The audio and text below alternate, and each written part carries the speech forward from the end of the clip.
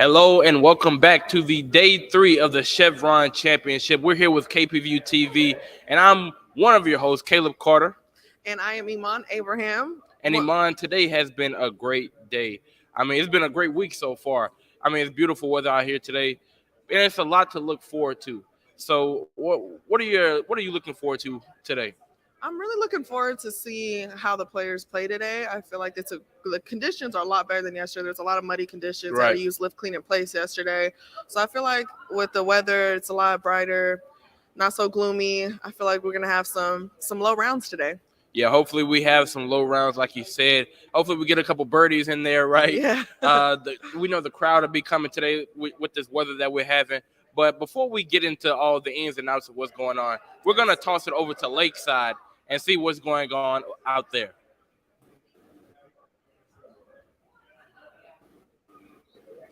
Good morning. I'm Keon Terragano. I'm Leah Robertson. And this is KPVU-TV.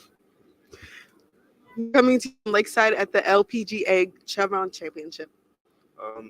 The sun's out today. It's been rainy. It's been a nice experience. One question I have for you, excuse us, they're having a bit of technical difficulties out there at Lakeside. But Iman, before we go back to Lakeside, when we get that together, we're talking about what we're looking forward to, and like you said, it's beautiful weather outside today. And one of the things that I was asking you before we got started, how much would the wind play a factor in today's matchup, right? Because it's not too windy outside, but there's still a little draft coming in here and there. So how much would that affect some of the golfers today? Yeah, I think it's just going to depend on how tough the wind is today. I feel like these professionals are going to have a pretty good chance of playing well today and understanding the wind, and hopefully it doesn't get too tough out there. But I think I'm excited. I think with the leaderboard, I feel like today's moving day. It's time to see who's going to show up and show out and who's going to take home the championship on Sunday. Are you looking forward to seeing who's going to come out on top tomorrow? I definitely am looking forward to who's coming out on top tomorrow. But Iman, we just got word that Lakeside is back up now. So we're going to toss it to Lakeside and get their perspective on today's rounds. Good morning. I'm Keon Terragano. I'm Leah Robertson. This is KPVU-TV, and we're reporting live from the LPG Tour. How do you feel being the only freshman here today? It's a one-in-a-lifetime experience. I came out here kind of nervous, hoping that I can do my role and be surrounded around, juniors and seniors who've been here in this position. And I just want to, take advantage of all the opportunities and, just make myself pretty much available in all areas that we're producing in. How would you feel? I mean, I feel good. It's definitely nerve-wracking. I'm only here because you know that. You're the one who told me about this, and I'm really excited to have the opportunity and to meet all these people. I've never been around so many communications majors before, but this is really good for us because, mass communications majors. It is April, and it's coming to the end of our freshman year. So how would you say you've grown since August, beginning our year? I mean, I definitely have a real goal of what I want to do now and what I want to do with this major. And I'm really excited to stay here for mass communications and definitely be a part of KPVU-TV. What about you? From August, I kind of known everything I wanted to do coming into Prairie View, but I can say it definitely shaped me into a more outgoing, productive, young Black male. And I can say that I was involved in a lot of school activities, joining KPVU-TV. Something that I took from them, I can say that I learned to play my role. You have to crawl before you walk. So they taught me how to exactly grow into, what I want to become. And I can say that I'm very grateful for all that they've done for me. How do you feel being in front of the camera now? I know we're usually behind the camera, so it's weird. I can say beginning when they told us that we were going to go live, I was kind of nervous, but I can say it all went away. Are you having fun at the championship? Have you got to do any of the events? I most definitely am. I met a lot of professionals and, networking and all. Yeah. I definitely picked up some things that I never thought that I was going to be able to, to grasp and learn. But the experience, man, it's one in a lifetime. Have you gotten the chance to go into any of like the virtual reality things or any of the vendors? I have not yet, but I do plan to before we leave. We do have the virtual reality thing, and I've heard so far that it's really nice. So I want to say I am going to experience it before we leave. Okay, now I can say that Prairie View is a good school academically, but how would you shape or feel about the social life? Okay, that's kind of hard to say. Social life, I'm definitely changed as a person coming here. I was never kind of the person to go out and meet people. Like all the people I've met here today, personally, I would have never spoken to them prior to coming here just because that's not who I was. I wasn't the person to speak to people. And it really got me out of my shell and got me to introduce myself to more people. It was really opening. I enjoyed it. So coming into Prairie View, I was always social, but I can say my friends, they wasn't as social. So, I kind of played the role of, getting them out more and experiencing things. And I can say that at least one of my friends, they took something great out of all of those things. Okay, well, that's good to hear. We're going to send it back to the studio now. Thanks for joining us. Thanks.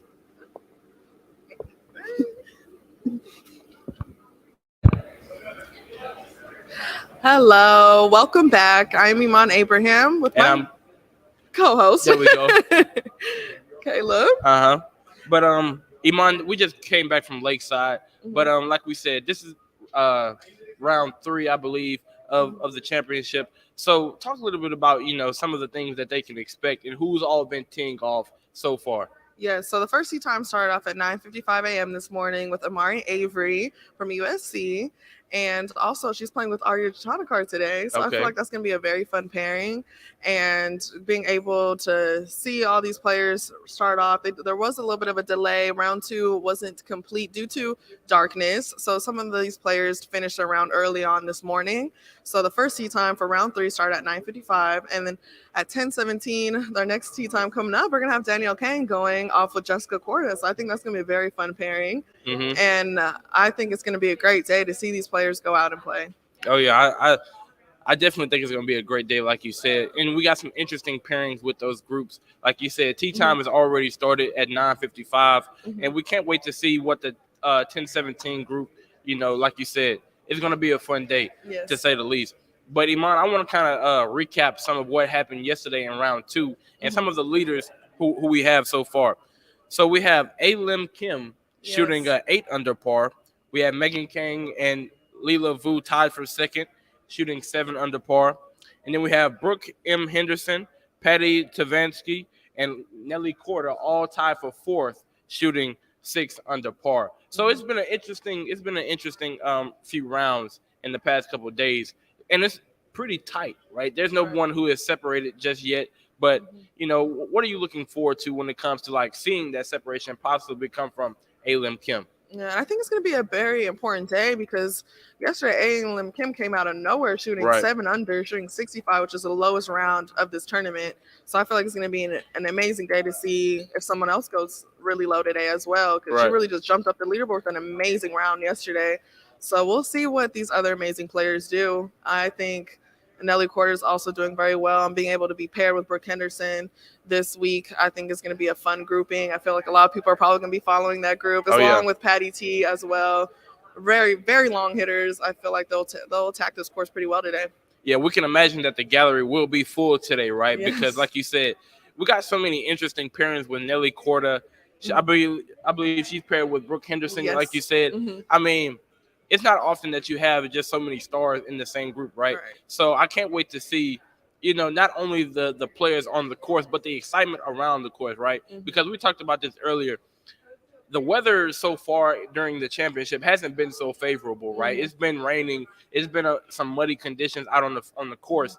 But today, like you said, it's just a beautiful day, right? Yeah. Perfect weather. Outside of just a little bit of downwind, it's going to be some pretty good conditions for the gallery, for those fans to come out and travel with the players. Yeah, I think it's going to be a great day, and being able to, it's almost like they're playing a whole new golf course today. Oh, yeah. Yesterday they had to use lift, clean, in place, and having to adjust to the greens being a little bit slower due to the rain. I feel like it's going to be a great day to see how they adapt to the courses change.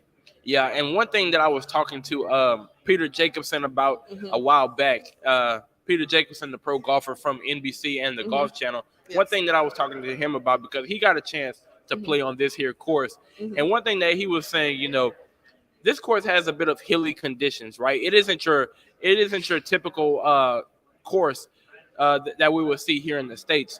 So he was saying that this course may play a bit differently. You got to get your warm-ups. I believe Tuesday was the time to get those warm-ups in. Yeah, practice rounds. There you go. So you have to adjust yourself to the course, familiarize yourself with the way it plays and things of that nature.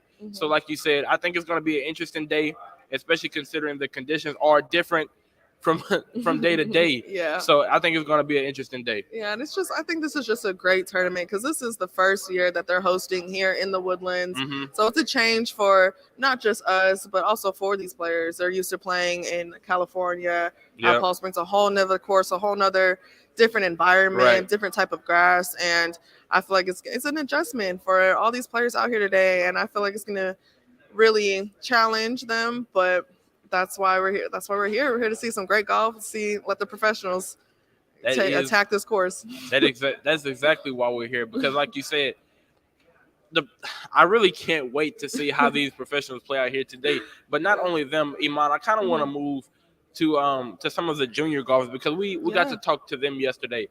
This is going to be a learning experience for them, right? Seeing what it takes to perform on that professional level, to perform here at the PGA, at the Chevron Championship. It's going to be a learning experience for them to be able to, see some of the preparation that goes into such an event, right? Because like you say, in some of these junior tournaments and tours, they don't have the quick turnarounds or the travel that these pro players face. So it gives them a bit of time to see what they're in for if they were to turn professional. Yeah, and that's why I really enjoy that they're having these career panels for the HBCUs and also for these junior golfers, and including these amazing organizations like First Tee, Journey Through 18, and Girls Golf Houston. I feel like it's just been a great experience an eye-opening experience for these juniors to see what it takes to play on this level, to see how long they're at these events, because you're here all week. You guys have been here all week. Right. It's a long process. It's not like you're just playing 4 days, Thursday, Friday, Saturday, Sunday. That's just the competition days, not including the prep that it takes, having to play those practice rounds, the warm up, the traveling, the get here, the press conferences. We were lucky, me and Taylor were able to see some of the players in the press conference, being able to ask them some questions and being able to really understand everything that comes with being at an LPGA major event. Right. And Iman, you're no slouch yourself, because you play for the Prairie View golf team, right? You and Taylor. So talk a little bit about your preparation, how you get ready to have your time on the course. Yeah. So collegiately playing, we do get practice rounds as well. So we tend to have travel days and practice rounds. We play for 3 days. We play 36 holes the first day, and then we play 18 the next. And we have a practice round the day before that. So I don't know how many holes that is, but it's a lot. Yeah. So we do play a lot of golf, and it's very fun. But I think the main thing is the work that you put in throughout the whole season. There's really no off season for us. We play fall and spring. Okay. So being able to just really trust in your work, trust in the practice that you've put in, and just really being able to study the course that you're going to play at as well, I think is very important. Right. Because every course is different. Okay. You don't know. Some might be a little bit more hilly. Some might be more how you position yourself off the tee. Some might have a lot of water where you're like, okay, I need to know my distances. I need to know I can't just blast it down the fairway. Sometimes I might have to take a 3-wood. I might have to take an iron off the tee. And it just depends on how the layout of the course is. So I think it's very important for us and our team to look at the layout, take notes during practice rounds, figure out what clubs we would like to hit on each hole, what position we would like to have, and what shots we like to have in. I feel like every player has kind of a club or a number that they like to use. So just kind of being able to tailor the course to you and your game at that time. Right. And you mentioned that every player has a specific club that they like to use. Yeah. So just personally, what would be yours?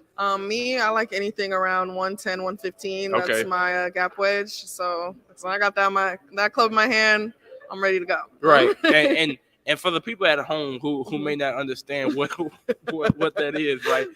Give them a bit of an explanation as to how, that helps you on the course. So for me, so basically golf is yardages. So every club has a specific yardage that it will go. So for me, I'm very comfortable with the wedge in my hand. It's a shorter distance, so it's a little bit easier, a little bit more lofted, a little bit more forgiving than having a longer iron in your hand, comparing it to a 5-iron by chance, which goes a lot farther, a smaller face, a little bit, I won't say not easy. It just depends. I feel like it's preference. Ideally, some people love their 5-irons. Some people love their 7-irons. Me personally, it's my wedge for me. Okay, right now, what that makes me think of is, I want to say it was on Tuesday. We had the opportunity to go to Ping, the company out here. They were gracious enough to make some golf clubs right in front of our eyes, and to where we can see that process, right? And it was pretty interesting, like you said, that the type of club can very much shift the way that you will play on a particular course. And right, so when we think about that, right, because like you said, it's not every time that you can just knock it down the fairway, right? You're gonna have to take your time, be methodical in your approach sometimes, right?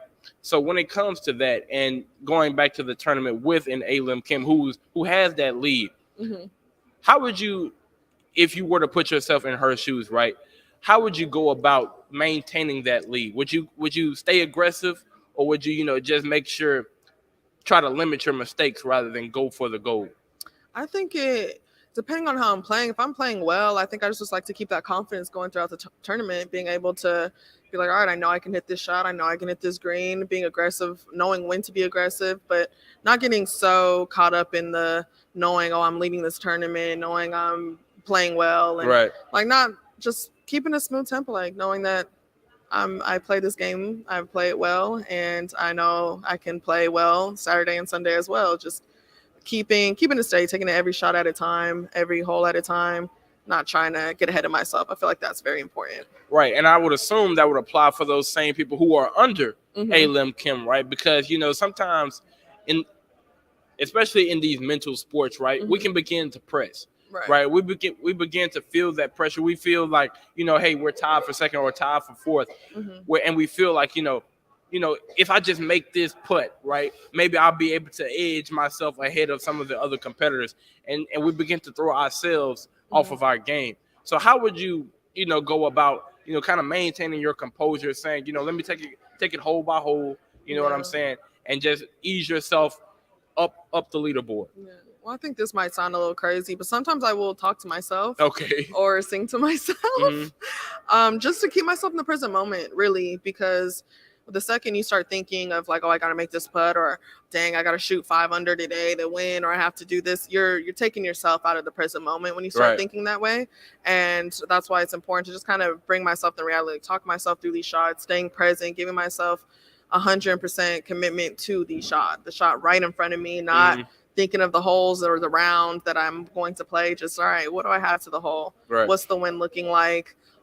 What yardage do I have? Do I want to land this in the front of the pin? Do I want it on the back? Like, just kind of giving myself like all my energy, all my focus on the shot in front of me. And I feel like that is how you're able to stay in the present moment. I feel like that's what really matters, in my opinion. Definitely. And see, I'm like I say, for the people at home, I'm a novice when it comes to golf. So Iman is the person that I rely on for most of my golf knowledge. But Iman, I kind of want to. Well, actually, our producers just gave me the signal. So we're gonna take a quick commercial break, and we'll come right back to you. So stay tuned for day 3 of the Chevron Championship.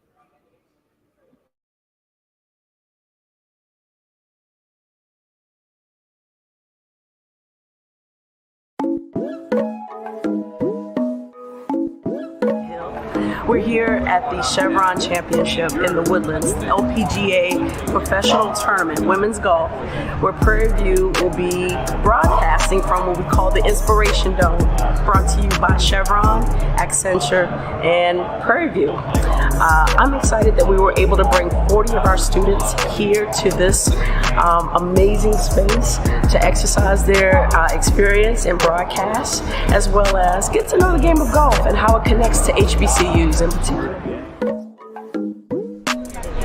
My role today is everything.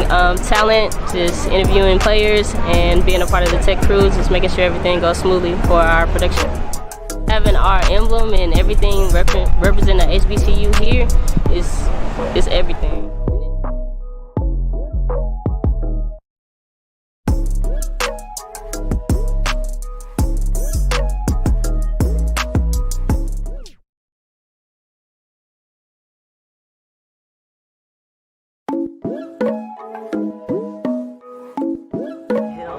We're here at the Chevron Championship in the Woodlands, LPGA Professional Tournament, Women's Golf, where Prairie View will be broadcasting from what we call the Inspiration Dome, brought to you by Chevron, Accenture, and Prairie View. I'm excited that we were able to bring 40 of our students here to this amazing space to exercise their experience in broadcast, as well as get to know the game of golf and how it connects to HBCUs in particular.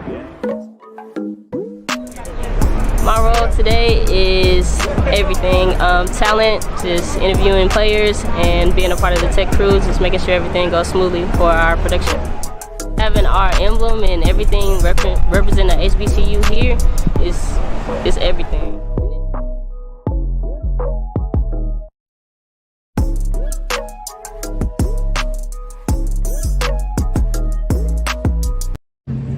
This is Caleb Carter from KPVU-TV, and as you can see, we're here at the White House. And let me tell you, today was an amazing experience.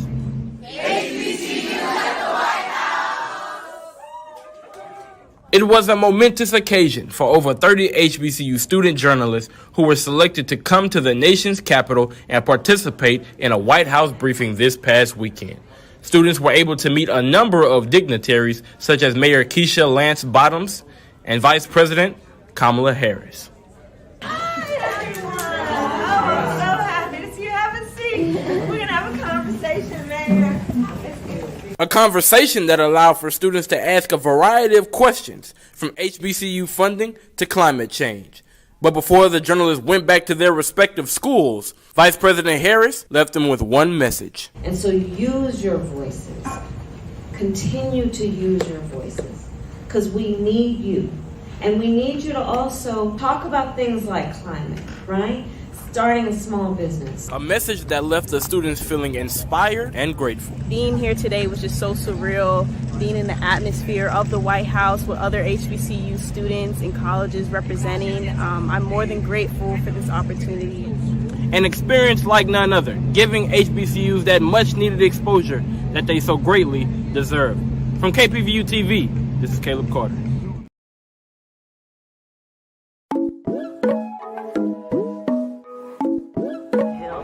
We're here at the Chevron Championship in the Woodlands, LPGA Professional Tournament, Women's Golf, where Prairie View will be broadcasting from what we call the Inspiration Dome, brought to you by Chevron, Accenture, and Prairie View. I'm excited that we were able to bring 40 of our students here to this amazing space to exercise their experience in broadcast, as well as get to know the game of golf and how it connects to HBCUs in particular. My role today is everything. Talent, just interviewing players and being a part of the tech crews, just making sure everything goes smoothly for our production. Having our emblem and everything represent the HBCU here is everything.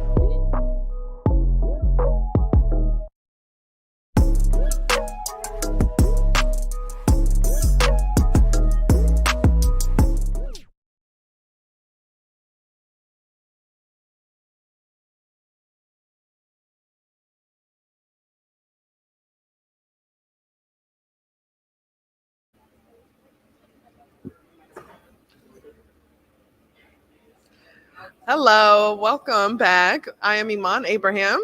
And I'm Caleb Carter. And we're having an amazing day here, just talking about the leaderboard, talking about the amazing players here. And we are super excited to see what is next. And we're going to have a lot of content coming up from all over the LPGA Chevron. We will be going live in the Dome, Lakeside as well, and all types of other places. And in fact, we actually will be going over to the Nike. Okay. Are you excited for that? I can't wait. Let me tell you what they're doing over there at Nike. They're letting you design your own shoes, right? You get to pick from, I believe it was Air Forces, a Pegasus, and Converse, right? Oh, yeah. So you get to pick between those three. You get to design your own shoe, design the colorways, some of the sole colors, things like that. And it's a really nice experience over there. And then they end up raffling off 52 winners, right? To be able to win that custom shoe that you just made. Did you customize a shoe? What did it look like? I did customize a shoe. Okay. I customized a Pegasus Nike shoe because I needed some more running shoes. Right. Right. But I didn't win. I didn't get the email. I guess I wasn't their favorite for that day. But it's how okay. about you? You got today and tomorrow. I'm going down there today. I need to design me some shoes. Oh yeah. Running shoes are actually a good idea. I was going to do Air Forces, but now you gave me an idea about running. I'm thinking about taking up running. Are you thinking about taking up running? One more time. Are you going to take up running? Oh yeah. Because look, let me tell you, I got enough walking shoes. Okay. Right. I need some shoes that I can comfortably run in. You know what I'm saying? Get a nice jog in, especially since I'm on campus, right? So I'm going to get some running shoes. I see you going around in your bike around campus, so we're switching over to running. We might change up the exercise a little bit. All right. We like that. Staying active. So speaking of Nike, we're actually going to go ahead and toss it over into some of our reporters over there. So go ahead and see some Nike shoes. Hi guys, we're live at the Nike tent. And so I'm here with Kelsey. What's the inspiration for your shoe right now, Kelsey? So the inspiration for my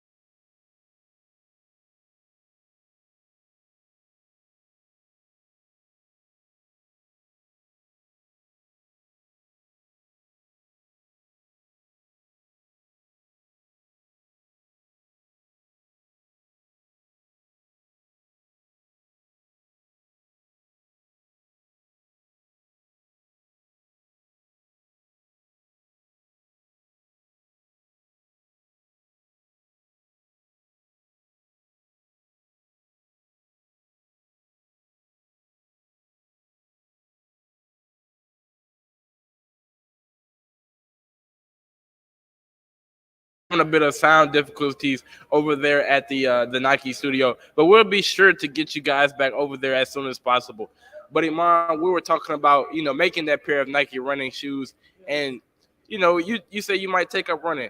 So one of the things that I was thinking of today, actually, because we're here in the Woodlands, right? It's a lot of shade over here. They're having the Ironman tournament right now, actually, where they're cycling. I believe they're swimming and running as well. Mm-hmm. And what it made me think of, maybe I need to get out there and get a little bit more active, right? Maybe I could take the dog out. We run together. So, You're lucky you have a dog. I'm jealous. I actually don't have a dog. I was saying, for future reference when I get a dog. But yeah. No, that's awesome. I think that's a good idea. I want a dog real bad. So I think that it's just, and being able to have like someone that's active with you and being able to go out and run and being active, I think is just important. And having a good pair of Nike shoes on, I feel like will just motivate me to get up in the morning and be like, let me put these on. Right. Like these are my designated running shoes. So I'm gonna go run today, look good doing it, and have like a good time. Yeah. But I'm excited to see these Nike shoes and to see who wins some shoes. Right. Do you know anyone that's won any shoes yet? I do know some people who won shoes. Some people from our production team have won shoes. Even today, I believe our own Josh Howard and our own Taylor Harvey, they got the email at the same time saying that they won some shoes. That's awesome. That is awesome. Hopefully we'll get that email tomorrow. Imagine if we get an email at the same time tomorrow. Let me tell you, if I get an email tomorrow, I'm going, well, I guess that you need to ship it to my home, right? I was about to say I was going to go right to the store and put them on. But if I get the email tomorrow, let me tell you, I'm definitely running this summer. Oh, that's great. And I can't wait. This has been an amazing event, and there's so many things here and vendors here to be able to walk around and see and check out. And I'm just really excited. I mean, and I love how close we are to the 18th green, being able to see these players come and go and seeing these juniors excited about. I remember I saw one of my juniors from junior through 18. Her hat was just covered in signatures from all of the amazing players here. And it's exciting to see. And I think being able to see the diversity and it growing and seeing so many junior golfers here and women of color that are here supporting this event, I think is amazing and growing. And there's not a whole lot of women of color here at this event playing. However, there is one Amari Avery that has been playing at USC and playing well. She just played at the Masters Women Amateur event as well. This is her second year playing there. She played her freshman year and then being able to play again as a sophomore and then now playing here at this major event in the Woodlands. I think it's just very inspiring. I think she's inspiring a whole lot of juniors as well. Right, definitely. We'll be rooting for Amari Avery, right? Because I know Prairie View has a USC connection in itself, so we'll definitely be rooting for her and following her throughout her time on the course. But Iman, we're going to take a quick commercial break, and we're going to step aside for a bit. Stay tuned. We have a lot of things going on today. This is the Chevron Championship Day 3. Yes.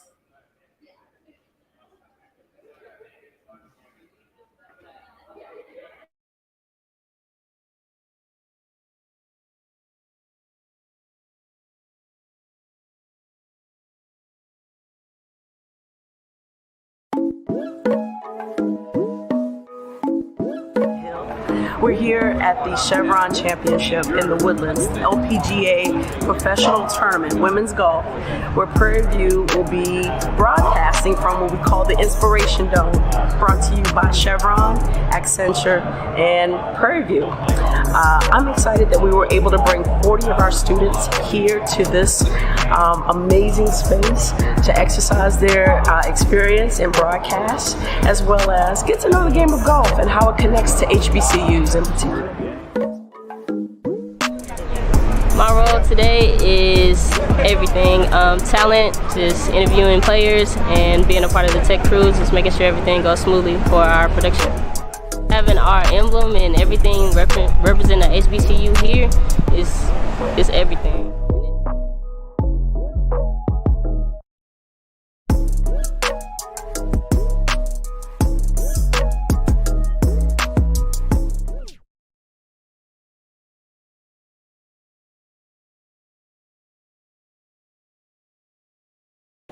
Hello, my name is Stan Hamilton. I'm a senior psychology major here at Prairie View A&M University. How has the honors program impacted me in my collegiate career?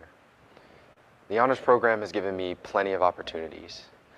I started off studying Chinese and taking honors colloquium, getting a chance to observe race and as a social construct, to explore language, which ultimately allowed me to go study abroad in France. I've had the opportunity to meet celebrities. I've given talks, speeches, been able to participate across all different types of academic fields of debate and really just get a chance to express myself as a scholar. Third floor of the library. I've mentioned how we are a community of scholars, how we're a team, but I think above all else, we're a family. We want you to be a part of our community just as much as you want to be a part of it.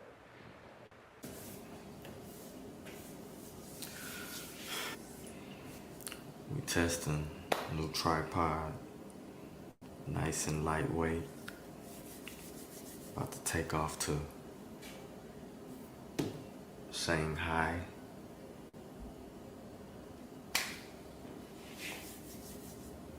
Here we go. Passport ready. TV honors going global.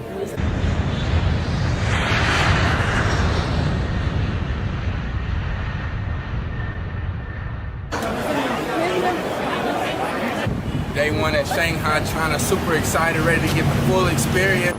Today we're going to, we're going to campus. We're going to do our tour for Kappa. Morning, we actually talked about a brief history of Shanghai and how it rose essentially from the ground up and is now producing one of the largest GDPs of all the cities in China. I'm looking forward to seeing the good architecture in the trip, but like, I want to see the Great Wall because I want to see that view at the top.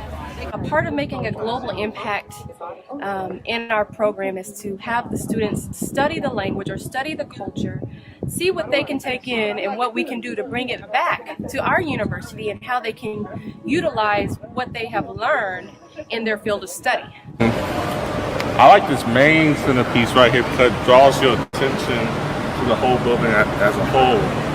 I can see myself designing something similar to this or maybe even better. This is my first trip outside the U.S., so I'm glad that we had this opportunity to come to one of the biggest cities in Shanghai, the biggest cities in the world pretty much, and just explore the scenery and get to meet the people over here. Today in class we learned how to say directions like straight, back, forward, left, right. It's my birthday. It is really awesome to be celebrating it in another country, studying abroad. Shanghai has been great. I've tried all kinds of food. Everything that's put in front of me, I've tried it. I had jellyfish. It's probably been the highlight. I liked it. I didn't think I would. The texture is a little weird, but like the taste isn't bad. But like once you get past like the texture, the taste is fine. But everything else is good. I really like dumplings. My name is Trinity Brigham. I am a senior chemistry major with a biomedical concentration, minoring in biology, Spanish, and health, and I'm the president of the student board of the honors program. I would say that the honors program means to me really trying to make a difference, really trying to build a community with those on campus, because in the honors program you have people from many different majors, business majors, chemistry, even history or art majors, and we all get to come together and just really make a difference on the campus, and I think that's what the honors program means to me. When I first got here, I'm from Colorado, and so I was an out-of-state student, and so I just really didn't know how to connect with people and form relationships with people, and I really just stayed in my room, and so the honors program really just helped me get out of my bubble, get out of my shell, and I would say that I've truly grown from where I was since freshman year, and I couldn't have done that without Dr. Moore and those in the honors program. For those who are looking to apply to the honors program, I would just say don't be scared. This is an amazing opportunity for you, and it will for sure change your life. I promise you it will make a major difference in your collegiate experience. So just go out there, and if you believe that you can make a difference, then apply to the honors program, because there's no program like it on campus.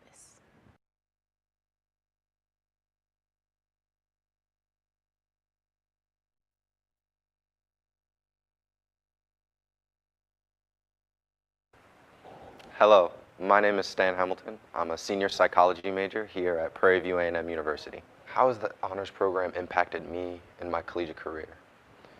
The honors program has given me plenty of opportunities.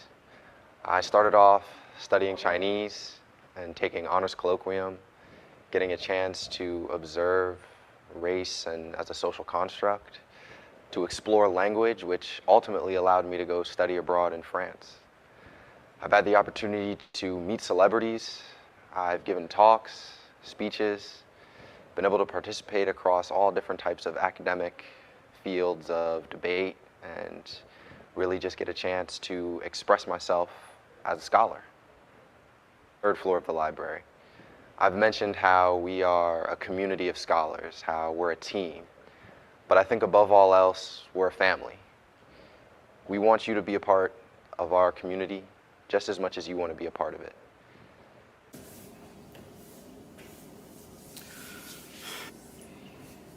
We testing new tripod, nice and lightweight. About to take off to Shanghai.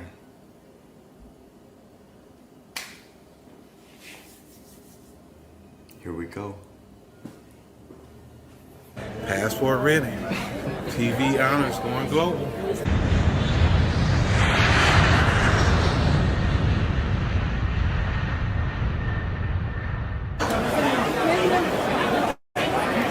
Day one everyone at Shanghai, China. Super excited, ready to get the full experience.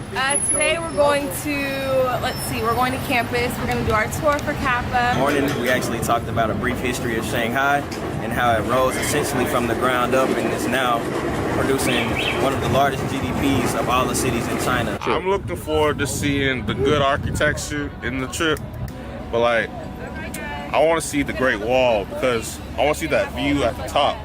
A part of making a global impact in our program is to have the students study the language or study the culture, see what they can take in and what we can do to bring it back to our university and how they can utilize what they have learned in their field of study. I like this main centerpiece right here because it draws your attention to the whole building as a whole. I could see myself designing something similar to this or maybe even better. This is my first trip outside the U.S., so I'm glad that we had this opportunity to come to one of the biggest cities in Shanghai, the biggest cities in the world pretty much, and just explore the scenery and get to meet the people over here. Today in class we learned how to say directions like straight, back, forward, left, right. It's my birthday. It is really awesome to be celebrating it in another country, studying abroad. Shanghai has been great. I've tried all kinds of food. Everything that's put in front of me, I've tried it. I had jellyfish. It's probably been the highlight. I liked it. I didn't think I would. The texture's a little weird, but like the taste isn't bad. But like once you get past like the texture, the taste is fine. But everything else is good. I really like dumplings. My name is Trinity Brigham. I am a senior chemistry major with a biomedical concentration, minoring in biology, Spanish, and health, and I'm the president of the student board of the honors program. I would say that the honors program means to me really trying to make a difference, really trying to build a community with those on campus, because in the honors program you have people from many different majors, business majors, chemistry, even history or art majors, and we all get to come together and just really make a difference on the campus, and I think that's what the honors program means to me. When I first got here, I'm from Colorado, and so I was an out-of-state student, and so I just really didn't know how to connect with people and form relationships with people, and I really just stayed in my room. And so the honors program really just helped me get out of my bubble, get out of my shell, and I would say that I've truly grown from where I was since freshman year, and I couldn't have done that without Dr. Moore and those in the honors program. For those who are looking to apply to the honors program, I would just say don't be scared. This is an amazing opportunity for you, and it will for sure change your life. I promise you, it will make a major difference in your collegiate experience. So just go out there, and if you believe that you can make a difference, then apply to the honors program, because there's no program like it on campus.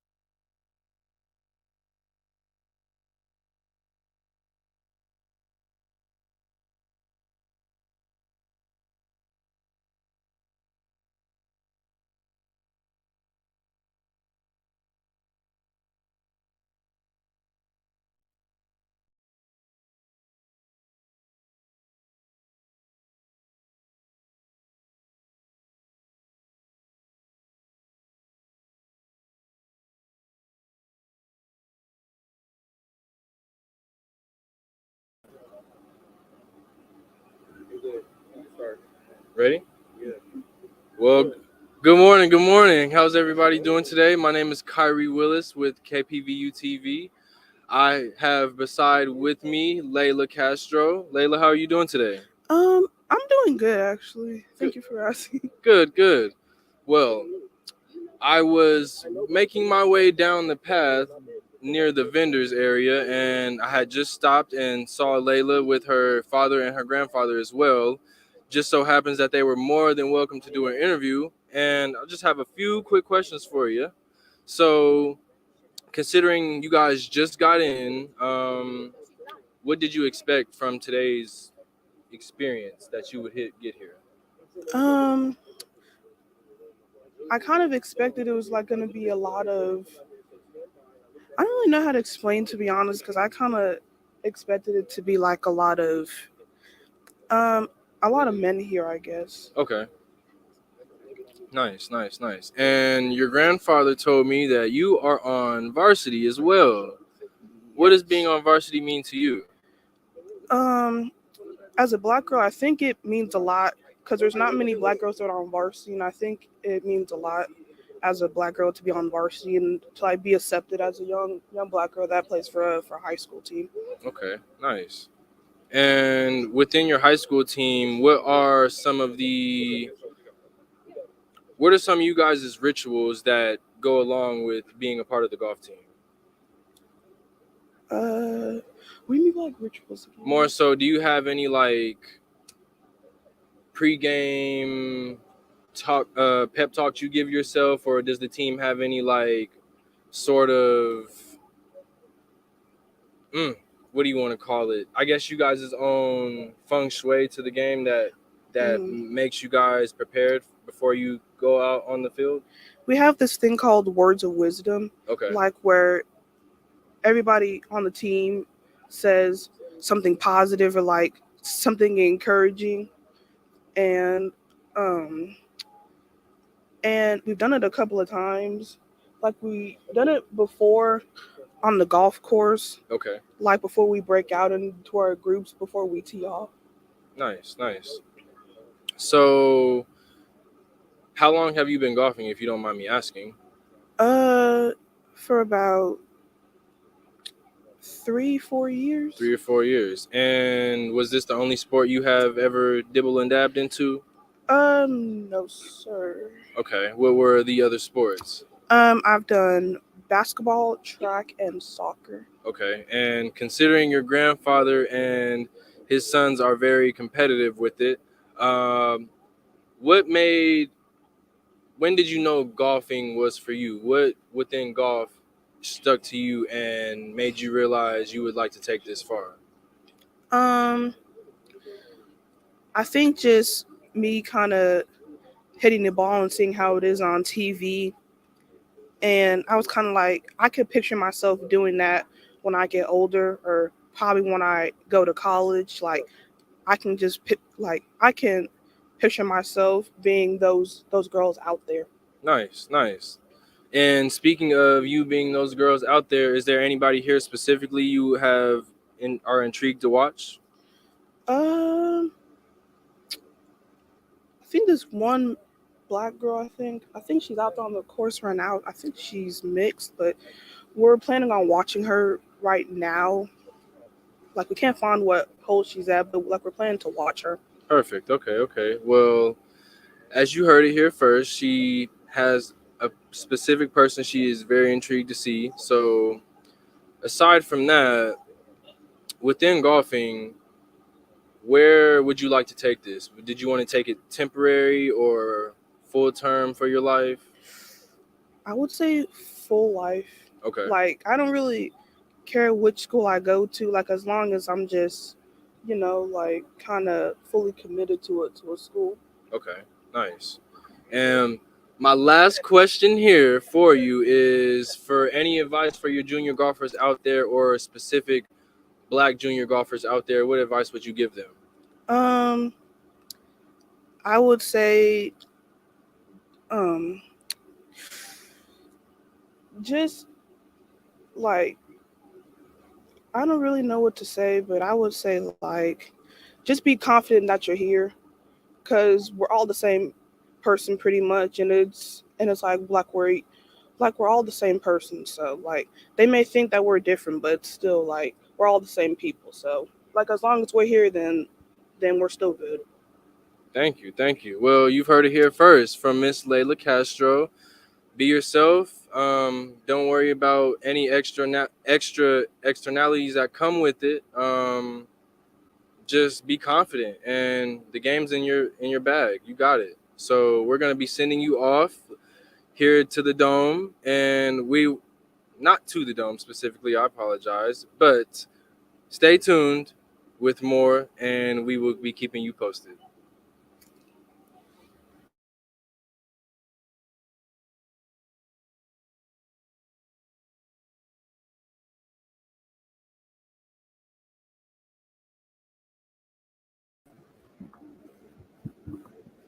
Hello, I'm Leah Roberson from KPVU-TV, coming live from the LPGA Chevron tournament. I'm here with, My name is Ali. and I'm just going to ask you a few questions today. How your experience is going? Is this your first day here today? Yes, ma'am. Have you gotten a chance to do anything, or you just got here? I got here just a little bit ago. I was just walking around, like seeing what was all here. What brought you here? MD Anderson. My dad's a doctor. Oh, that's really cool. What does he do? He's an oncologist. I have no idea what that is, I'm going to be honest with you, but that seems really important. Have you ever had like an interest in golf or anything? Is there anyone specifically you want to see? No, I'm just really here to see all of these amazing women compete, and just, it's really inspiring to see. How old are you, if you don't mind me asking? I'm 16 years old. Is there anything that you want to do with your career? Right now I'm dancing. I'm going to see where that takes me, and I hope to one day be a physical therapist. Oh, that's a really cool path for you. So going with the dancing career, you see how hard these women work. Yes. Do you have any like specific golfers that you would be interested in seeing today? I'm honestly excited to see all of them. So I'm just looking forward to seeing them. So you said you just got here. Do you have any adventures specifically that you want to see today? No. There are some virtual reality things going on in the tent. There's also a place where you can make your own shoes and things like that. So be sure to check those things out. They have a lot of different activities here that you can enjoy. Yes, ma'am. Thank you. Of course. I'm Leah Roberson, coming from the LPGA Chevron tournament, and this has been my interview.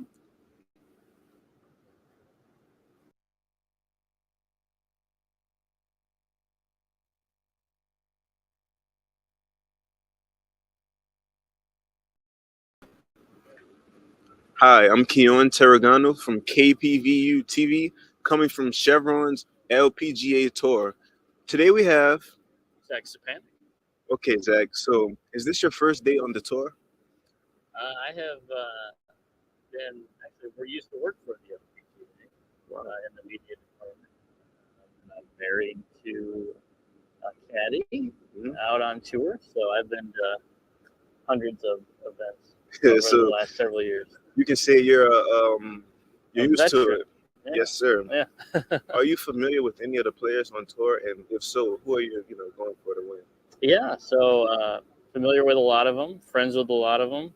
I'll be cheering my sister-in-law, Brooke Henderson, on. She's 2 shots off the lead heading into the weekend, so hopefully she can pull it out. But always cheering on sister-in-law and my wife, who's on the bag. I wish the best of luck to you. Thank you.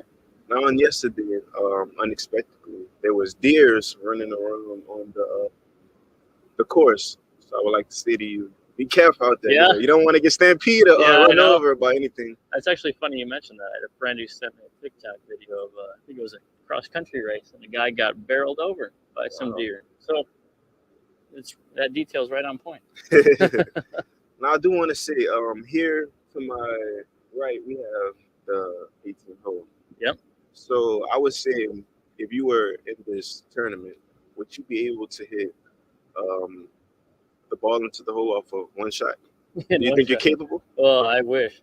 That's actually the Aon Risk Reward hole.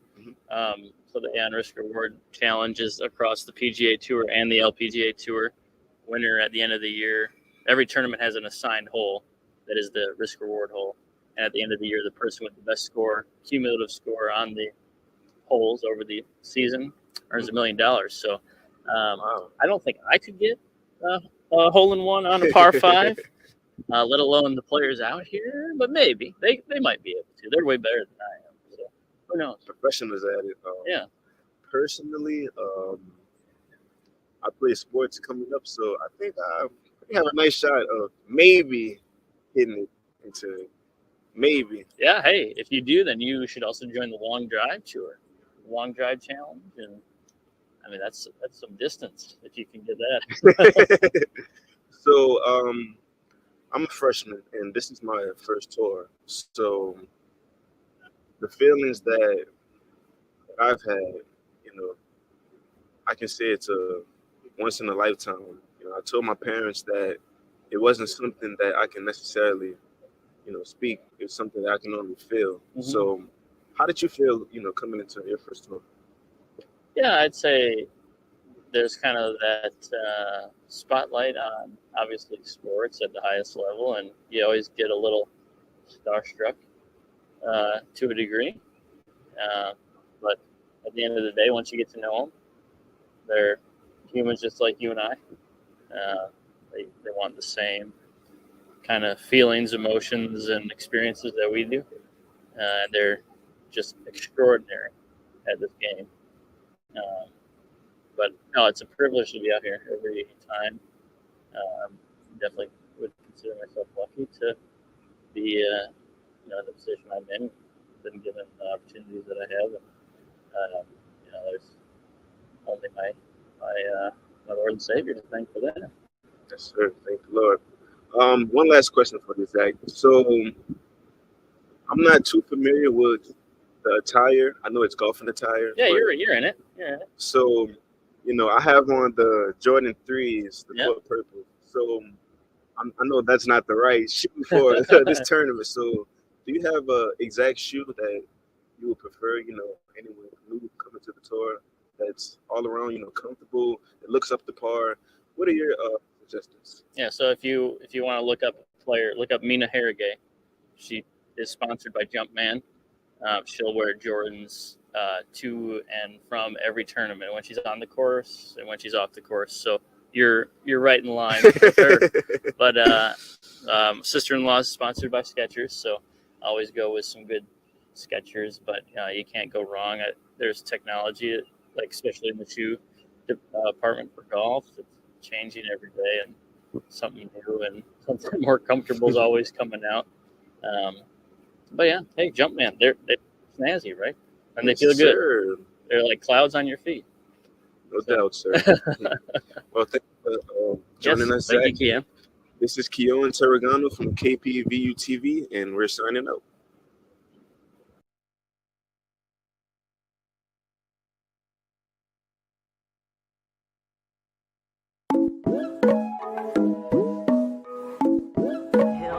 We're here at the Chevron Championship in the Woodlands, LPGA Professional Tournament, Women's Golf, where Prairie View will be broadcasting from what we call the Inspiration Dome, brought to you by Chevron, Accenture, and Prairie View. I'm excited that we were able to bring 40 of our students here to this amazing space to exercise their experience in broadcast, as well as get to know the game of golf and how it connects to HBCUs in particular. My role today is everything.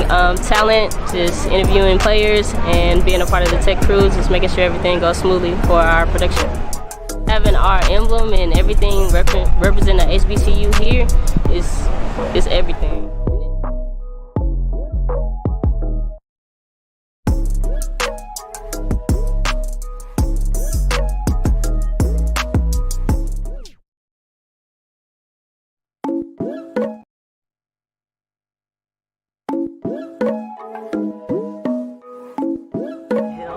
We're here at the Chevron Championship in the Woodlands, LPGA Professional Tournament, Women's Golf, where Prairie View will be broadcasting from what we call the Inspiration Dome, brought to you by Chevron, Accenture, and Prairie View. I'm excited that we were able to bring 40 of our students here to this amazing space to exercise their experience in broadcast, as well as get to know the game of golf and how it connects to HBCUs in particular.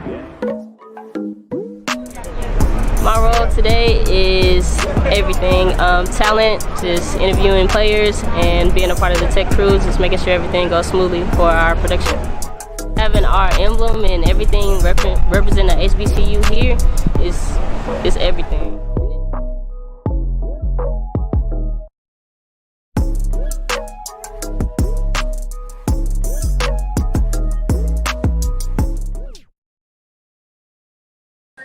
Every single experience. You're always going to improve and get better with every single experience, so always say yes.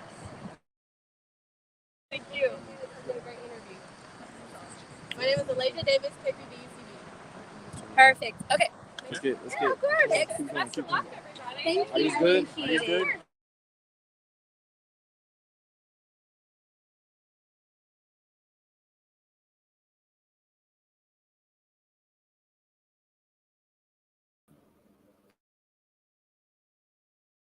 and I'm here at the LPGA Chevron Championship, and I have a special guest beside me. Introduce yourself. Hello, everybody. My name is Andonia Maven.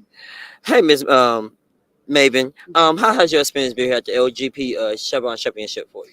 It's actually been really cool. Mhm. Because of my job, we get to interact with a lot of kids and a lot of kids at heart. Yes, ma'am. I came to the Fab Lab, correct? I came to that yesterday. I had a great time. So tell me about how has your nonprofit been for you, and how did that come about? So I work for Baker Ripley, which is one Okay. of the largest nonprofits in Texas. Okay. And at Baker Ripley, I work for the Fab Lab. The Fab Lab is a digital fabrication maker in East Aldine, launching a program in Pasadena. And Chevron is actually one of the benefactors of the Fab Lab, and in conjunction with the Fab Foundation out of MIT. And that's how we got connected to Chevron. So they actually invited us out, and we have sort of a STEM lab for STEM lab. adults and for children here at the PGA tournament. Yes, ma'am. So have you built, I don't know if some people have been over there, but did you build that yourself? Did you have somebody in the I lab did to build not. for it? Let me know what's So up. in the lab, I'm actually the education manager, so I'm still learning all of the technology. Did build my earrings though. But our Fab Lab manager and one of our assistants built our Fab on the Green, which is a mini putt golf course we built with Sparrow's robots. Right. So how did you go about getting your job? Did you go to college and you got an internship? Like what? Tell me your story about how you got So your I position at your actually am job. just coming out of education. I was an Okay. educator for 14 years. I was exposed to Baker Ripley through a small business program and through networking. I applied for the job and got it. So do you play golf? I do not. You do not. Would you play golf? Would you get into it? Would you make it a hobby? No. I did yesterday get some golf knowledge. I Some learned golf what a knowledge. bogey and a birdie Right. and a par was, but it's a whole lot of math, and in my head, the math not mathing. So I'm Math. gonna leave golf to the experts. Yes, ma'am. So what's my question? I'm sorry. My It's question okay. is, what do you feel like you can take away from your job to real life? Like in your nonprofit organization, what have you learned in your career field about that you can take into your own personal life? So I've been service oriented my whole entire life. Okay. And through the Fab Lab and through Baker Ripley, I'm able to literally be planted in a community and help those who look like me Right. or who may need more opportunity. So Baker Ripley provides social services, but then in the Fab Lab, I get to show somebody how to take their creativity, turn it into a profit instantly. So they come in, some of them come in and use the laser cutters. Some people, we have one neighbor, she comes and she makes tutus. Oh, So she tutus. gets commissions for little kids tutus. She sews them in the lab, and that's money in her pocket. So I get to both teach STEM and STEAM education to kids, and I also get to see adults and young adults make lab products and then turn it into profit, which puts food on the table for a lot of people. So I hear you talk about young kids and helping young kids. Where did that come from? Where did that start? Like your just inspiration and your motivation to help people that look just like me and you. Where did that start? So I grew up in the projects. Okay. So I know what it's like not to have. You know what it's like not to have. I became a homeowner at 27. I graduated from both a PWI and an HBCU. And I want other people to have opportunities that I didn't always have growing up. Right. Yes, ma'am. Okay, guys. Well, we're gonna throw it back to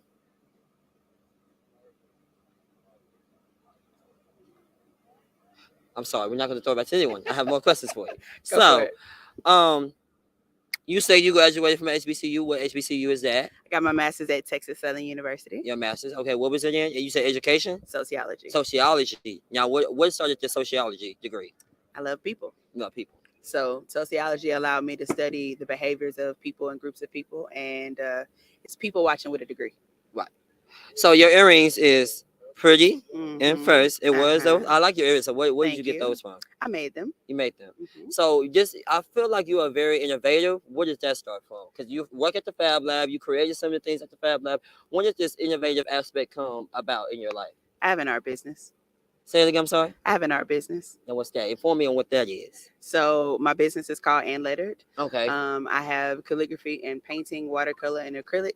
Also mixed media, and it is 7 years old now. 7 years old. Okay. Is this your first golf tournament here? Have you? Yes. I've never been to a golf event ever.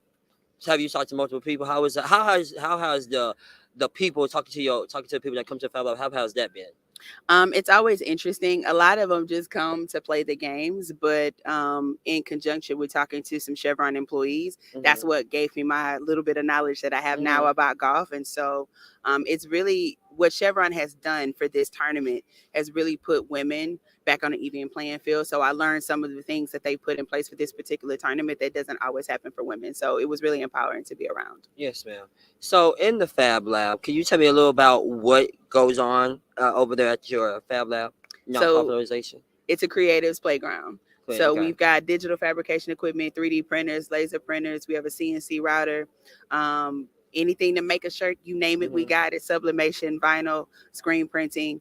And so people come in and bring their creativity with them. Everybody from the church secretary who is doing designing programs for their event to people actually cutting coasters and wall art for their family and friends. And where is this located? Like your in East Aldine. So it's our East Aldine Community Center. And if people don't know where East Aldine is, I don't know where that's at. It's not far from Bush Airport. Bush Airport. Okay. What's some other questions I can ask you? I'm sorry. It's okay. So, where do you currently reside? In So I live in Katy. You live in Katy. You feel like that's going to be your final residence? Oh, I've been in Katy for 11 years. Okay. So, I guess I can ask you, what do you? I can say, what do you want to take away from this experience you here at Chevron Championship? Helping people, watching people have fun with our Fab on the Green, as well as the Light Up Rockets. We were able to introduce simple circuits to kids, but also just being around an environment of kindness. A lot of people here have been kind from start to finish. So Chevron has been a very hospitable host, getting to meet college students who are out here doing the thing, and just exposure to something that I wouldn't have had before today. Thank you for coming. It was nice talking to you. Thank you, ladies and gentlemen. This is Terrell Finley at the LPGA Chevron Championship, and we're going to take it back to. We're just going to wrap it up, and I'll talk to you guys later.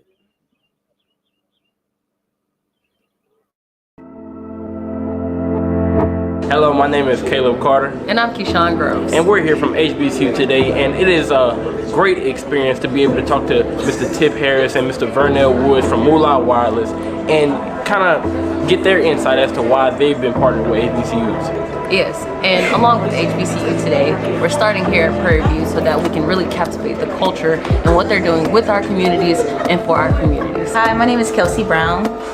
I'm a senior here at Prairie View University. So today we have our special guest, T.I., which is really exciting. And working behind the scenes is really fun too. We get to learn a lot about the tech side, the sound, the graphics, the lights, all of the above, and it's fun.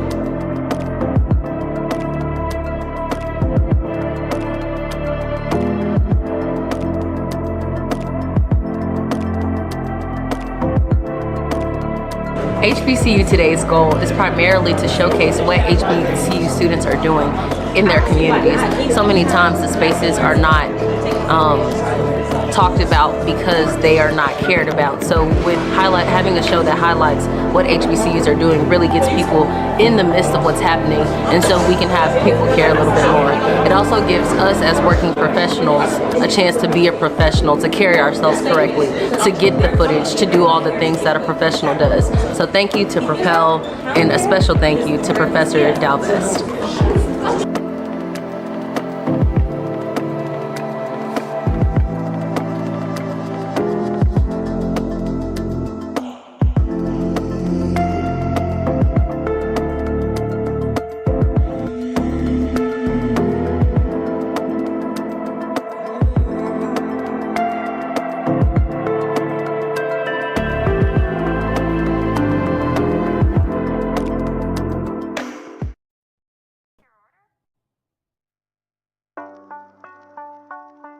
Dr. Quincy Moore, and I'm the director of the university's honors program here at Prairie View A&M University. The honors program is a diverse environment of scholars from across the campus. This program is, in a place to develop global leaders. It helps scholars to emerge in their different disciplines. It allows for students to receive training that allows them to go beyond just the classroom, but be involved in high impact practices that will lead to them actually being leaders of the entire world. The honors program is a great place for students to push the envelope on what their thinking is, and also to not only dream of innovation. As far as the honors program, to me, it's being able to be around the students from the different areas on campus and allowing them to go after bigger goals and achievements, from national competitive awards to discipline-related awards to just being able to achieve their dreams they set forth before they came to college. Students are promoting TEDx events on campus. We have green symposiums. We have students who are in their different sports, from track and field to basketball to soccer to tennis. Have students in the band. We have students that are on SGA, students who are just going around. Actually, I say students in honors are the ones that are making the impact on campus in every area. So honors, to me, honors is a very creative place. It does not have any limits on what the students can go after. We have students who are, currently we have a student at Oxford University studying for Masters in Environmental Sustainability. We have students at Weill Cornell working on a PhD in computational biology. We have students in the industry. So students are not just one track. As I say, students in the honors program are all a part of a puzzle that leads to that masterpiece at the end.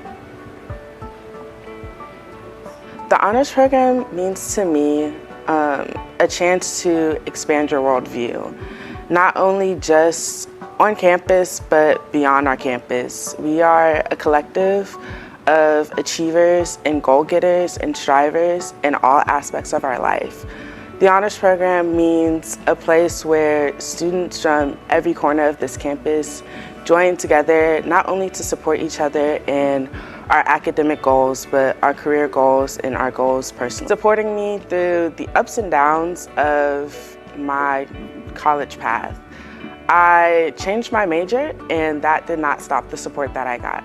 I was able to continue to be supported as a go-getter and a striver within my major, but also as somebody who's minoring in Spanish. The honors program opens us up to opportunities such as a study abroad trip that I took to Guanajuato, where we were able to explore the whole state and get to know many of the locals and the historical backgrounds of the country, of that portion of the country.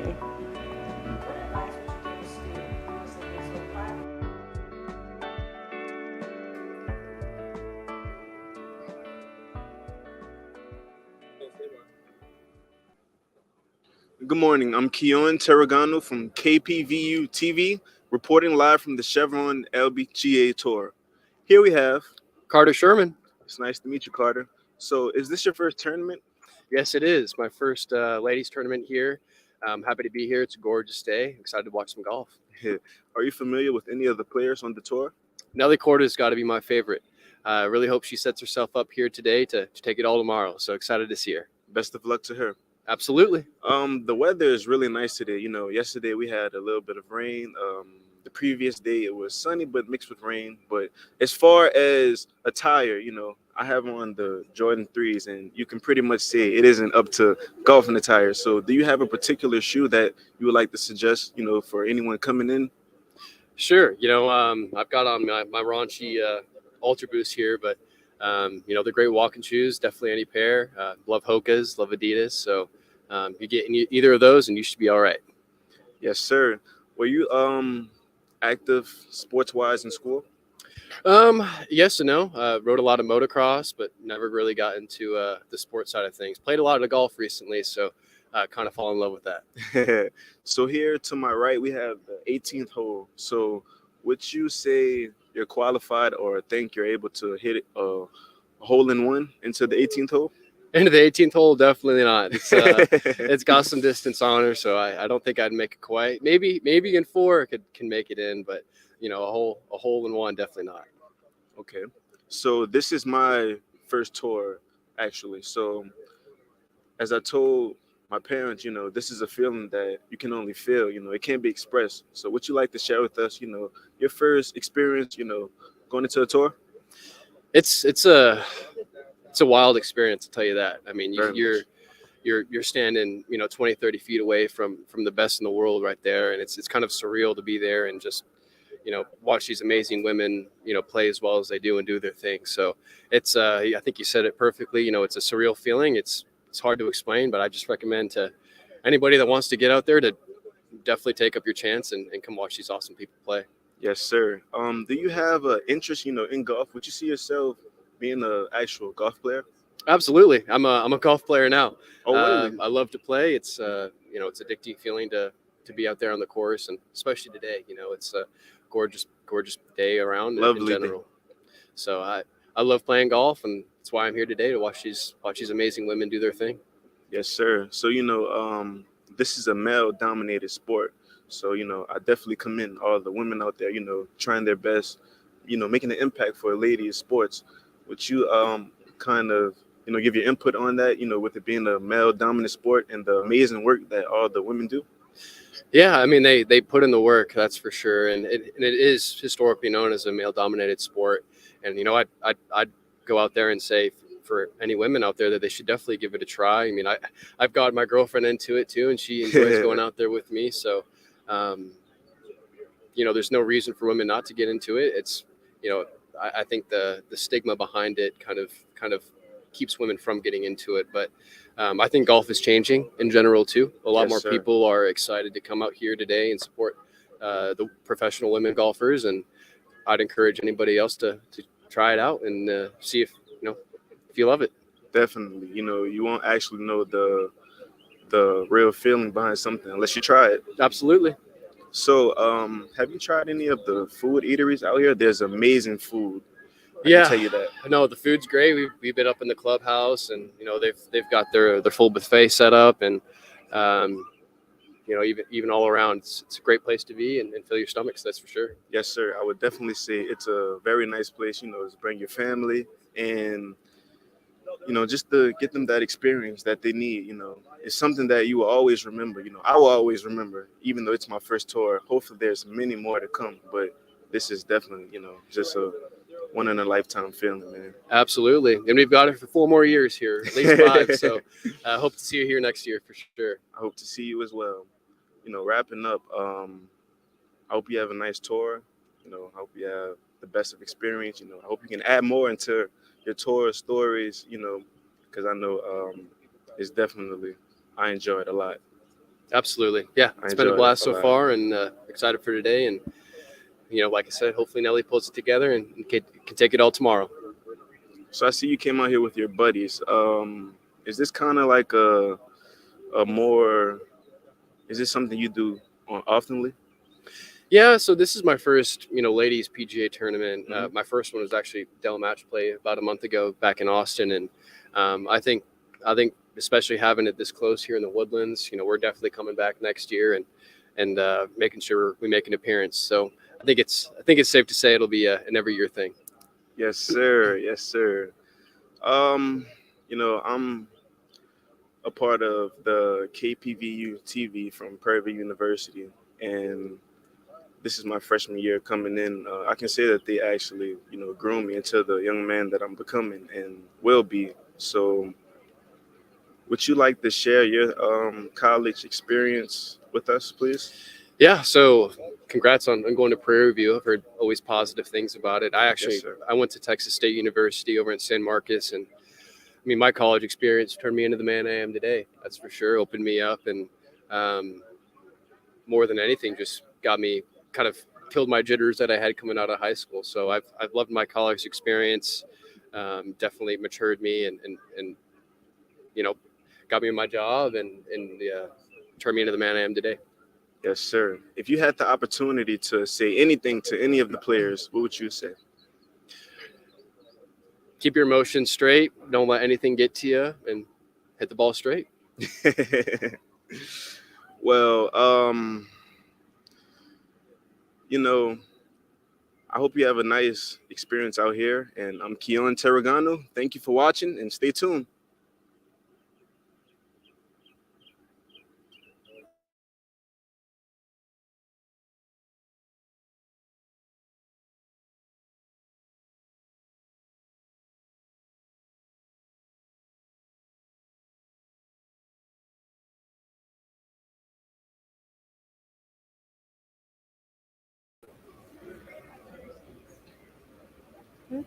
Hello, I am Iman Abraham, and I am reporting from KPVU-TV.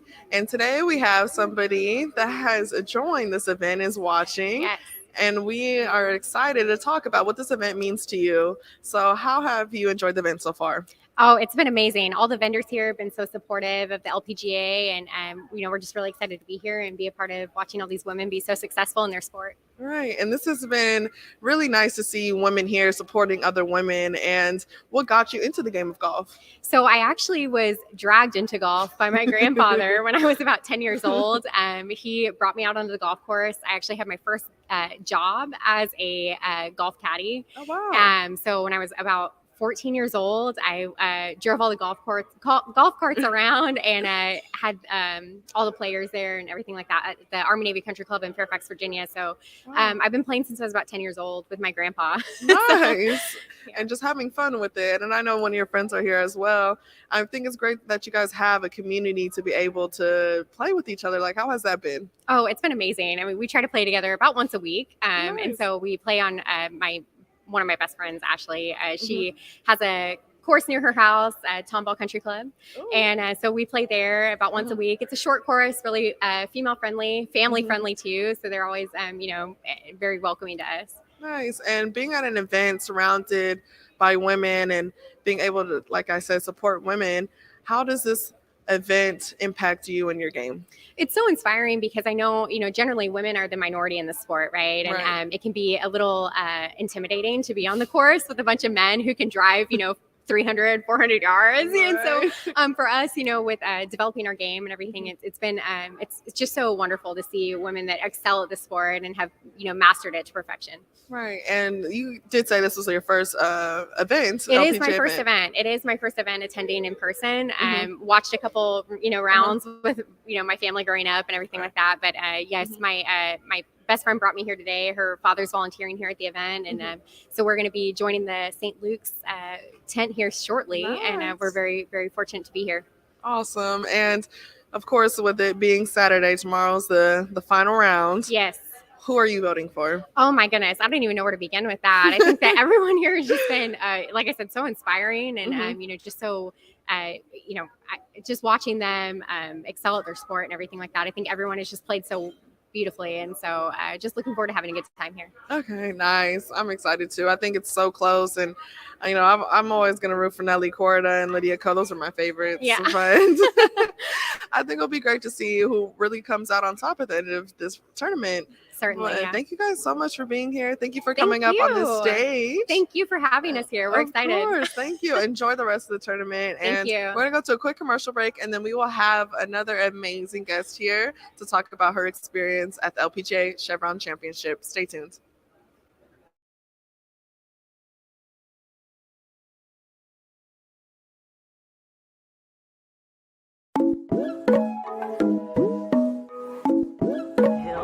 We're here at the Chevron Championship in the Woodlands, LPGA Professional Tournament, Women's Golf, where Prairie View will be broadcasting from what we call the Inspiration Dome, brought to you by Chevron, Accenture, and Prairie View. I'm excited that we were able to bring 40 of our students here to this amazing space to exercise their experience in broadcast, as well as get to know the game of golf and how it connects to HBCUs in particular.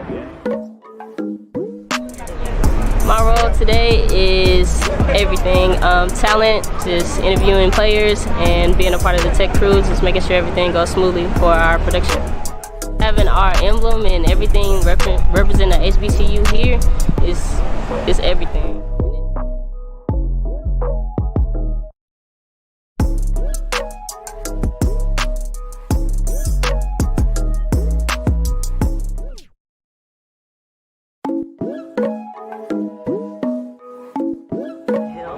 We're here at the Chevron Championship in the Woodlands, LPGA Professional Tournament, Women's Golf, where Prairie View will be broadcasting from what we call the Inspiration Dome, brought to you by Chevron, Accenture, and Prairie View. I'm excited that we were able to bring 40 of our students here to this amazing space to exercise their experience in broadcast, as well as get to know the game of golf and how it connects to HBCUs in particular.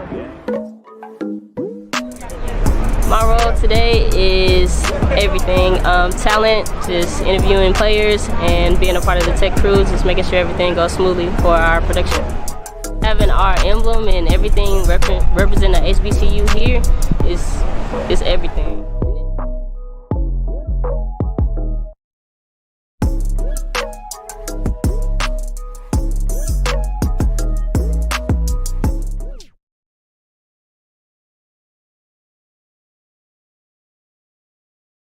Hello, I am Iman Abraham reporting from KPVU-TV here, and we have another amazing guest here, someone that is attending this amazing championship.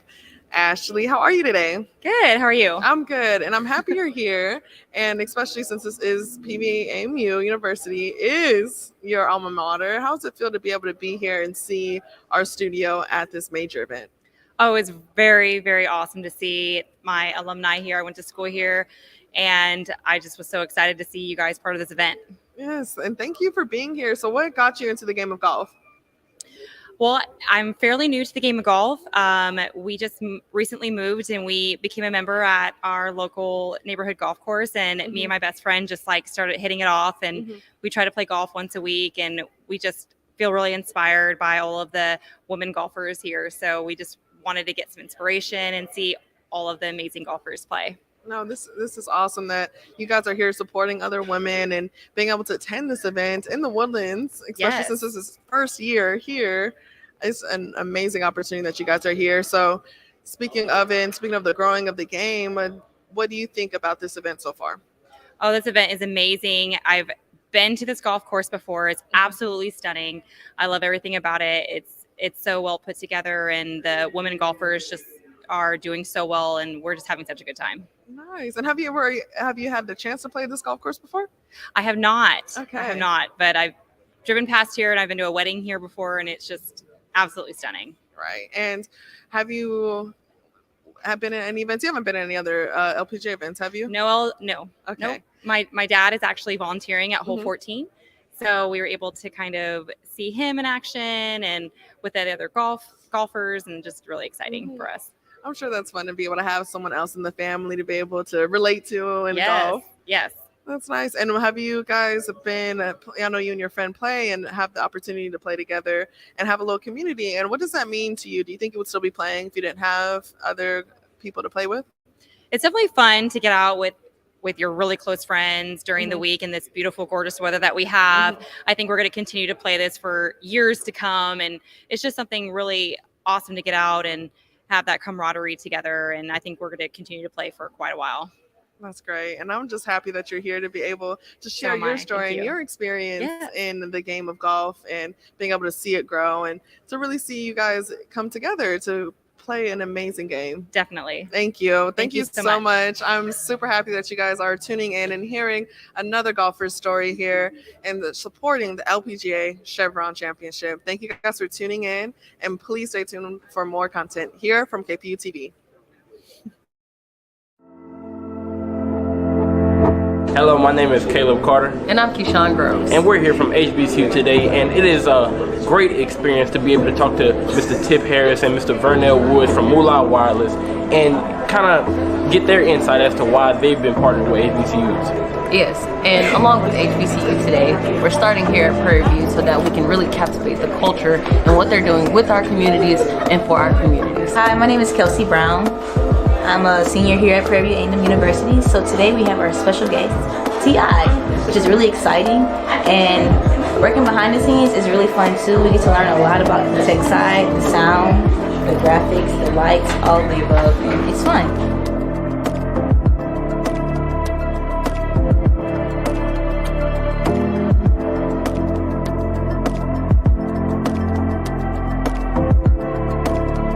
HBCU Today's goal is primarily to showcase what HBCU students are doing in their communities. So many times the spaces are not talked about because they are not cared about. So with having a show that highlights what HBCUs are doing really gets people in the midst of what's happening, and so we can have people care a little bit more. It also gives us as working professionals a chance to be a professional, to carry ourselves correctly, to get the footage, to do all the things that a professional does. So thank you to Propel, and a special thank you to Professor Dalvest.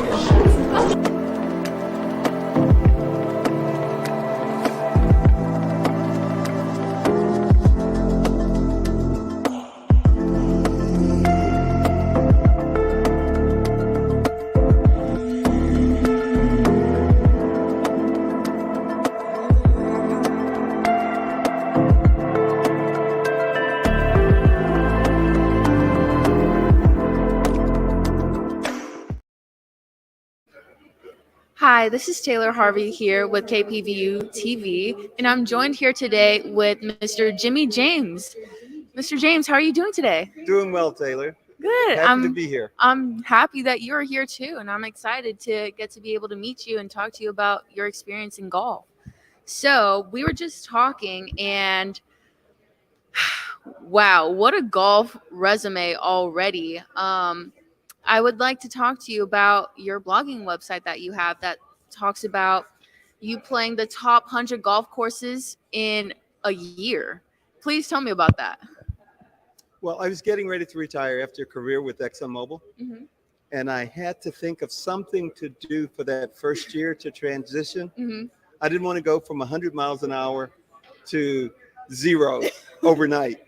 So I set a goal for myself Mm-hmm. to play the 100 most exclusive courses in the country in 1 year, starting with Augusta National. I read just about that. And first of all, Augusta National has been historically known for being very exclusive in more ways than one. How was it being an African American man, being able to be on the golf course and experiencing a truly historic golf course? First, it was very intimidating, Mm-hmm. nerve-wracking for me. So as I stood there at this legendary, mythical, august place, Mm-hmm. I thought back to my childhood. And so there I was at this place where every blade of grass was in its place. Mm-hmm. And I thought back to the 6-year-old me, barefoot, dirty, stinky, coveralls, playing baseball with a stick and a doll's head in between tin roof shacks. Mm-hmm. And now it was the gap between what was my life as a child and that moment of standing on the first tee of Augusta National. It was almost impossible to really fathom Mm-hmm. the distance I traveled. Yeah, that is incredible. I'm like shooking for words right now.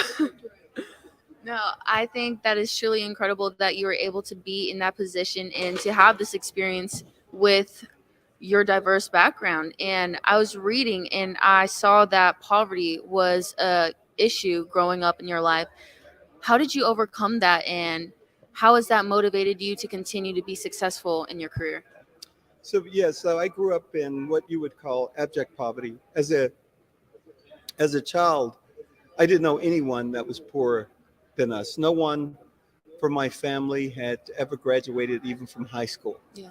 So at 5, while sitting under the light of a kerosene lamp by wood burning heater, Mm-hmm. I taught myself to read, and I set a goal for Wow. myself to become the first person I knew to graduate from high school. And so for me, the bridge from poverty to a more sort of successful type life is paved through education. Yeah. And I attended Prairie View A&M, Mm-hmm. graduated in 1984 Proud alumni. with We a love civil it. engineering civil engineering degree. Mm-hmm. And so that was really my pathway. Truly, education was my pathway out of poverty. That is amazing. Education is so important in growing the game and growing as a person. I love that so much. And my question to you, golf is a very expensive sport. Golf is a very exclusionary sport till this day, unfortunately.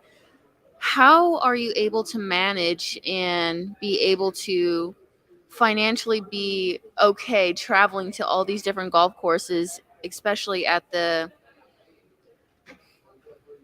level that they are at, you know? Yeah, golf is very expensive. That's one of the unfortunate things about a game that can help develop such discipline, determination, perseverance. You think about trying to make a par from the rough. Mm-hmm. That's what trying to get out of poverty can be. It can be done, but it takes a lot more hard work, a lot more grit and determination. But in regards to your question, so fortunately now, after a successful career, I'm able to afford those things, but the ability to go and play golf around the world. But it is an expensive endeavor. The one thing I would say that I learned that made a big difference was just how I looked at money. When I was poor, money was something that you worked for. Mm-hmm.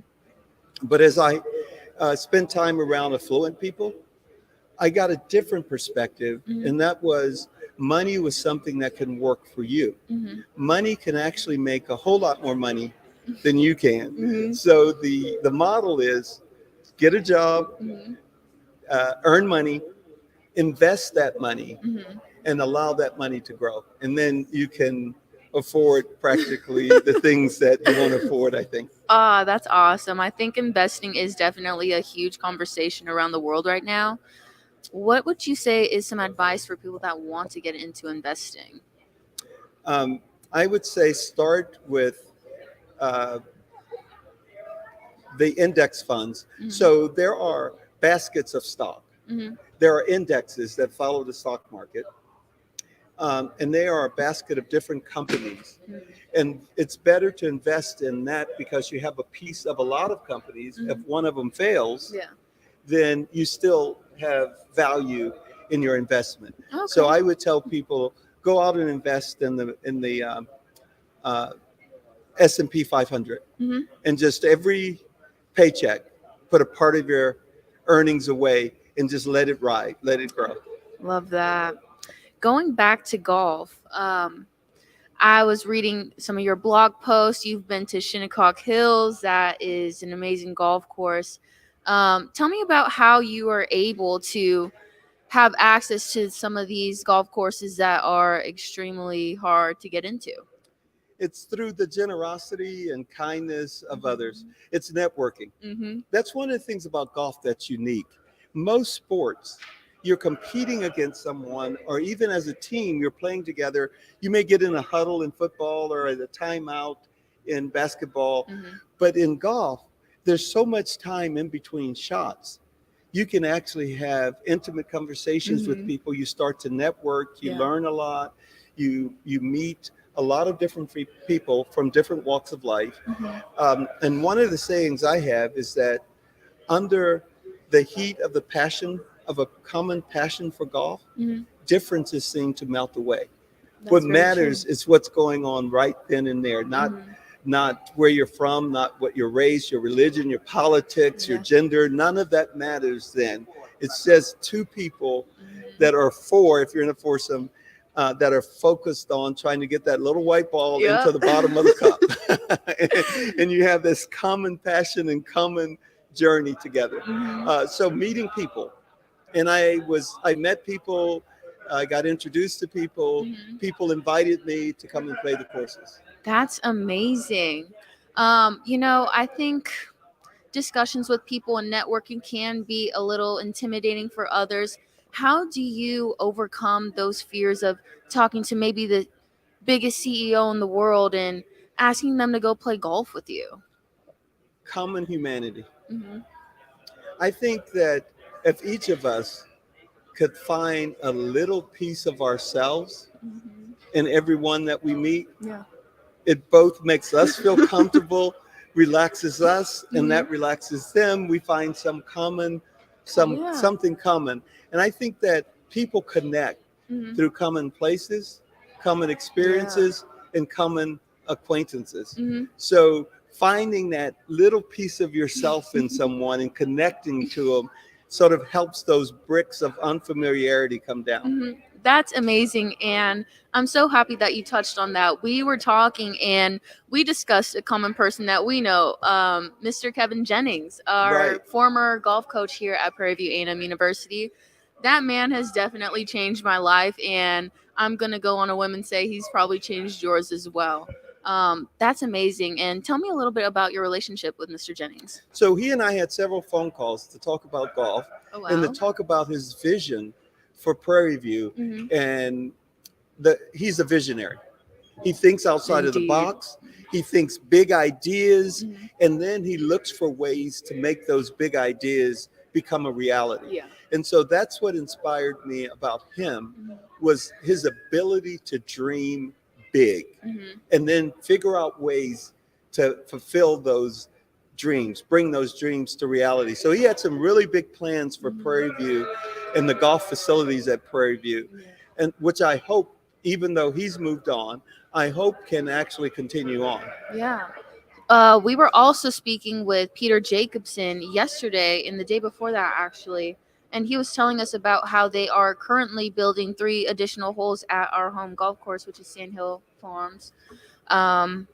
I think that there's definitely a lot to come with PV golf, and I'm so excited for the future generations to be able to experience that. I am a little bummed I won't be able to see it, but you know, it's all about growing the game for everyone, so that's all you can do, really. Yeah, I mean, but the great thing about Prairie, which View is that there is a tremendous prairie around campus. There's a lot of land. There is room for a world-class golf facility, which is one of the things that Coach Jennings talked about. But there is really room to build a world-class golf course, a world-class practice facility. And I hope that that's a realization that can come to pass. I hope that the people that are able to make that happen would allow that to happen, especially at an HBCU.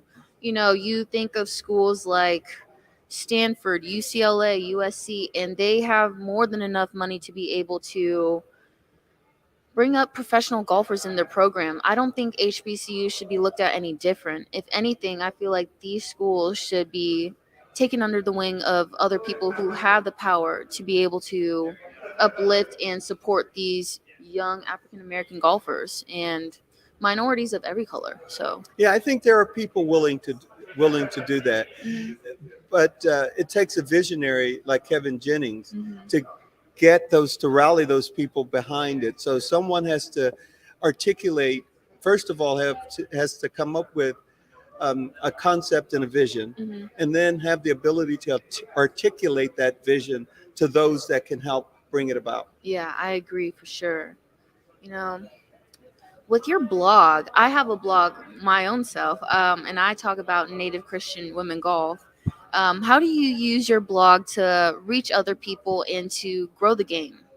Well, so I hope that when people Google golf or particular golf courses or golf experiences, that they get one of the references that comes up is my blog, or particular names in golf that I may have played around with, and my blog comes up. And I try to be inspirational from a standpoint of golf is about overcoming adversity. As a golfer, I'm sure you understand that on the driving range, it's easy to make perfect contact and hit the ball straight, hit a draw, hit a slot, hit a fade. Nice little stinger before the round. But then when the pressure is on, when you're facing adversity, so life is about, I think who we are and what we achieve is determined at the intersection of aspirations and adversity. When your greatest hopes and dreams come up against your biggest challenges, what do? Do you find a way to dig deep and find something inside you that motivates you, that pushes you to continue on. Mm-hmm. And so what I hope happens with my website, with my blog, is that people read the stories, they hear about the challenges that have to be overcome, Mm-hmm. and they get inspired that when they face tough times, they find that place inside themselves or someone outside themselves that motivates them to never quit, Mm-hmm. to never give up, Yeah. to always find a way to forge forward. Yeah, that's amazing. And I think that's very kind of you to do for the younger generations of golfers who maybe are a little nervous to tee it up, maybe a little nervous to conversate with the adults that they might be playing with. I think that's great work that you're doing to help the game of golf, honestly. Wow. With my website, I don't really go that deep into different golf courses that I play at. That's something that I wanted to do when I was younger. And I feel like I'd still do it, but I don't know how to go about writing in that type of style. Um, with that said, I know you write about every single golf course that you play at. Do you have a favorite golf course? You know, I would probably lean towards Cypress Point. Cypress Point? And the reason is the beauty of the setting. Mhm. I love nature. Yeah. And the rugged, ragged cliffs along the Pacific Mhm. where Cypress Point is situated, Mhm. the views, the white-capped waves, Yeah. 17-mile drive rolling by, That's the cypress beautiful. trees. It's just a beautiful layout. And then every hole is different. Mhm. And every hole can be played, almost every hole can be played so many different ways. Yeah. So it's the diversity of holes, the routing, the beauty of the course, the sort of tranquility Mhm. that you feel and experience Yeah. being there. Oh, that's awesome. Now, have you ever had an experience of, well, everyone's had this experience, a bad day of golf? Mhm. What do you think separates your bad rounds from your good rounds, and what do you think you did differently compared to those rounds? So one of the things about golf that to me is pretty hard, when I play tennis, if I hit a bad shot, Mhm. I always knew what I did wrong. Mhm. It's a lot harder to figure that out. Oh my goodness, yes. In golf. So I'm not sure exactly what all the differences are, but what I would say is that with when I let go and Mhm. stop trying to control or guide the ball Yeah. and just get in that zone Mhm. where your physical and mental become one, Mhm. and we just swing and the ball gets in the way when you're Yeah. not thinking about it, and it Mhm. just happens. I play my best golf when I'm not thinking about it. Mhm. When I start thinking about the mechanics of my swing and Mhm. trying to guide the ball, that's when I generally will have a bad round. And also when you're tired, like you can be mentally tired Mhm. and you could be physically tired, but not out of breath, just your muscles are Mhm. fatigued. Yeah. And trying to get those electrons from your brain to control those muscles, it becomes a little harder. Mhm. But I wish I knew the difference between a good round and what I'm doing differently between a good round and a bad round, because I would always do the things I do for a good round and never do the things I do for a bad round. But I've not been able to crack that code yet. Neither have I, and I think that's why it's so important to listen and learn from the professional golfers and kind of hear about their different mindsets going into a tournament or even a major championship. For me, the difference that I've noticed is mentality in your attitude on the golf course. My dad, he flew out and surprised me at our SWAT conference tournament this past week. And on the days that I played well, he was like, you were smiling, you were having fun. The day where I shot an 82, he was like, did you have any fun today? I was like, no. So what I would say, Taylor, is that golf, like life, is a game of inches. Mhm. Those 6 inches between your left ear and your right ear, and the mind that occupies the space in between. Yep. wholeheartedly agree with that. You know, I think at some point in your game, you kind of start to realize that this isn't just about your swing. This isn't just about practice. It's about who you are as a person and the mindset that you have, and if you truly believe in yourself in the process. So at Augusta, teeing up on the first hole, how are you overcoming those nerves and overcoming these expectations that you might have for yourself as a golfer? Yeah, so there I took a deep breath. I paused. I paused, and I just swung. And fortunately, the ball, it didn't go long. It only went about 220 yards, but it landed in the fairway. Hey, and I that's let all out that a sigh matters. of relief. I love that. See, as a woman, like in thinking of Augusta National, I kind of have a different mindset, especially with all the stuff that has happened in the past. But as a man, that must have been amazing to be able to see the greenery, see the beautiful Augusta National in person. Wow. So what I would say is the course itself Mhm. wasn't the issue. Mhm.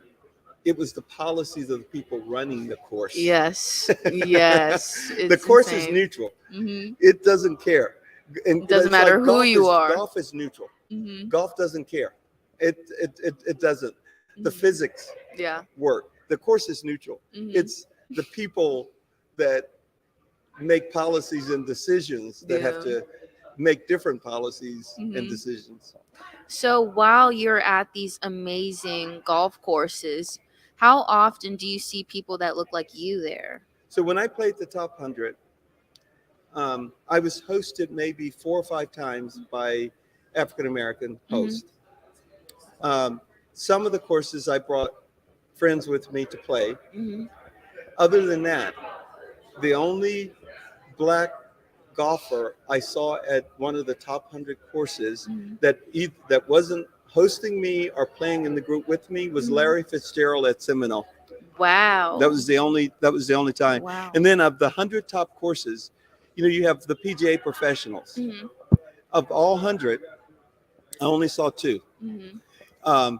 I saw Norman Blanco is from Louisiana, and he's an assistant pro at Pebble Beach. Oh wow. That's a resort course. At the private courses, Burley Stamps was the only black assistant pro that I encountered at a private course. There are 87 private courses.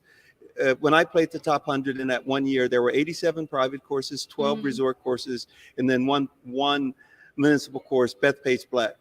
But of the 87 private courses, I only saw one African American assistant PGA professional. That is insane. And diversity in minority golf is a big kind of question mark when it comes to the world of golf right now. So how does that make you feel, not being able to feel truly comfortable or truly accepted in a space that is notoriously degraded and stereotyped and racial profiled? So how you feel is up to you. That is very true. Not up to That the is things, very not true. up to the things around you. Mhm. So there are. I grew up, as I said, in poverty. So for me, adjusting, I've always had challenges adjusting and feeling that I belong somewhere.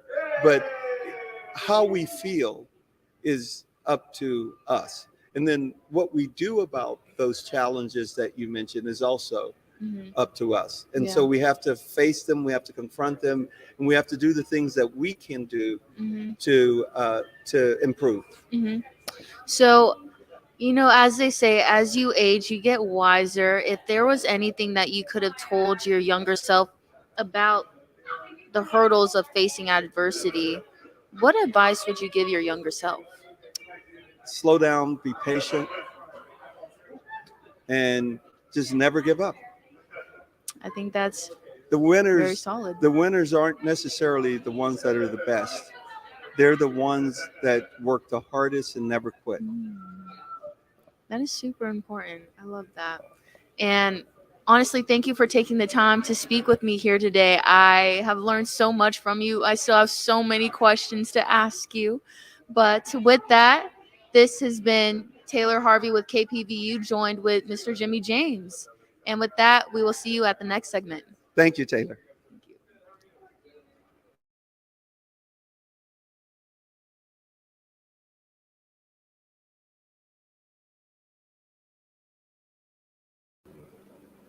Hey, this is Devin McClellan here at the LPGA Chevron Championship, and I'm here with Allison Neal.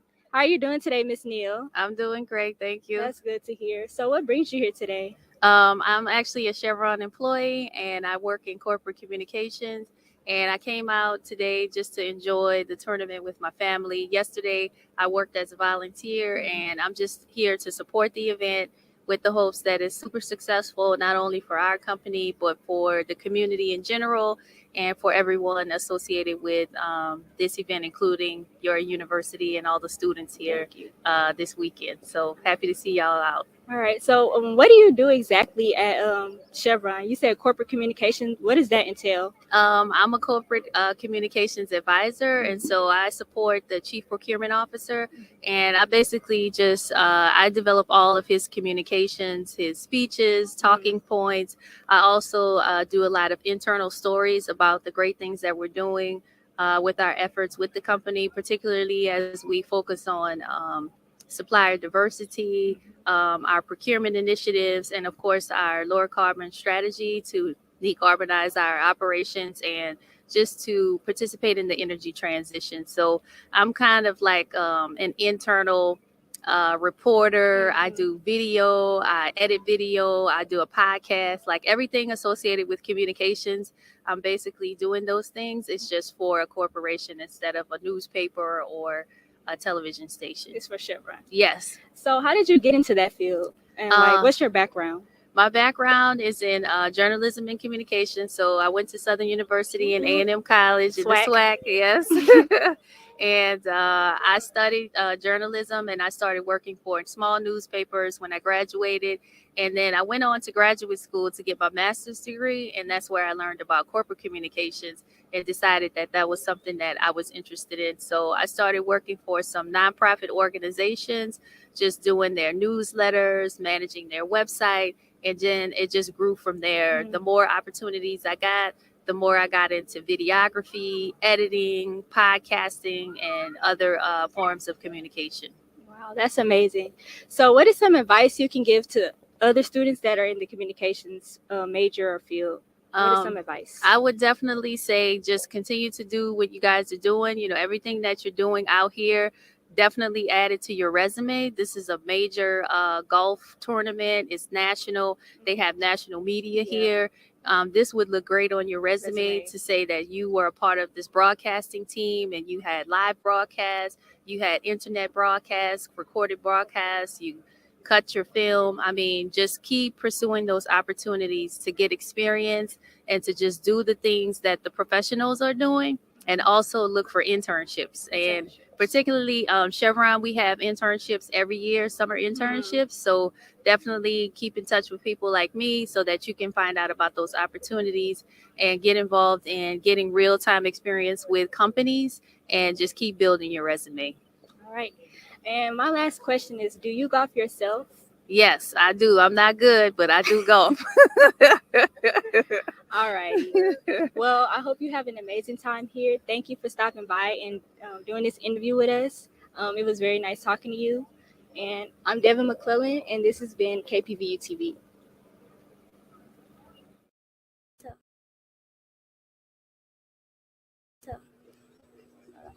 Who you are? Hi, my name is McKinley Fields, and with me here today is Jay Lockhart. Jay Lockhart. So, do you play any sports? I don't currently play any sports. In high school, I played volleyball and I was on the dance team. Would you play golf in the future? So my first time actually playing golf when I went over there to the simulator, and I feel like I would do this as a hobby. What do you want to do for a living? So as a living, I want to be a multimedia journalist. So basically how I'm like doing the interviews now, I want to do this, but like for red carpets and award shows. So you're graduating soon, right? Yes, I graduate next month in May. Are you excited? I'm excited, but I'm a little anxious about it too. What do you like about Prairie View A&M? What I like about Prairie View A&M University is that I'm around so many like-minded individuals, and I know that everybody there just wants the best for themselves. I know that everyone wants to just have a successful future. So you don't play any sports right now? I don't play any sports anymore, no. So where are you from? I'm from Joliet, Illinois. It's right outside Chicago. Okay. Yeah, I'm a long way from home. Where are you from? I'm from Houston. Yours. So your favorite part about Prairie View? Why did you attend Prairie View? So I came to Prairie View. That's actually a good question. So Prairie View actually wasn't one of my first choices, if I'm being honest with you. I came here because I knew that I wanted to go to a HBCU. And I knew that I kind of wanted to move to the South. So honestly, when I first came to Prairie View, I said I'm going to do my freshman year, and if I don't like it, I'm going to transfer to Atlanta. And I came here and I fell in love with the school. So which at Spelman or Clark Atlanta? I was going to go to Clark Atlanta. And if you never came here, Clark Atlanta or Spelman, where would you go? Oh, if I didn't go to any of those, then I probably would have tried Florida A&M. Yes. So, you're not ready to graduate? I'm ready to graduate, but at the same time, I'm a little nervous. Just because I don't know what life is going to look like after graduation. So when you leave college, where do you want to go? What do you want to do again? So I want to be a multimedia journalist. So I want to either go to Los Angeles, California, or I want to go to Atlanta, Georgia. I love Houston, but the media scene isn't as up there with Atlanta and LA. Would you go back to live in Illinois? I wouldn't. I don't want to. I don't want to say I don't like Illinois, but I feel like each chapter of your life, you kind of outgrow different things. And I feel like I'm at the point where I've outgrown my environment. So I want to go to different environments just to evolve more. So would you live in Los Angeles? Yeah, I want to live in Los Angeles. I know it's a little pricey out there, but God willing, I'll just have a great job that's going to be able to financially support me. What about you? Where do you want to live when you grow up? Canada. Canada. Missouri or Charlotte, North Carolina. Oh, I have family in Charlotte, North Carolina. Yeah. Do you have any more questions for me, McKinley? So you play, right? I would definitely take up golf as a hobby. Definitely. Do you have a favorite part of golf? I'm learning. I'm learning everything. So what I did learn is in golf, basically lower the number, the better the. I learned that yesterday. So yeah, I need to learn more about it first. But yeah, I definitely see myself taking it up as a hobby. And I look forward to you growing up so I can watch you on TV play golf potentially. Well, I look forward to everything that you plan on doing. Even if it's not golf, you said you want to be an attorney, right? So when I need legal representation because somebody's trying to trademark off of my stuff, I'm gonna be calling you, McKinley. Thank you. Thank you so much. You just look at the camera and you say, "I'm McKinley Fields," and that's all. I'm McKinley Fields, and that's all. Thank you.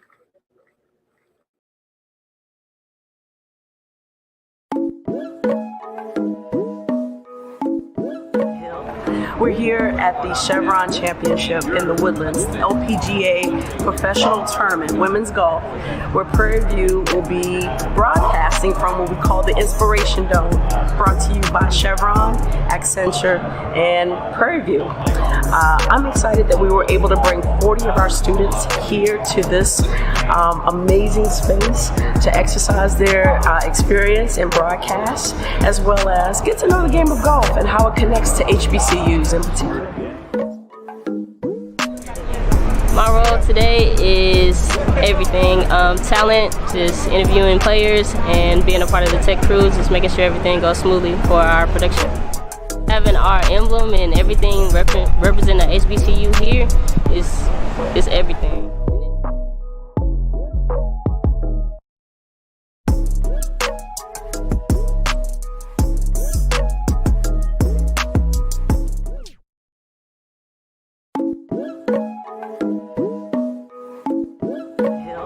We're here at the Chevron Championship in the Woodlands, LPGA Professional Tournament, Women's Golf, where Prairie View will be broadcasting from what we call the Inspiration Dome, brought to you by Chevron, Accenture, and Prairie View. I'm excited that we were able to bring 40 of our students here to this amazing space to exercise their experience in broadcast, as well as get to know the game of golf and how it connects to HBCUs in particular.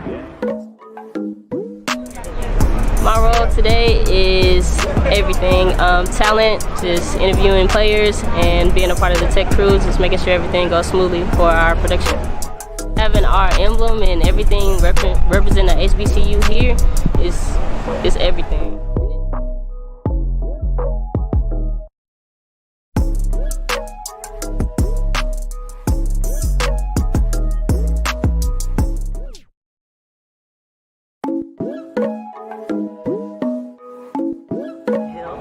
We're here at the My name is Eric Lau, reporting for KPVU-TV, Panther Sports Zone, and I was able to catch up with Will Douglas after he was selected to the HBCU All-Star Game. I was able to focus on him, seeing where his life would be ending up after his collegiate basketball career was over, his goals, plans, and ambitions. What's next? Just getting ready for the summer. We're going to be doing a lot of running during the off season, getting up a lot of shots. Got to find an agent still and get some representation. Going to put my name in the draft and then just move forward from there. So after the NBA season, we'll be looking forward to getting some calls and just trying to work out and make some good impressions for people and get to that pro level. You ever have plans for overseas or anything like that? Yeah, so if the NBA doesn't work out, we're not going to stop. I'm going to go overseas, keep playing basketball, keep developing, and try to come back until I make it. All right. And one last question. I saw that you met with Dwayne Wade. What type of advice or any offers did he give you the other day? Really just stay patient, stay poised, take advantage of your opportunity, be strong mentally, a lot of good stuff. When we talked a little basketball, I asked him that story about Kobe and what he was working on with him in the ball screens, and so it was just nice how he was just talking about how communication is so important on the court, and then life after basketball, just preparing for all that, not being your best on the court, but being your best off the court as well. All right, thanks, Will, and congratulations on the All-Star selection. Reporting for KPVU-TV, I'm Eric Lau.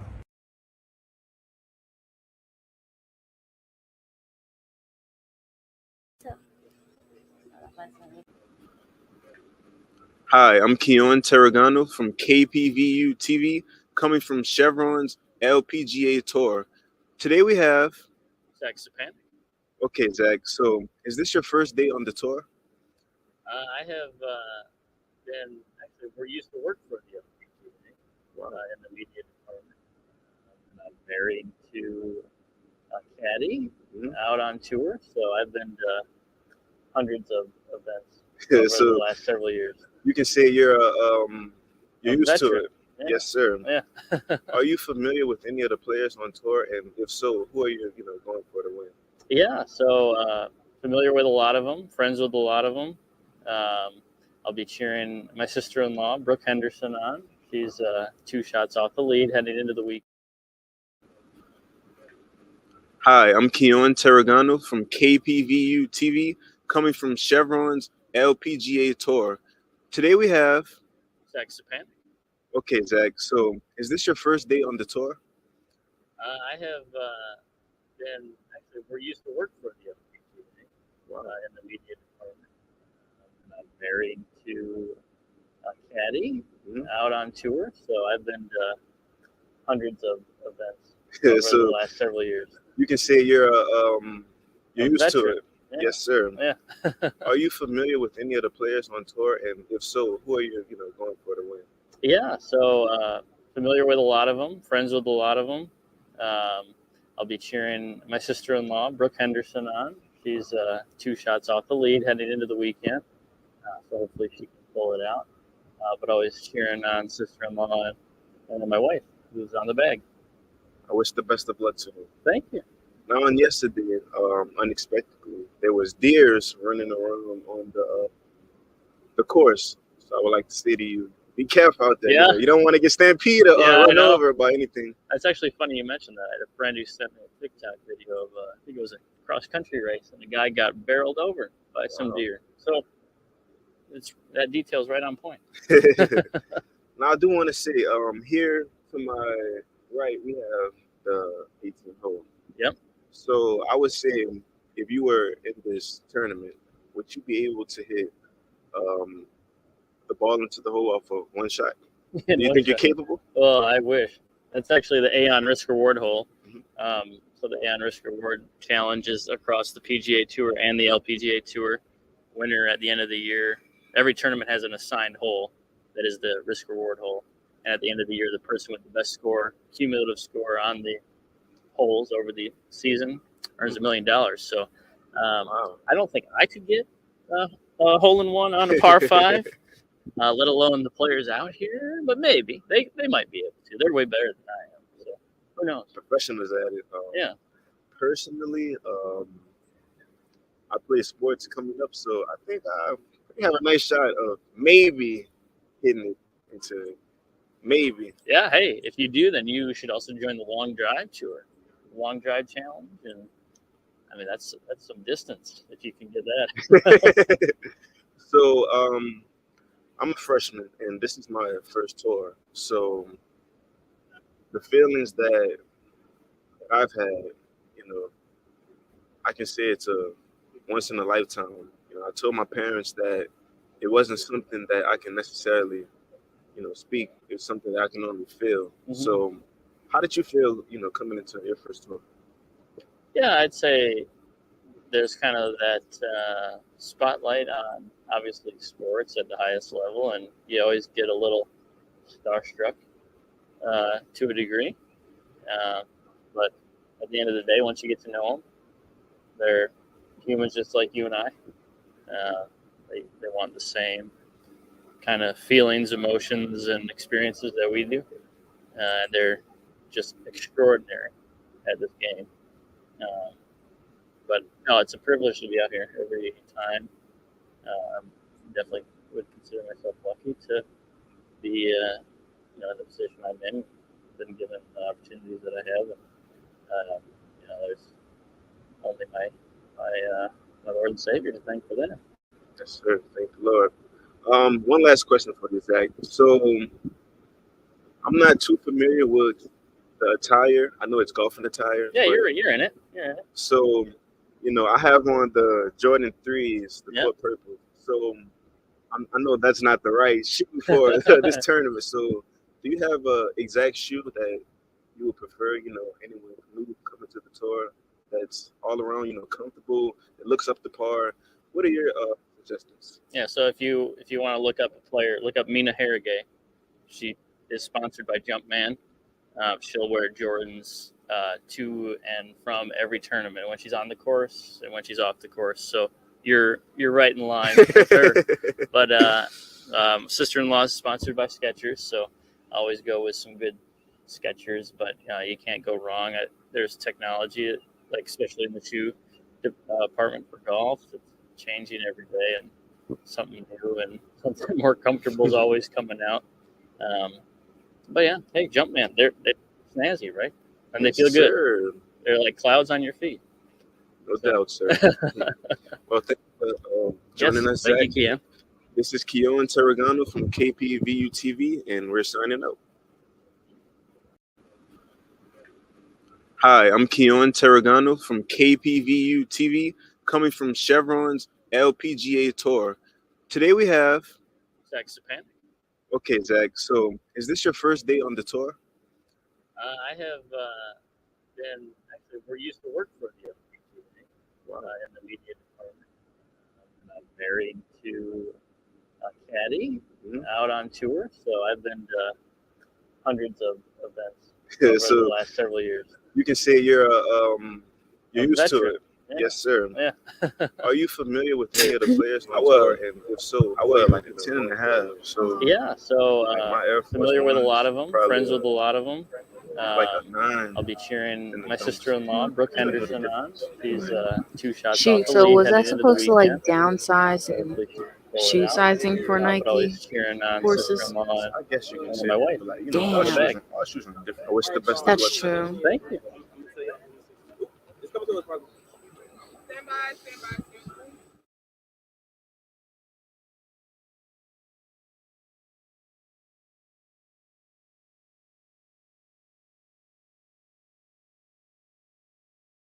No. Good afternoon. I'm Keon Terragano, reporting live from the LPGA Tour here with Chevron. We have our very own Taylor from our golfing team. So, is this your first tour? This is my first time being at a major championship. Yes, I've been to LPGA tournaments in the past, but in my hometown in Phoenix. So the feeling is definitely surreal. So how would you, explain your feeling, with it being your first major tour? Yeah, I think it's super important for people of every color, every nationality, every gender to see these women play and recognize that golf is more than just for men. It's we have amazing women out here showing out. So yeah, it's nice. That brings me to my next question. Golf is shown as or said as a male dominating sport. So with all the women, just evolving in the sport, what is your input on it? Yeah, I had a senior research paper in TDV's class last semester, and doing my research and realizing how long it took for women to be able to play on a golf course, it hurt me because I'm like, wow, I can't believe that people would want to discriminate against women for playing a simple game like this. But I am very thankful for people who have paved the way for people of any color to play the game of golf, like Renee Powell. Yeah, her impact was amazing. So I know you're pretty much familiar with all the players on the tour. Is there anyone in particular that you're rooting for to win? Yeah, so yesterday, me and my teammate, we were able to interview Nelly Korda, and she is an Olympic gold medalist.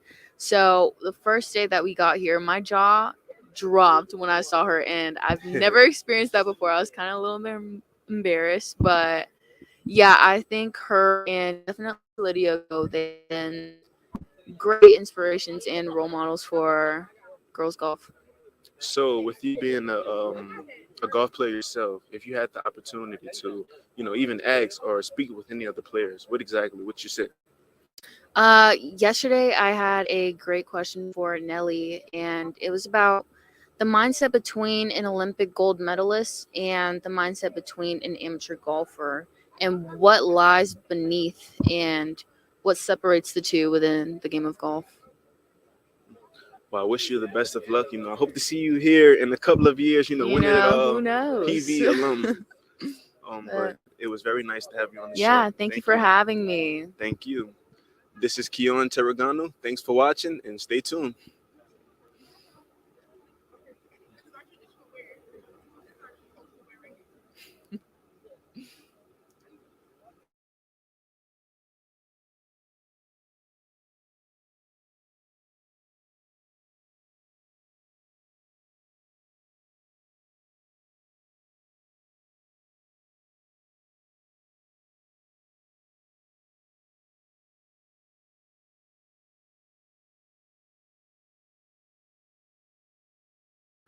They didn't send me a confirmation email on whether I wanted the shoe or not. So I pretty much told myself I was going to go over there every day and create the same shoe until I eventually won. So, I hope I get the best of luck of winning the shoe. But, yeah, did you already go today?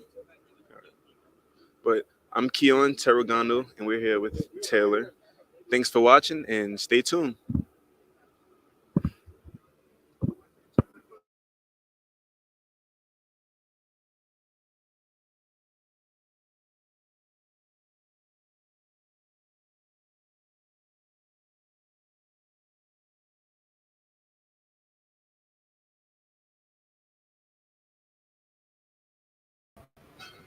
Hello and welcome back to the desk here with KPVU-TV, and it's been an amazing day so far. But today, joining me, man, we have a special guest. Let me tell you, me and Mr. Nate Cheney, we've had the opportunity to talk a little bit before the camera started rolling. And let me tell you, for the people at home watching, Mr. Cheney here has an amazing story to tell. But before we get to all of that, you're here with Accenture. Yes. And for the people at home, tell the people your role with Accenture and what all that entails.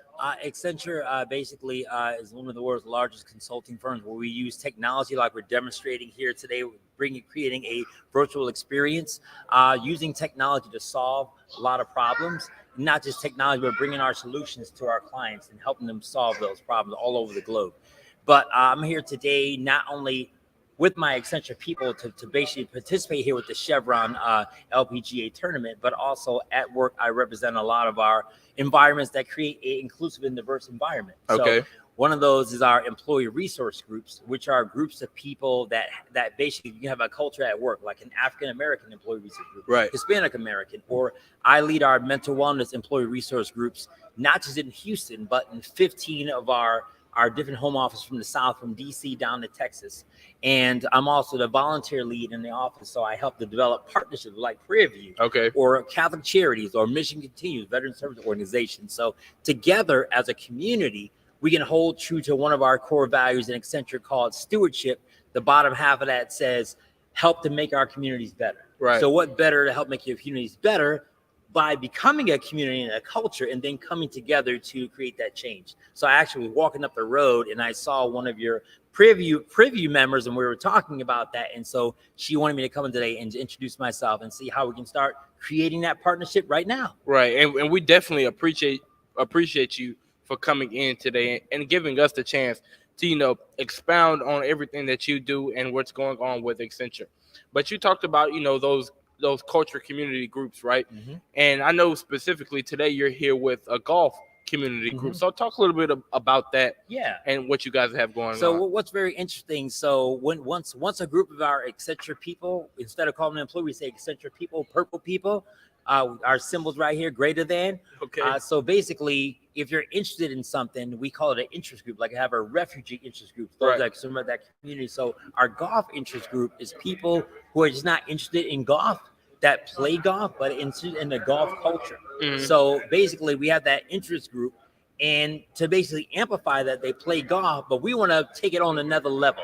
So we have the LPGA, Chevron LPGA champion here. We just finished the Masters. So on Cinco de Mayo, we're going to take it to another level. We're going to do a inside the office Accenture Houston putt invitational. Wow. And we're going to create golf inside the office, which also creates networking and community and coming together through a fun thing like golf and learn about character and learn about each other. So one thing that golf does is it's not only a sport of discipline and concentration and dedication, but it's also a sport of networking and community and bringing people together. Definitely. I definitely can agree with that. But here's my question, right? Because, and I know a lot of people at home who may work for different companies, what they're doing right now is they're jealous, right? They're jealous that their company isn't doing the things that Accenture is doing. But where do ideas like that come from, right? To establish even further that teamwork, that camaraderie at a company like Accenture. Yeah. So you think of Accenture, we have, I'm not going to go through all of our core values, but one of them is called best people. So when you think about having a great employee, it's not about being the best engineer or being the best data analyst. Like I came to Accenture as a veteran, as a combat disabled veteran, and also I had a master's in counseling, and I knew nothing about technology. Right. But a best Accenture person is someone who can create, who can ideate, who can work together, who can on the spot build relationships. Because it's through building relationships with clients, with team members, that's how you create solutions. And how am I able to create? Because I constantly build relationships with others and our ideas come together, and then your brain automatically develops to grow. And so I've been diagnosed with anxiety. So actually every day I have 15 different thoughts at the same time. Okay. So I can look at Prairie View, what you guys are doing. I already have 15 ideas we can do to collaborate. Okay. So I take the mental illnesses I've been diagnosed with, and I make sure I'm taking care of it, but I also figure out how can those actually be positive. Mm-hmm. So, and Accenture is full of a lot of people that like our innovation hub. It's all about creating ideas that's going to create solutions. So we're all about Accenture people, and we have something called our ecosystem. That means we have over 750,000 employees, right? Mm-hmm. So all the Accenture people are my resource. So if I said, you know what, I'll give me a minute, I'll get back to you. So I can reach out to someone very easily that can either come with me and help me. So we're all solution and ideation experts, MVPs at Accenture. And so we just don't want to just come to work, but we want to be our best selves at work. So I can be your best self at work by being a part of a environment that is diverse, that's inclusive, and that's also equitable. So anyone from wherever you come from has an opportunity to excel. And that's what makes Accenture one of the most truly human organizations on earth. Right. And continuing on with that thought of diversity, equity, and inclusion, right? Just across the dome here, we have the Accenture team, and they're doing their virtual reality experience called Put Like a Lady, right? And in that, I was saying to some of the Accenture members yesterday was that it isn't your ordinary virtual reality experience, right? It isn't just you playing a video game, right? But it was a very immersive experience, a storytelling experience, putting you in the shoes of, you know, an LPGA player and seeing some of the hardships that they went through. So, and I know you may not have been, you know, directly responsible for what's going on over there, but give me your opinion as to, you know, some of the stories that were been able to be told on that side.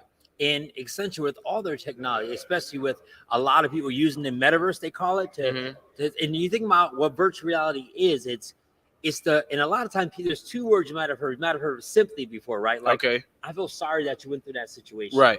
Or empathy means you're in that situation. I might not be in it with you, but I will get in that hole with you. Right. So we can get out together. Right. So the Metaverse is about bringing somebody inside an environment so you can be in there to experience it.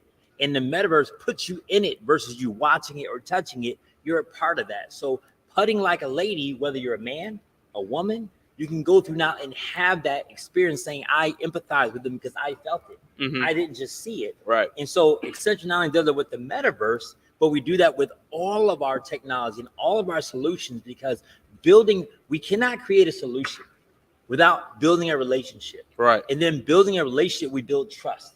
We build trust and rapport based on our building that relationship. Now we can create a solution based upon who you are, not who we are, what we've done, but it has to be built based upon you. So that whole Metaverse experience is about the experience of the golfer and then bringing you in so you can empathize and be with them as you experience. It's not just playing, it's an experience. You're being immersed into that environment. Right, exactly. And I definitely can agree with that, because I myself took a trip over there. And like I say, it's a very immersive experience, to use your word. Because it's not just you put on the goggles, you put on the headphones, you act like you feel it. There you go. You smell it even, because I remember talking to them and they say that they use a certain scent that they, you have the backpack you put on. It's an sort of out of body experience over there. So I would encourage anyone who is looking forward to, taking a trip over to the Inspiration Dome to not only come and watch Prairie View's live broadcast, but go over to the side with Accenture and experience what they have going on. Thanks for the free plug, bro. Of course. I'm glad you did it. See, that's how we're partners. He already plugged. I don't have to do it. You did it for me. That's no problem, because one thing that you mentioned, right, in your time here at the Inspiration Dome, you said that you saw someone from Prairie View and you instantly pulled them to the side, or they pulled you to the side. You guys had a lengthy conversation. But you and I were talking, and you were saying that, one of the things that you like to do is encourage people to go to HBCUs and receive that type of education and be in that environment. So I kind of want to get your opinion as to why you have become such an advocate for HBCUs. Yeah, and it's not a black, white, Hispanic, Indian, or color thing. As we know in this country, we have a strong history. I grew up in Connecticut, and I faced discrimination just for being a black homeowner in the suburbs. Okay. My mother was chased with fire hoses and with dogs because she was just a black woman growing up in Pennsylvania. Right. And my son is a young man of mixed culture of black, Hispanic, and Irish, which is a whole nother dynamic, being a mixed child. But knowing that you can be a part of a system that has a history of developing excellence, and it's people that look like you that develop that program, it's something we need to amplify, because we need to amplify what HBCUs are doing across the country, especially right here in Houston, which is the #1 multicultural city in the country. And knowing what I didn't know what Prairie View was when I came here until at Accenture. I had met so many people that are basically alumni of Prairie View. It's important to amplify what we're doing. And A lot of people don't know what that stands for. Historically Black college, it's a university or institution, right? So that we can know that we have people that are representing our culture, and it's not to put down any other culture; it's to amplify what a culture is doing, right? And so, and as we know, a lot of our HBCUs are facing a lot of hardship, a lot of financial hardship, a lot of other situations. But knowing that we're producing such great programs is good for us to know and amplify that, and then connecting with other cultures that want to know the great things that you guys are doing. Right. First of all, thank you for that. And Mr. Cheney, I really couldn't put it no better than the way you just did. But excuse me, I want to go back to the reason why we're here today, and that is golf, the sport of golf, right? And you mentioned earlier when I asked you, did you play, right? You said that, when Tiger Woods left, you left right alongside. And when we think about it, that is the same story of, many African Americans.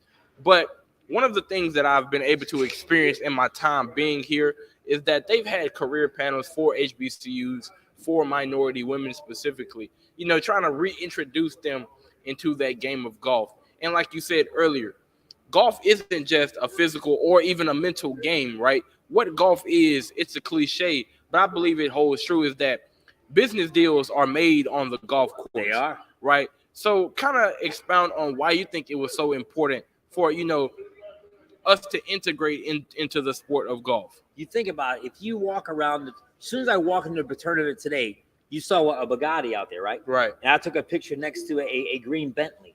And you go around, you see the people that are here. It's not only that, people are here from all over the world. Right. And golf creates an environment where people can walk and talk and network. And it shows that business and communication, communication is 90% nonverbal. Right. That means it's 90% is away from written and spoken words. So how we talk and how we communicate and building rapport as a human being, we got to have human interaction, because every problem is a human problem. Right. So golf does that. It creates this atmosphere. And you look at those within the golf community, it's a lot of professionals are playing golf. It's a culture. And I think it's great that, we actually going to have a institution called First Tee. They're actually a nonprofit organization that uses golf to teach character to kids. Okay. And so that's an example of how golf can be something that can be taught as a vehicle for networking, but also to develop character and discipline. And so I'm glad that you brought that up, because it's an aspect outside of the physical part that we need to talk to. Right. And just a brief recap of today and all of the things that's been going on. I'm not sure if you've been able to watch some of the athletes do their thing today, but and you may not have to go in depth about this, because like I said, I believe this is your first day out. Mm-hmm. Yes. So when we think of all the ladies who are competing today, what can you say, toward their mental fortitude that it takes to be a golf competitor? Yeah, and you're talking to a person that has survived 5 suicide attempts, who live with post-traumatic stress disorder, major depression, anxiety, and all the other issues that go along with that.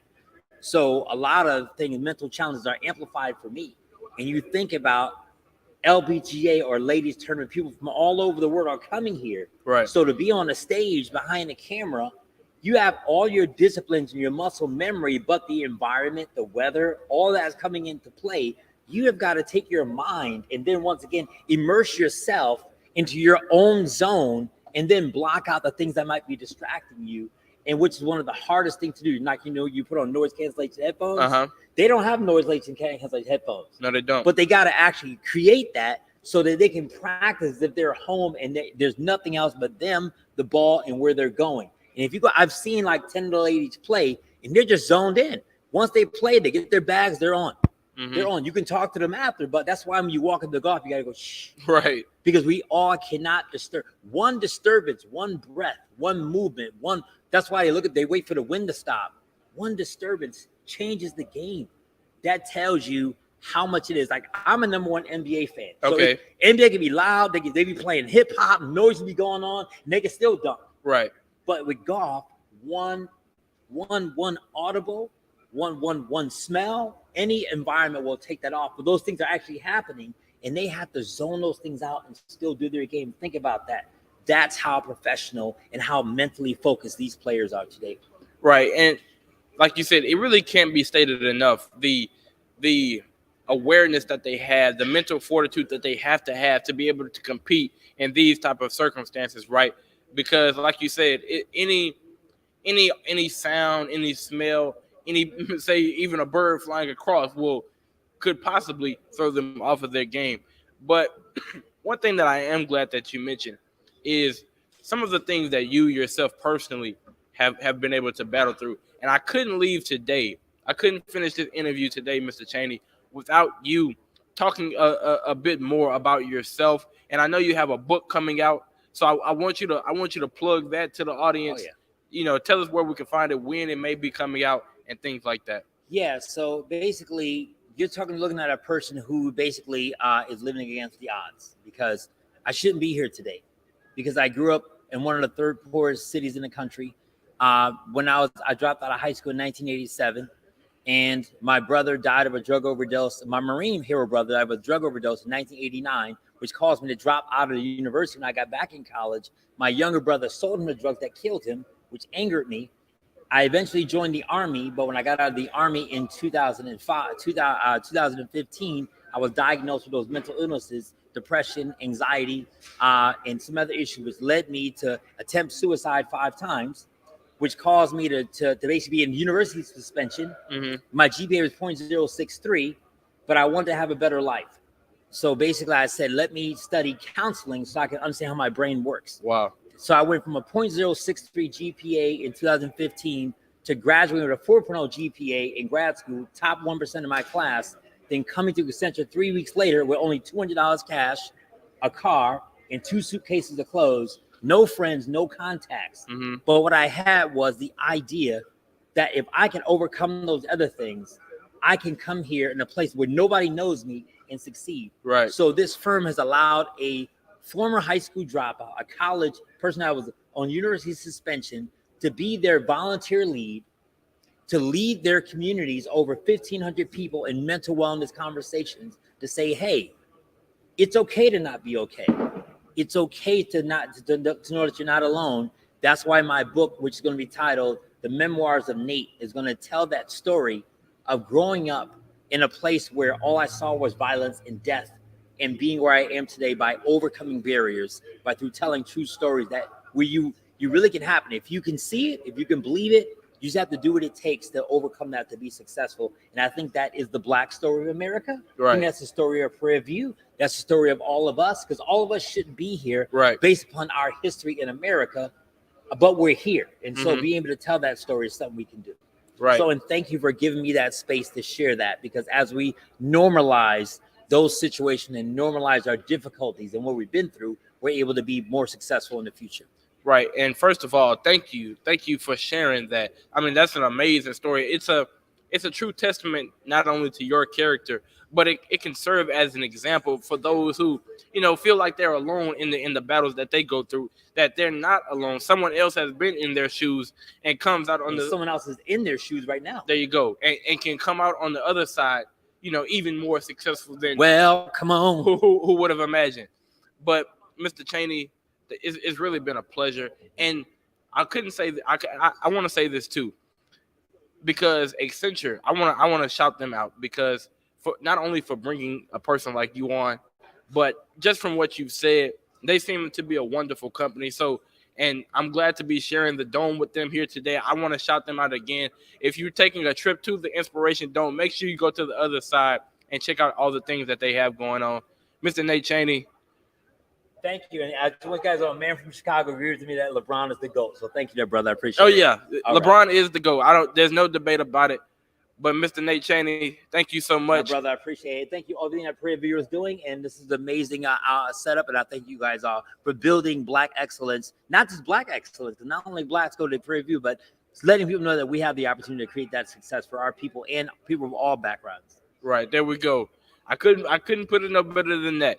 But stay tuned. This is KPVU-TV. We're still live in effect for day 3 of the Chevron Championship. Stay tuned.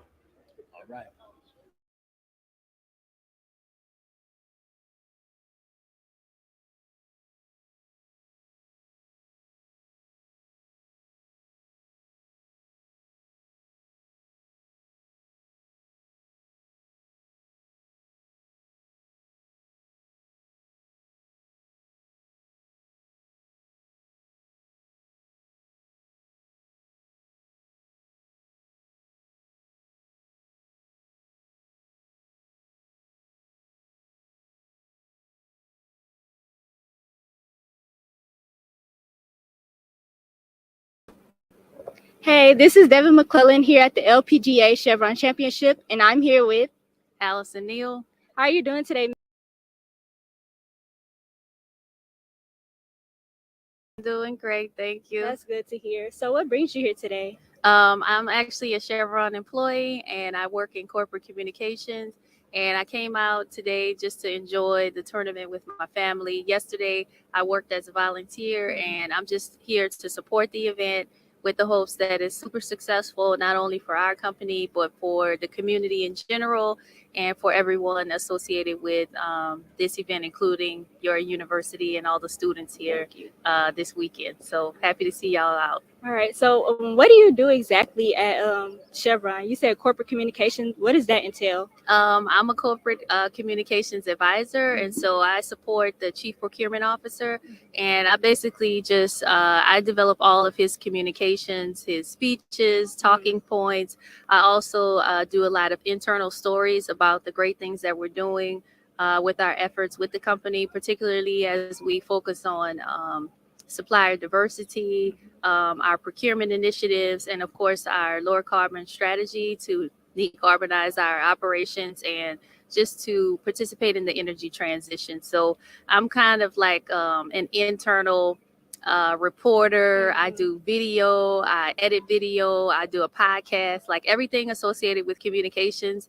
I'm basically doing those things. It's just for a corporation instead of a newspaper or a television station. It's for Chevron. Yes. So, how did you get into that field? And what's your background? My background is in journalism and communication. So I went to Southern University and A&M College in the SWAC, yes. And I studied journalism, and I started working for small newspapers when I graduated. And then I went on to graduate school to get my master's degree, and that's where I learned about corporate communications and decided that that was something that I was interested in. So I started working for some nonprofit organizations, just doing their newsletters, managing their website, and then it just grew from there. The more opportunities I got, the more I got into videography, editing, podcasting, and other forms of communication. Wow, that's amazing. So, what is some advice you can give to other students that are in the communications major or field? What is some advice? I would definitely say just continue to do what you guys are doing. You know, everything that you're doing out here, definitely add it to your resume. This is a major golf tournament. It's national. They have national media here. This would look great on your resume to say that you were a part of this broadcasting team and you had live broadcasts, you had internet broadcasts, recorded broadcasts, you cut your film. I mean, just keep pursuing those opportunities to get experience and to just do the things that the professionals are doing, and also look for internships. And particularly Chevron, we have internships every year, summer internships. So definitely keep in touch with people like me so that you can find out about those opportunities and get involved in getting real-time experience with companies, and just keep building your resume. All right. And my last question is, do you golf yourself? Yes, I do. I'm not good, but I do golf. All right. Well, I hope you have an amazing time here. Thank you for stopping by and doing this interview with us. It was very nice talking to you. And I'm Devin McClellan, and this has been KPVU-TV.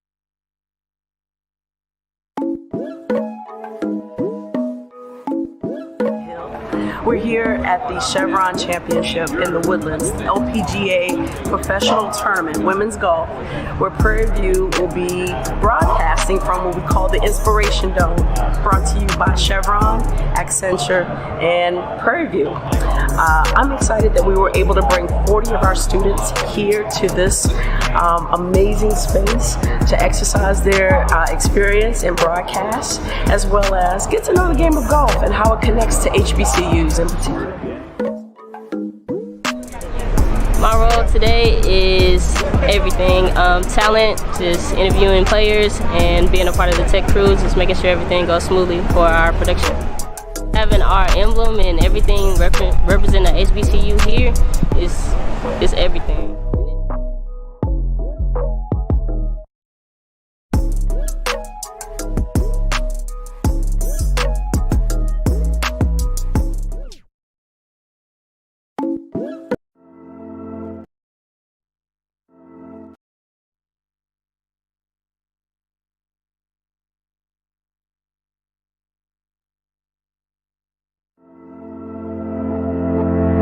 Hello, my name is Caleb Carter. And I'm Keyshawn Groves. And we're here from HBCU today, and it is a great experience to be able to talk to Mr. Tip Harris and Mr. Vernell Woods from Moolah Wireless and kind of get their insight as to why they've been partnered with HBCUs. Yes, and along with HBCU today, we're starting here at Prairie View so that we can really captivate the culture and what they're doing with our communities and for our communities. Hi, my name is Kelsey Brown. I'm a senior here at Prairie View-TV University. So today we have our special guest, T.I., which is really exciting. And working behind the scenes is really fun too. We get to learn a lot about the tech side, the sound, the graphics, the lights, all of the above. And it's fun.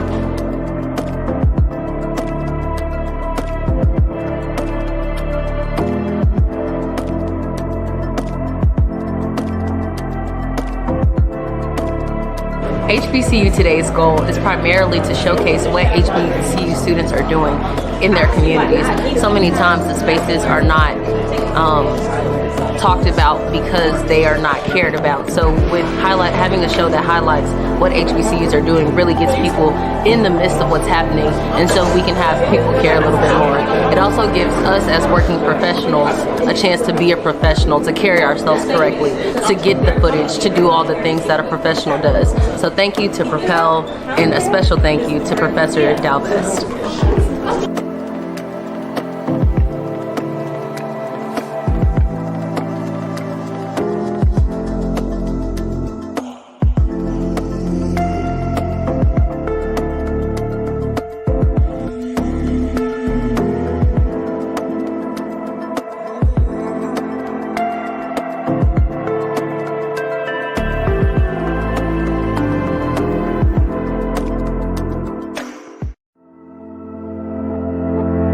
Hello, my name is Caleb Carter. And I'm Keyshawn Groves. And we're here from HBCU today, and it is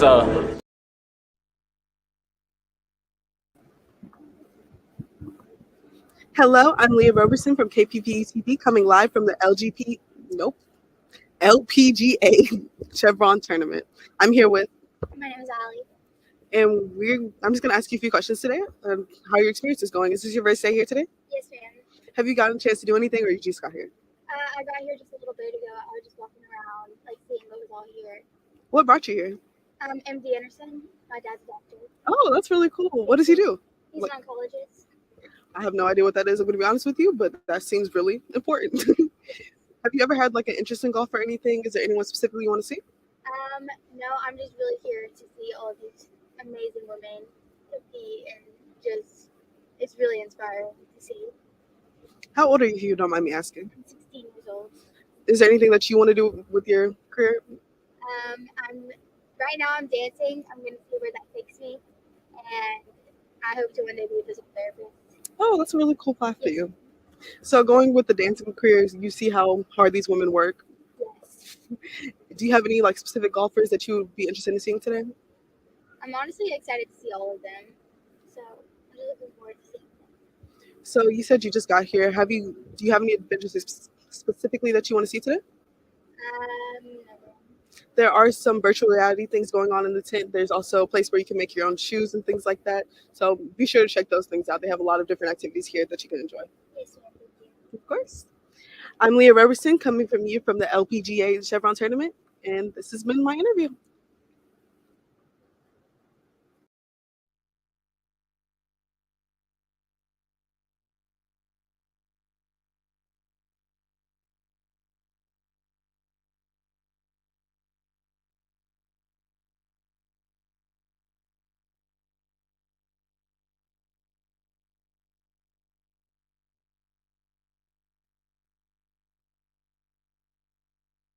We are still here at the LPGA Chevron Championship, and today I have a special guest with me.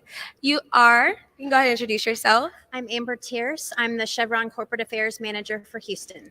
Wow, so I know a little bit before we got on camera, you told me that you basically are over all of our sponsors if you're here for this event and for events outside of this. And then you also stated that it's been about 2 years since Chevron's been sponsoring LPGA. So talk about, that experience and how has it been, like the growing pains of just sponsoring. So you're right. So the Chevron Championship, this is the second year that we've been the title sponsor, but the first year that we've brought it here to the greater Houston area in Texas. And we are so thrilled to be able to bring it to the Houston area community. Chevron has been in Houston for over 100 years. So to be able to bring such a top tier tournament to our hometown is really such a pleasure for us. And we're excited to have everyone out to see all the families, the golf enthusiasts, and even those who aren't golf enthusiasts. There's something for everybody here. Yes. Okay. And so with that being said, I know it was first in California, right? And so what was the preparation like, at least behind the scenes, with moving everything here? Was there, any difficulty or things along the way? Well, it's certainly a big undertaking, but we have been welcomed with open arms from the Woodlands community, from the city of Houston, and our 7,000 employees that call Houston home. They have really rolled up their sleeves to help mobilize and to help attend and volunteer. We have hundreds of Chevron employees that are volunteering each day at the tournament, and so they were excited to be able to be a part of this as well. This tournament has such a rich history and legacy, but it has been so incredible to have the support of past champions and the players and the greater Houston community. So it's been a really wonderful transition for us. Wow, and that's amazing. Always good to have a good transition, especially moving into something so big. Yes. Yeah. Yes. And so are you supporting any golfers here today as just a spectator, or has it strictly just been work? So, straight work. Well, we are really, so what we're trying to do here is to make it more about golf as well. And so we have a number of initiatives like a STEM zone, which you'll hear more about later, and really building upon that community engagement employee that we do with all of our sponsorships, whether it's golf, baseball, football. What we're really trying to do is provide a platform where we can engage the community and advance women's issues, bring STEM opportunities, and engage the community. And so we're just building on what we do every day in Houston. That's good. And so when you mentioned STEM, I think about the fact that this is a women's tournament. So ladies in STEM, right? And so we start to see that push for more women in STEM. I know from where I'm from, I see a lot of, push about, is there women in STEM, and getting into fields like engineering and mathematics and things like that. So have you seen a change in women in STEM since doing this? So we've really been excited to see some of our community partners really engage in this area, and especially our younger fans, right? So a couple of weeks ago, we held a STEM clinic for middle school girls, and it was really great to see them connect science with the game of golf.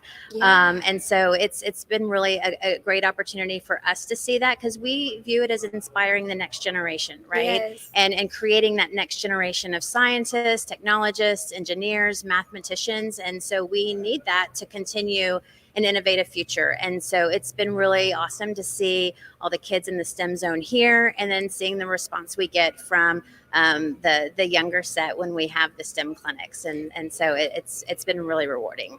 Wow. And so with that being said, what is the outlook moving forward for the LPGA and also the Chevron Championship. Will there be another year of partnership? Yeah, so we're in this partnership for another 5 years, and so we love partnering with the LPGA. It's an organization that has shared values with us, inspiring women, advancing women, and giving back to our community. And so it's a partnership that just really works. And so we like to look at it as it's not a sponsorship; it is a true partnership. And so we're looking forward to many more years of really great outcomes. Wow.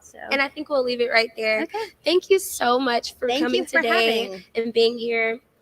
We are still here at the LPGA Chevron Championship. Stay tuned for another interview.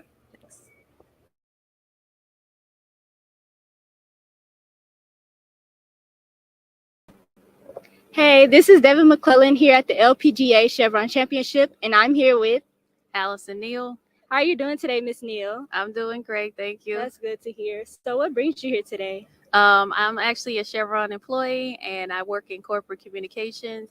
And I came out today just to enjoy the tournament with my family. Yesterday, I worked as a volunteer, and I'm just here to support the event with the hopes that it's super successful, not only for our company, but for the community in general and for everyone associated with this event, including your university and all the students here this weekend. So happy to see y'all out. All right. So what do you do exactly at Chevron? You said corporate communications. What does that entail? I'm a corporate communications advisor, and so I support the chief procurement officer, and I basically just I develop all of his communications, his speeches, talking points. I also do a lot of internal stories about the great things that we're doing with our efforts with the company, particularly as we focus on supplier diversity, our procurement initiatives, and of course our lower carbon strategy to decarbonize our operations and just to participate in the energy transition. So I'm kind of like an internal reporter. I do video, I edit video, I do a podcast, like everything associated with communications. I'm basically doing those things. It's just for a corporation instead of a newspaper or a television station. It's for Chevron. Yes. So how did you get into that field? And what's your background? My background is in journalism and communication. So I went to Southern University and A&M College in the SWAC, yes. And I studied journalism, and I started working for small newspapers when I graduated. And then I went on to graduate school to get my master's degree, and that's where I learned about corporate communications and decided that that was something that I was interested in. So I started working for some nonprofit organizations, just doing their newsletters, managing their website, and then it just grew from there. The more opportunities I got, the more I got into videography, editing, podcasting, and other forms of communication. Wow, that's amazing. So what is some advice you can give to other students that are in the communications major or field? What is some advice? I would definitely say just continue to do what you guys are doing. You know, everything that you're doing out here, definitely add it to your resume. This is a major golf tournament. It's national. They have national media here. This would look great on your resume to say that you were a part of this broadcasting team and you had live broadcasts, you had internet broadcasts, recorded broadcasts, you cut your film. I mean, just keep pursuing those opportunities to get experience and to just do the things that the professionals are doing, and also look for internships. And particularly Chevron, we have internships every year, summer internships. So definitely keep in touch with people like me so that you can find out about those opportunities and get involved in getting real-time experience with companies and just keep building your resume. All right. And my last question is, do you golf yourself? Yes, I do. I'm not good, but I do golf. All right. Well, I hope you have an amazing time here. Thank you for stopping by and doing this interview with us. It was very nice talking to you. And I'm Devin McClellan, and this has been KPVU-TV.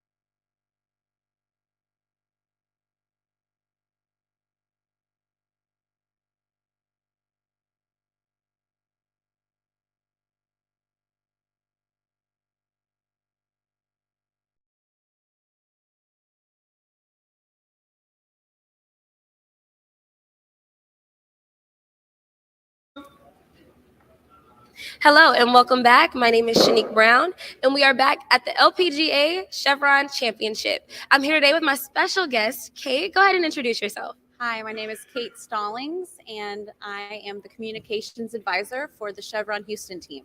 Yes.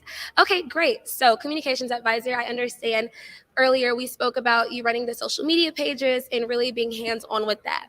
So, for the social media, what would you say is the most important aspect of raising awareness for the LPGA through the Chevron communications social media page? Of course. So, of course, number one, I would like to say, go ahead and follow me, Chevron Houston, on Instagram and Twitter.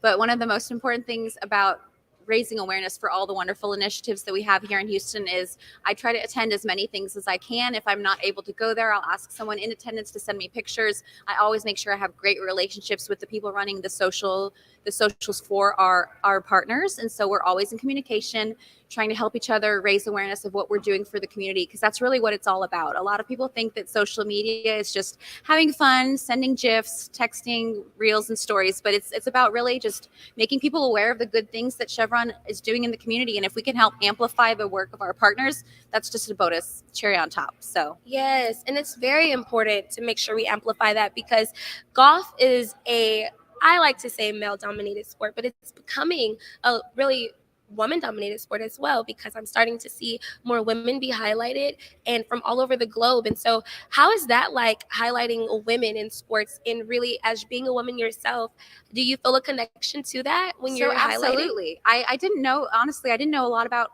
women's golf before we took on this title sponsorship. It's been a wonderful year of learning for me. I've even had some time out on the golf course. And one thing is that I really think that there's such an opportunity to grow the game of golf for women. There are so many little girls that you see on the golf course, and if you ask them who's their favorite, they'll tell you a male player. So I think that there's really a big gap that we can fill, and if I can help do that by raising awareness and making sure people know the stories behind some of these players, driving attendance to the Chevron Championship is one thing. So there's just a lot of opportunity. It's so exciting. I mean, some of these girls, they're the best in the world, and they're right here in our backyard here in Houston. So I'm a Houston native. So anything that, shines a spotlight on the city, I'm so proud to be from. I love it. So yeah, best in the world, definitely, because I don't really have a great background in golf. I'm learning as I'm here, honestly. Same girl. But I will say, learning about Lydia Ko and Nelly Corda, I didn't know about them at all, but being here and doing my research, I feel like I'm walking around greatness, and so definitely it is worth amplifying. So I will ask, who are your partners and how do you foster those relationships? So we have quite a few partners. We have dozens of partners here in the Houston area. Some of the ones that your viewers might be most familiar with would be, for example, the Houston Texans, the Astros, the Houston Food Bank, Children's Museum of Houston, the Houston Rodeo. So everywhere you see our logo throughout the city, besides the gas stations, of course, but everywhere else that you would see the logo is probably has something to do with our team here in Houston. So we have a lot of partnerships. So that's a huge reach. That's like very, very huge. Because of course, the Houston Food Bank. So you are only in the States, or are we partnering globally? Well, some of our partnerships do have an international reach. My team in particular, we focus on the Houston area. Okay, great. Well, outside of partnerships and social media, do you have a golfing background at all, or is this? So my golfing background extends to, I think I beat my brother at putt-putt one time in the 80s. That's about it. But through this championship, it's really been exciting to kind of learn more. And if there's a lot to be excited about. These athletes are really incredible. So I'm so happy to be here. I hope everyone's having a great time. Wow. And so is there anything you would like our viewers to know about the social media pages or be looking out for pretty soon? The only thing I want you guys to do is follow me, Chevron Houston, on Instagram and Twitter. All right. Well, thank you so much, Kate, for coming in. All right. Thank you. Bye. All right. And we'll be back with more.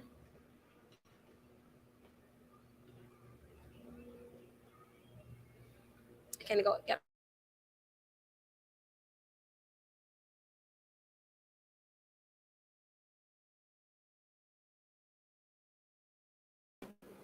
Hey, this is Devin McClellan here at the LPGA Chevron Championship, and I'm here with Allison Neal.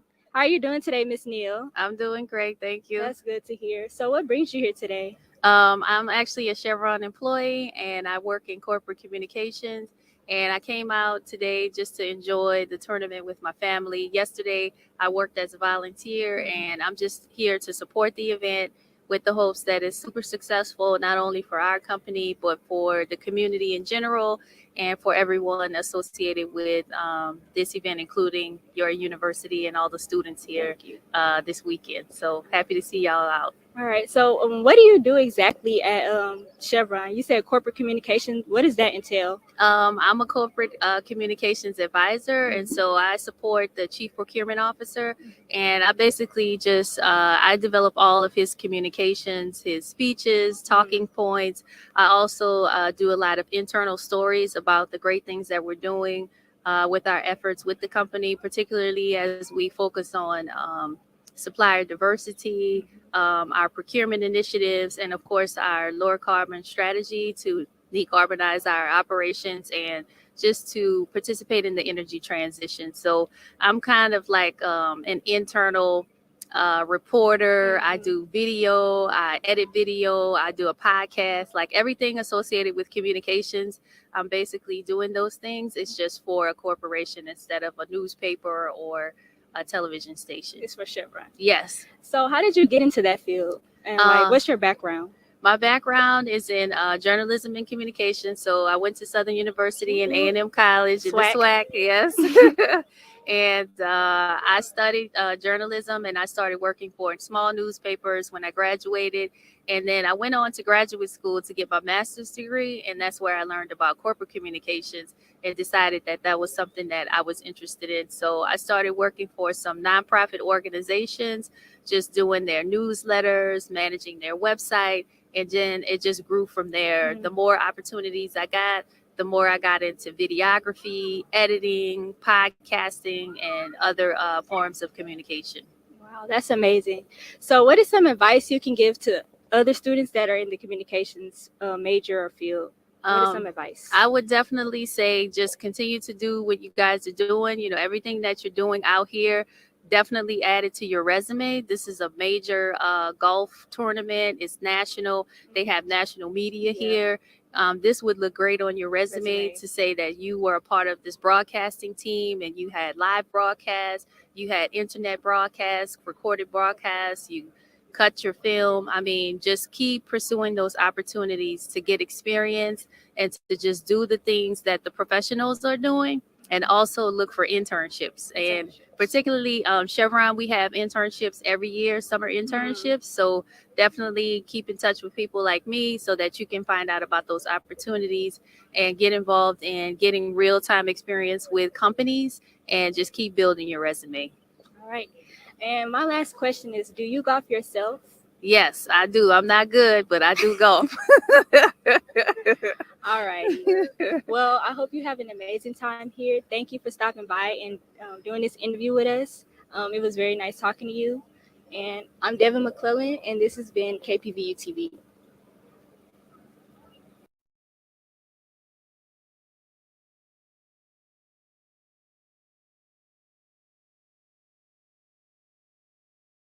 My name is Shanique Brown, and welcome back. We are still here at the LPGA Chevron Championship, and we have another special guest with us.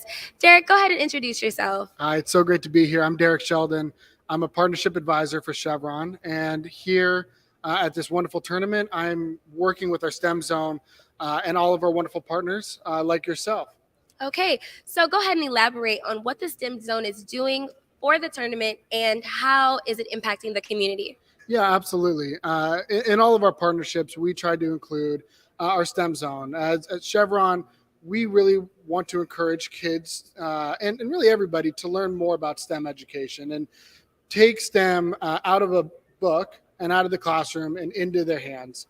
And so we have an entire elaborate setup here. And if anybody's in town, come check it out. It's very cool. Where we have lots of games and interactive environments where kids can truly learn and understand what math and science and engineering can be. And hopefully we can make it a fun environment where kids will want to start taking more of these classes, maybe consider careers within the STEM environment. And hopefully one day we can cultivate many more engineers and mathematicians, not just for Chevron, but for everybody. Right. And so have you seen a change in STEM since you've been doing the STEM zone?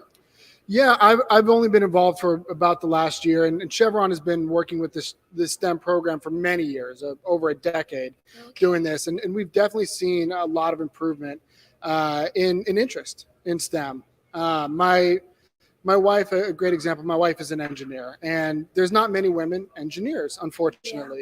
Yeah. And what I truly love to see through the STEM zone, through partnerships like we have here at the LPGA, we are hopefully turning more women into engineers, or not turning them into engineers, but allowing them to become interested in that career path, and hopefully making engineer a career that is a lot more equal in genders. And it is a really special opportunity to see these students come into our STEM zones, whether it's here at LPGA or other events, and go, wow, this is amazing. This is what science can really be. It's not just some lesson in a book. And so that, I think, is what's really special for us. Yes, and I'm glad that you mentioned the difference in between men and women in the STEM fields. So with that being said, we are at the Ladies Professional Golf Association tournament, right? And so there's some ladies here. So with that being said, is there a correlation in between the work that you're doing with the LPGA and STEM and working to target more women in golf? Is there a correlation there? Yeah, I wouldn't say we are partnering with the LPGA to focus on women. I think Chevron as a company, we want to focus on communities. And whether that is men, women, anybody, however people, want to associate themselves with a particular community, that's what we focus on. What I do love to see, though, is the empowerment and the focus on women's sports here at the LPGA. Yeah, definitely. I feel like the growth in women's sports right now is fantastic. Yeah. It is so exciting. It's amazing to see everybody out here at the course so excited to watch these women play. Yeah. And that truly is what I think makes all of us very happy with this partnership. Yes, thank you so much. Well, we appreciate the work that you're doing for not only women in sports, but also women in STEM, because it is important. So thank you so much, Derek. I appreciate your time today. Awesome. Thank you for having us. We're so excited to be here, and come check out the STEM zone at the LPGA Chevron Championship. And where is it located on the ground? It's located at the entrance, right next to the main entrance. And then I also encourage everybody to come down to the dome, the big golf ball in the middle, and watch some amazing reporting. Thank you. You heard it here first. Come watch some amazing reporting and go check out the STEM zone. Thank you. My name is Shanique Brown with LPGA and Prairie View. See you soon.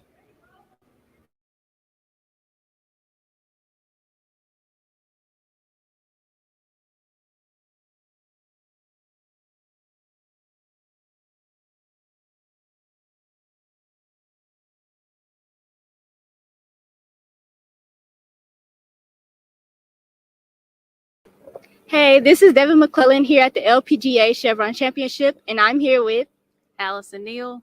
How are you doing today, Miss Neal? I'm doing great, thank you. That's good to hear. So what brings you here today? I'm actually a Chevron employee, and I work in corporate communications.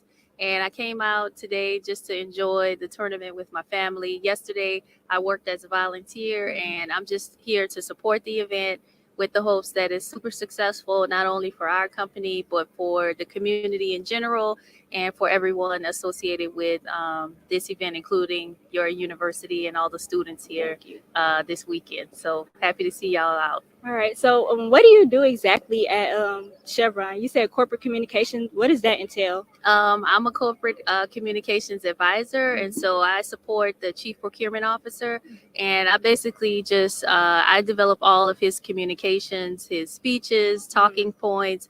I also do a lot of internal stories about the great things that we're doing with our efforts with the company, particularly as we focus on supplier diversity, our procurement initiatives, and of course our lower carbon strategy to decarbonize our operations and just to participate in the energy transition. So I'm kind of like an internal reporter. I do video, I edit video, I do a podcast, like everything associated with communication. Hello. When those things. I'm reporting from KPVU-TV. Today we have a special junior golfer with us today, and we are going to get some insight on what this event means to her. How are you today? I'm good. How about? Thank you for coming up here with me. So, how have you enjoyed the LPGA Chevron so far? It's super fun. All the golfers are super cool and stuff. I'm gonna try and get an autograph. Okay. Because they're like, super cool. Yeah. And I just love like when women are just thriving and slaying. And I don't know, they're just out there and they're just doing so good. So yeah. We love women that support women around here. Yes, ma'am. And I love the pink. I Thank love you the so all much. pink. It looks really good. Thank you. So, how long have you been here? Was this today your first day? I don't know if I've been here like a long time ago or not. It was like, I think my dad said I did, but like I don't really remember that. Okay, so you've been to another LPGA event before. Yeah. Okay, fun. Maybe. So this is the first one that you remember though. Yeah. Okay, this is a great event, and this is the first time it's been in the Woodlands. So speaking of this event and being a junior golfer yourself, what do you think has inspired you the most about this event? Talk a little bit about what you do. Inspired me about this event.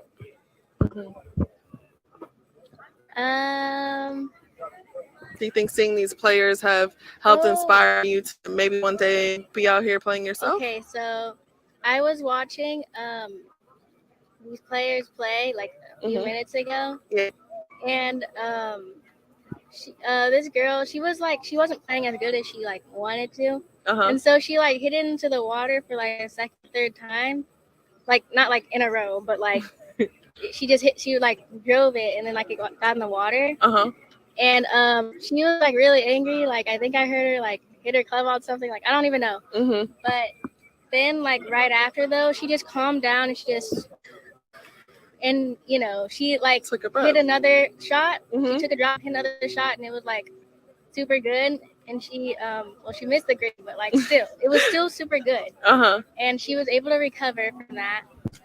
And I think that was really inspiring because sometimes when I'm playing, I get I try not to get emotional, but sometimes I do.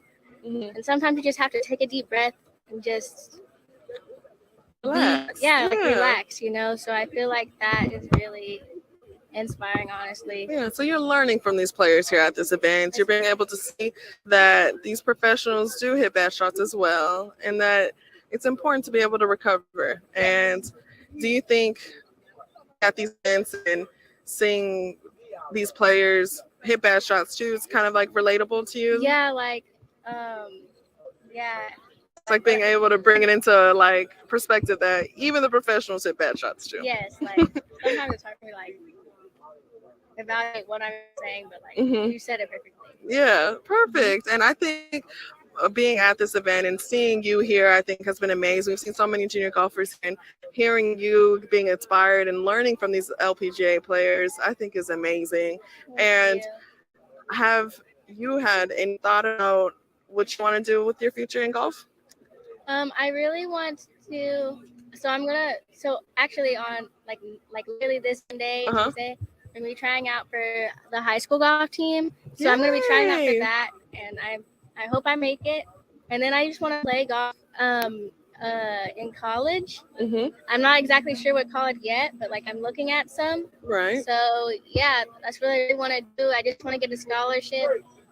But before I think about scholarship and stuff, I just have to think about beating myself, like getting my score and stuff. Because my dad said, like, if you just think about, like, if all you think about is like scholarships, then like you'll be stressed. And stuff. Yeah, no, I think you're going to find there's so many colleges out here, and there's going to be a fit for you. And you are 14 years old, so you have plenty of time to think about your future. So just work on the game, girl. You got this. And you're going to make that team. You're going to play in tournaments, and you're going to find a community of golfers that you get to play with and go with. Are you excited for that? Yes, that sounds super fun. Yay. And are you a part of any golf organizations right now? Like Girls Golf Houston or First Tee or Join 318? Well, I do the SCPGA tournament. Oh, nice. Yes. Okay, so the Southern Texas GA. Yes, I am. Nice. So those are fun events as well. And I think you have plenty of time to to go and get involved in more events in your community and be able to play with other golfers and be able to enjoy the game, really. Thank you so much. Of course, no problem. Thank you for being up here and Yes. sharing your amazing story and your experience here at the LPGA Chevron. Thank you. Thank you. Thank you guys so much for tuning in and hearing her story. Please tune in for more amazing content here at the LPGA Chevron Championship. Just talk a little bit about what you do. So, my role this week is to be an announcer on our coverage of the Chevron Championship, and specifically, I talk about the action when we go to all the odd-numbered holes. So, 1, 3, 5, 7, 9, 11, obviously, all the way through to 17. And so, when the action is on that hole, that's my time to speak, and hopefully, I say something that's mildly interesting. Not always the case. Is announcing the only thing you do? I have done many different roles: hosting, presenting, reporting, so I can do a number of different things, but most of my work is announcing. Yeah, so which one do you say is easy? This, I think, is the easiest role that I do. The hardest would probably be interviewing, because I think when you're an interviewer, there's nowhere to hide. You know, you have to have something to say. Whereas here, you can not say anything and get away with it, because the pictures tell the story a little bit. Whereas if you're on camera and you're interviewing somebody, if you don't ask a question, it's a little bit awkward. So how long have you been doing this? I've been with Golf Channel and NBC for almost 18 years, and I've got a job out of college for a year, and then I went to work for Golf Channel, so close to 20 years. Hey, Tom, hop on Oh, just for a sorry, second. I gotta hop on. I gotta actually do some work. Just let the Chevron show. Hey. Okay.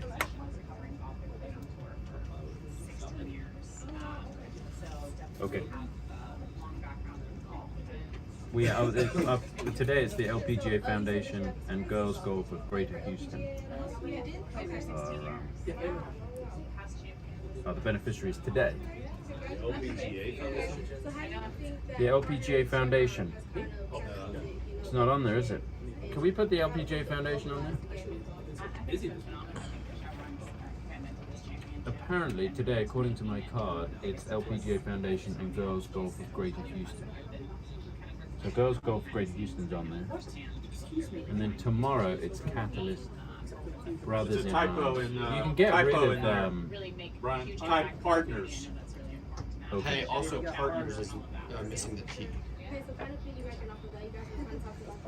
No, man, we got partners in Denver. We got partners.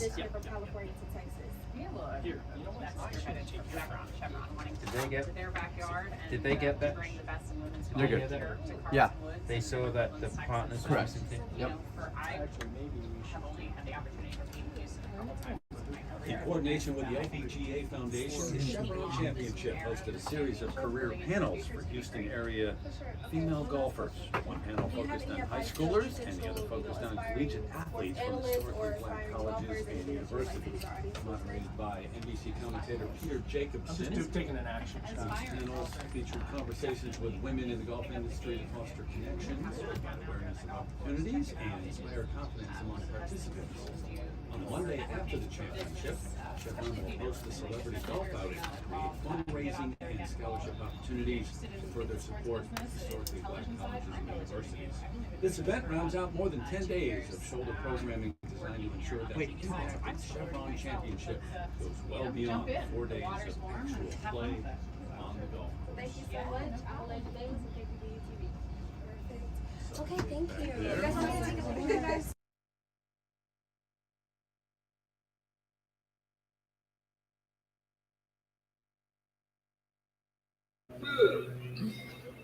Hello, I am Iman Abraham, and today we have another special episode of Triple Threats. We are here at the LPGA Chevron Championship, and I'm here with one of my amazing teammates, Taylor Harvey. How are you? Hi, I'm good. How are you? Good. I'm so happy that we're finally up on the desk together. It's been a minute. Here all week. We've been here all week, and finally we get to talk about our experience here and coming from SWAC conference to coming straight to the LPGA Chevron Championship to work here and to be able to share so many amazing stories. And I'm super excited to share our own today. I know, it's crazy. So, how was your experience at SWAC this year?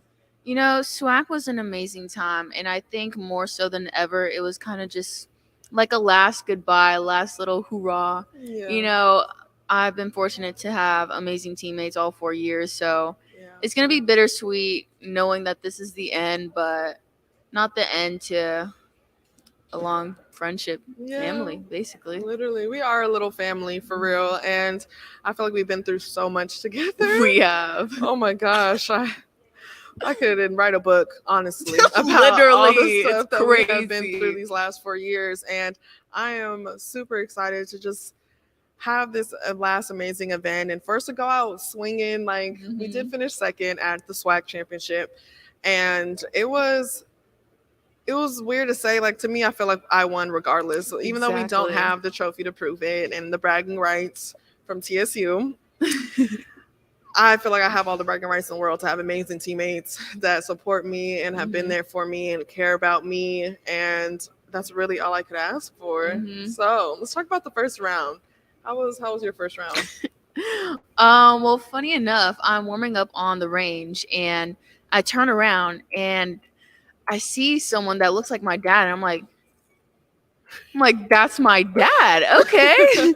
And it turns out he flew in that night and came all the way there to surprise me and watch me at my last SWAC as a senior in college. And I was just so beyond grateful throughout the whole day. So honestly, missed 3-putt did not bother me for the day. I just looked back at my dad and had a smile on my face and was like, okay, let's keep it pushing. Yeah, and I think that's so amazing. And it's funny, guys, because I actually saw Taylor's dad first, or he saw me, really. He saw me first. He's like, hey, I know you. I was like, oh, hey. And he's all like, yeah, I'm here to surprise Taylor. I was like, oh my God, like she's going to flip out. And because I knew you had no idea. And he was like, I'm going to go to the range and go surprise her. And I was just like, oh, that's so sweet. Like, I was like, I know I'm surprised he didn't cry. Can't let them see me like that, you know? No, me, I would have been balling for sure. I'm definitely the emotional one on our team. But for sure. I think that's great though. Like we have so many amazing experiences at our first round. I think the first round was super fun. I feel like being able to just kind of go out there and just really experience this tournament and be able to play a beautiful course. And I'm happy that we had Live Clean in place as well. Yeah, dude, it was so muddy and so rainy from the days prior. I was like, wow, this is really same situation a year later. You know, never gets better, but no, deja vu. But it reminds me of just like this event. The players had kind of similar situations that we had because we didn't have beautiful conditions the whole round. We had Live Clean in place, and then by Wednesday or the final round, it was already cleared up and dried. Yeah. So I think it's kind of cool that we can kind of relate to some of these players here at this event right now. Yeah, that you brought up such a great point about that. And, you know, at the end of the day, I feel like no matter what the scenery is like, what the weather's like, or how the course is playing, like everyone's still going through the same conditions. So you really have no excuse when you boil it down. Yeah, and I think it really just comes down to mindset, ideally. I know our team talks about mindset a lot. Oh my gosh. We will go over and talk about our rounds and talk about, okay, yeah, right there, I didn't commit, or I didn't really finish strong. I know I kind of gave up on that hole or that shot or those things, which ideally you don't want to ever admit. But, but I feel like we're so honest and real with each other. And I think that's why our team is so strong and has been so strong this year. For us to have multiple wins within our season, I think it's just amazing. We've broken so many amazing records from preview women's golf, and it just makes my heart warm knowing I get to do it with these amazing people. But now, what do you think makes our team so successful? I think it's how genuine we are and how we all want the best for each other. You know, I've been in teams prior where it gets so competitive, it gets so unruly that you kind of forget that this is just a game.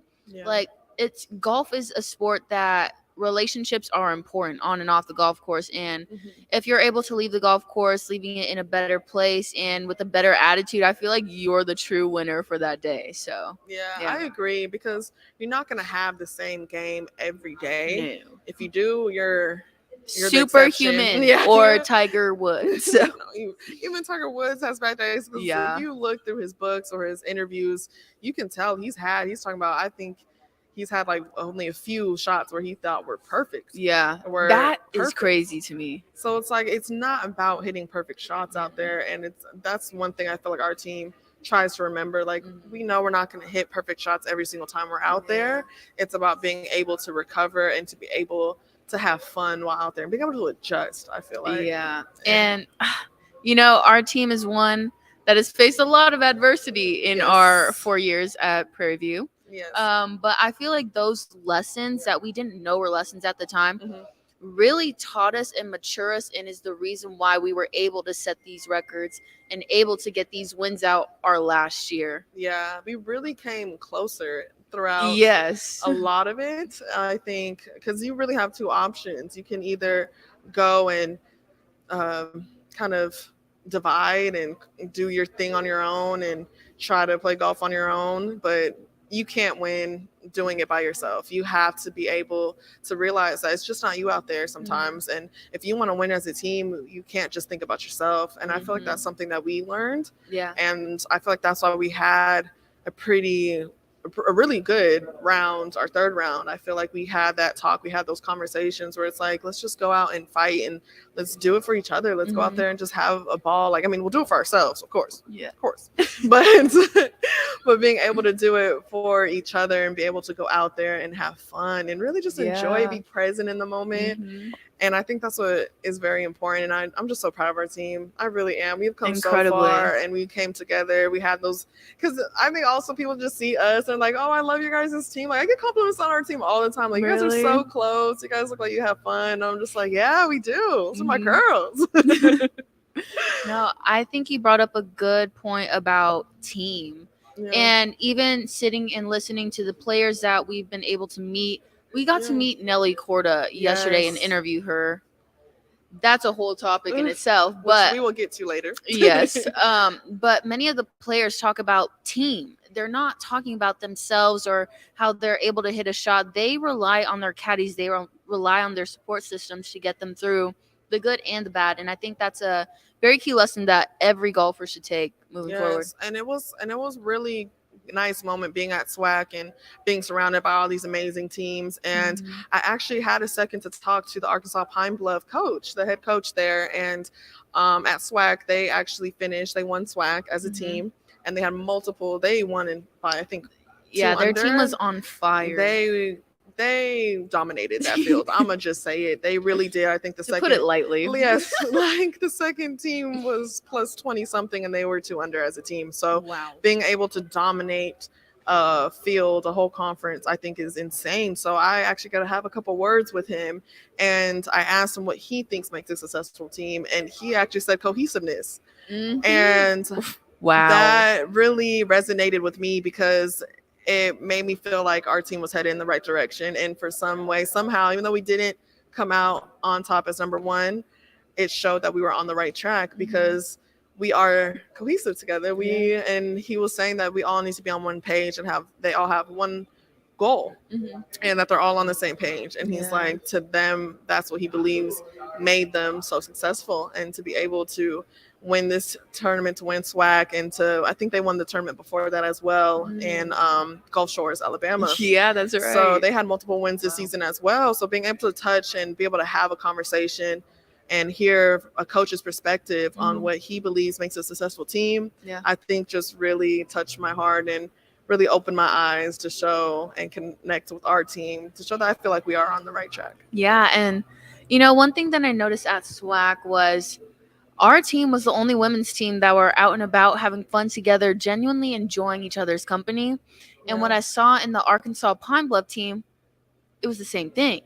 And so you would think, oh, maybe the leaders are in bed, resting up, eating their food, going to sleep, going to bed early. No, they were out there enjoying their time together, enjoying being in each other's company, and genuinely enjoying the moment that they're in. And I think that's the reason why they were able to play so well each day and why they came out with the win. Yeah, and I do too, because I feel like there needs to be a balance in life, and having conversations with multiple golfers here and talking with Milan Itoch and other amazing golfers that played golf, have played collegiately, and have been on other teams. They had a balance in life. I remember working closely with Milan over the summer. She said that she practiced every day, but Sundays was her day off. She had one day off, and she did what she wanted to do. She enjoyed her life. Yeah. And I feel like that's super important, because having that balance, I feel like, is what makes you keep going. It makes you keep going instead of having burnout or being mentally exhausted or end up resenting the game, which can happen sometimes.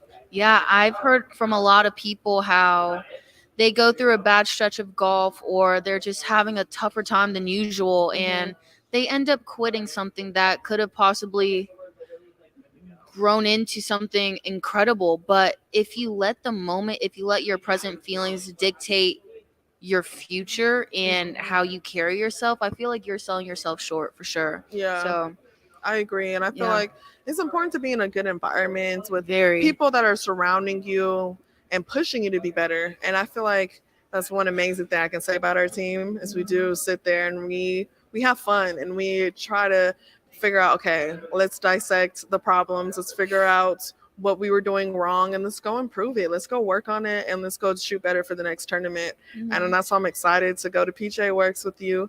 Amazing, lovely ladies, my amazing Prairie View A&M University women's golf team. You know, God, that's a mouthful. It really is, but you know, it's worth the mouthful. It is. I'm just so incredibly proud of our team. Yeah. Like the team that we have now, if you would have told us our freshman year that our team would be winning golf tournaments. Yeah. Before, Prairie View women's team was not even heard of. It was taken as a joke. And being able to sit here and having to put in that work with or without a coach, I think that shows the resilience that is in us and in us as a team. Yeah, I feel like we've done a whole lot of work, and just not giving up just because we didn't have a coach. I feel like we really came together. We kept pushing, we kept practicing, we kept working, and we're like, regardless if we have a coach or not, we're going to show them that Prairie View A&M women's golf team is here to stay, and we're not going nowhere. Yep. And I think we really showed out and really did a great job at doing so, and I feel like that's why we've had such a successful career our senior year. And I think being able to look at the highlights and look at what Prairie View A&M women's golf team, like what we walked into was just Prairie View A&M women's golf team was basically known to finish last at every tournament. People saw us and would just be like, okay, they're gonna be at the bottom of the leaderboard. Yep, that spot's already reserved. Yeah, and I think it's refreshing being able to like look back and see that we changed that culture. We did, yeah. And we changed that idea that when we step on a golf course, that they know now that we can win in this event. And I think it's so beautiful that we have changed that. And, you know, going back to what you said earlier, I think those conversations that we've had, those hard truths that we've had to have with each other is part of the reason why we're able to now be able to grow. I feel like it's very hard to be told negative stuff about you, or you could have done this better, or your attitude took you out of a tournament. It's hard. It hurts. It sucks. But coming from a teammate and coming from outside people, you know that they're only telling you that for your best interest. So really taking hold of that information and allowing that to build you not only as an individual, but as a team. Yeah, and it took a lot of work. Like, people see us now, and they're like, oh, you guys are so close, and you guys are so fun, and you guys look happy to be around each other. It's like, yes, we are, but it wasn't always like that for us. And it took those hard conversations. It took those hours to sit in a room, and we wouldn't leave until we handled all of our business. We had to hash it out, and it was for the better, and it really helped our team. And I'm so happy that we did that. We've shared tears, we've shared smiles, we've had arguments. More laughs than arguments, fortunately, but no, literally. And I'm so happy for where we are, and being at SWAC, I think, was just a great experience for us all. I mean, I'm so happy for our teammate Olivia Billups, who amazing in her final girl. round shot 73, which is her best round of the season. season. Yeah. And I am so proud of her. And then the rest of our team, me shooting 78, you shooting 78, and then our freshman, KC, shooting 78 as well. Go ahead, Casey. Yes, and shooting our lowest team round score of the season on the final day. And we actually beat TSU by 3 strokes on the final round. So I'm very proud of us for going out swinging. We definitely put up a fight, and I'm very proud of us. Even though we didn't come out with the win, I am, like I said earlier, we're the winners at heart. So yes, we are, because we're going to continue to do well, and we're going to take the same energy going into PGA Works, which will be in Alabama. So guys, please stay tuned. We are not done yet. Prairie View A&M women's golf team still has another tournament, so please support us at PGA Works, and the highlights will be on the Golf Channel, so please stay tuned for that. Thank you guys so much for watching. Thank you, Taylor, for being on here with me. Thank you for having me. Of course. And this has been a triple threat at the LPGA Chevron Championship. Thank you guys so much for watching, and we'll have another amazing show coming up next, so stay tuned.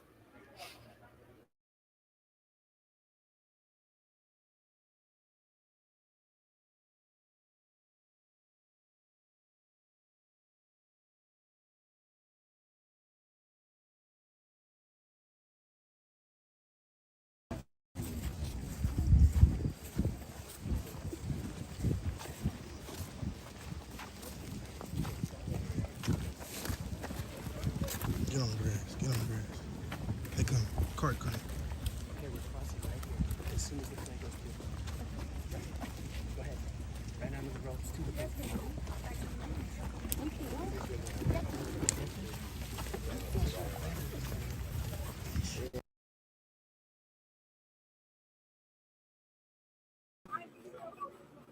Hello, I'm Iman Abraham. I'm reporting from KPVU-TV. Today we have a special junior golfer with us today, and we are going to get some insight on what this event means to her. How are you today? I'm good. How about you? Thank you for coming up here with me.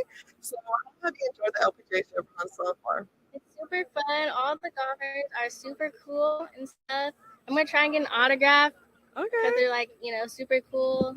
Yeah. And I just love, when women are just thriving and slaying, and I don't know, they're just out there and they're just doing so good. So yeah, we love women that support women around here.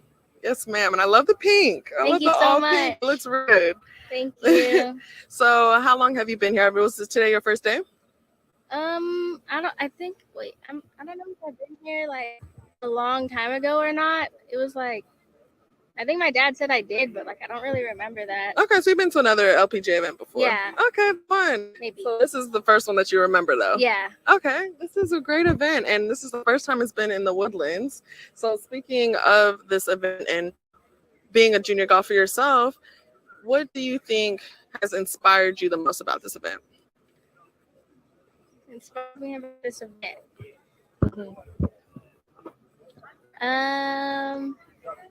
Do you think seeing these players have helped inspire you to maybe one day be out here playing yourself? Okay, so I was watching these players play a few minutes ago. Yeah.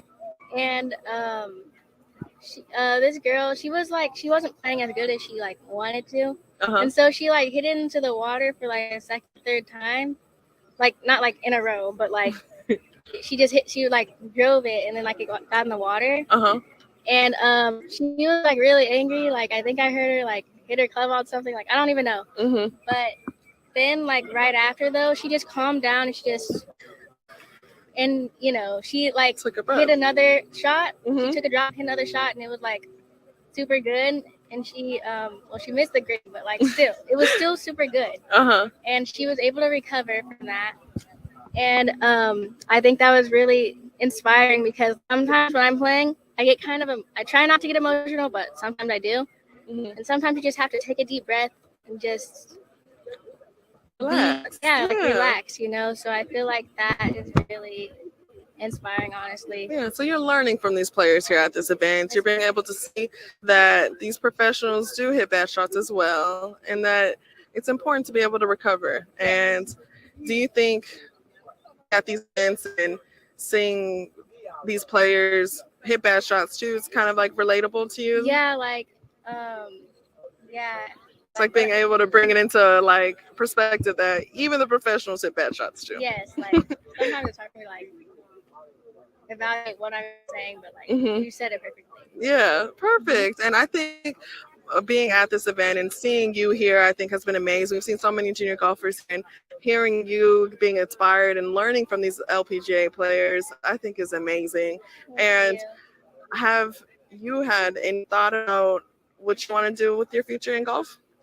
I really want to. So actually on like literally this Sunday, Tuesday, I'm gonna be trying out for the high school golf team. So I'm gonna be trying out for that, and I hope I make it. And then I just want to play golf in college. I'm not exactly sure what college yet, but like I'm looking at some. Right. So yeah, that's what I really want to do. I just want to get a scholarship. But before I think about scholarship and stuff, I just have to think about beating myself, like beating my score and stuff. Because my dad said, like, if you just think about, like, if all you think about is like scholarships, then like you'll be stressed and stuff. Yeah, no, I think you're going to find there's so many colleges out here and there's going to be a fit for you. And you are 14 years old, so you have plenty of time to think about your future. So just work on the game, girl. You got this. And you're going to make that team. You're going to play in tournaments and you're going to find a community of golfers that you get to play with and go with. Are you excited for that? Yes, that sounds super fun. Yay. And are you a part of any golf organizations right now? Like Girls Golf Houston or First Tee or Joint 318? Well, I do the SCPGA tournament. Oh, nice. Yes. Okay, so the Southern Texas GA. Yes, I am. Nice. So those are fun events as well. And I think you have plenty of time to go and get involved in more events in your community and be able to play with other golfers and be able to enjoy the game, really. Thank you so much. Of course, no problem. Thank you for being up here and sharing your amazing story and your experience here at the LPGA Chevron. Thank you. Thank you. Thank you guys so much for tuning in and hearing her story. Please tune in for more amazing content here at the LPGA Chevron Championship.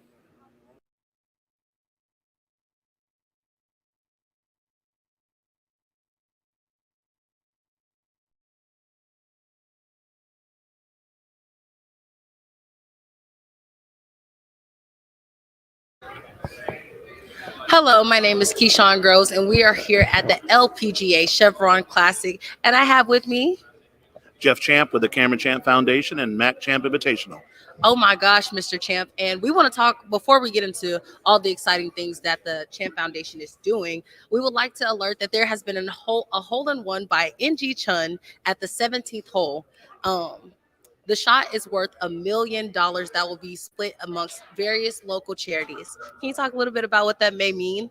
Wow, I mean, that's special because, you know, anytime you're doing stuff with charitable events, you know, it takes money. It takes money and resources to be able to help the kids and help the community in whatever aspect these charities are doing. So $1 million it's amazing.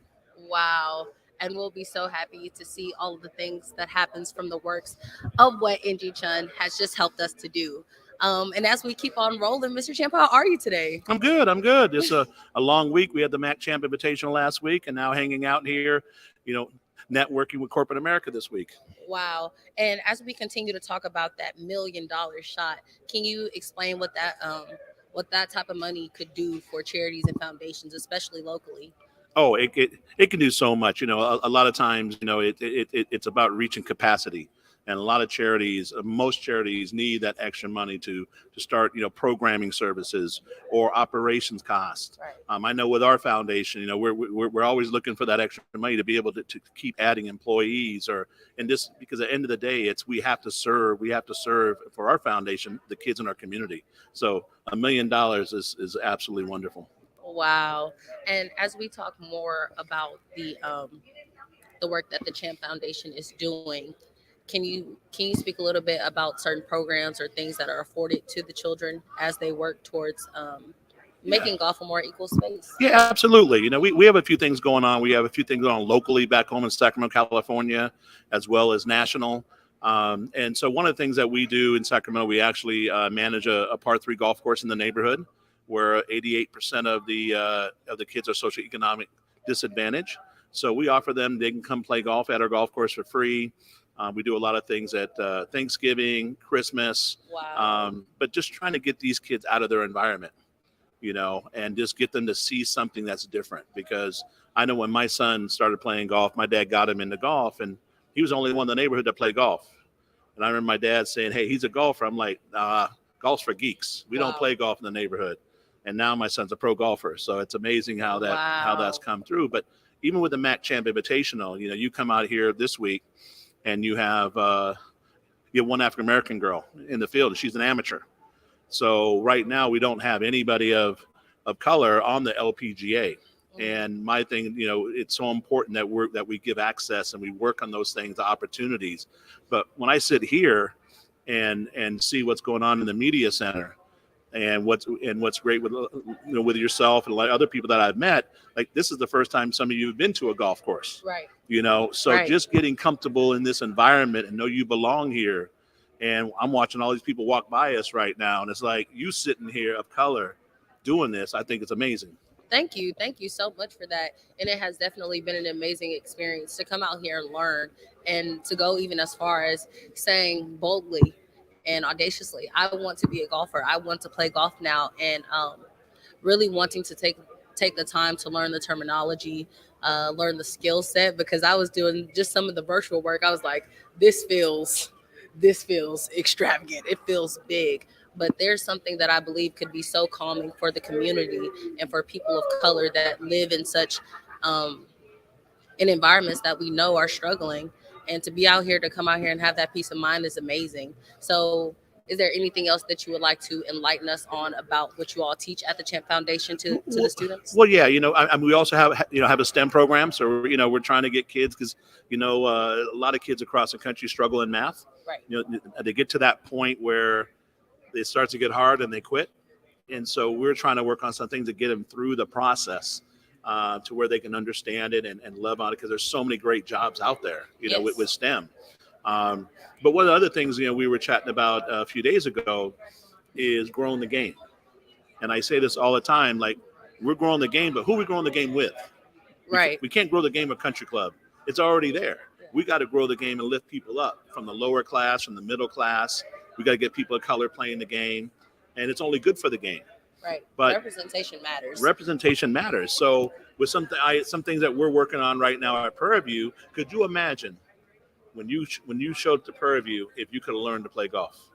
That would be amazing, simply amazing to the students. Because as I move throughout my university, there are so many avenues of things that some students just don't know about because they didn't have access to. And so I appreciate what the Champ Foundation is doing with giving access. And as I was reading about, the belief system of the Champ Foundation and seeing how our students are struggling in math and falling a little bit behind, I do believe that is important. Yeah. So, and then there's so much. We can go on and on and on about what we're trying to do. That's why I work 7 days a week. I'm very passionate. It's not a job for me. It's passion. And, when I was talking to some friends of mine who play college football, and they got out of college, and next thing you know, they're in sales, and they go to a golf course at 27 years old. They didn't know what a putter was. Right. So can you imagine being uncomfortable at a tournament? And if we can get brown and black kids who've never seen a golf course, who worked there, who earned their way to college, that we can show them this game in the corporate world, because you got to be in the space. I've been in this space, in this environment for a long time. I'm comfortable, right. And it's a matter of getting comfortable as quick as you can, because the deals are being made here. The deals are not being made anywhere else. They're being made right in that clubhouse and on that golf course.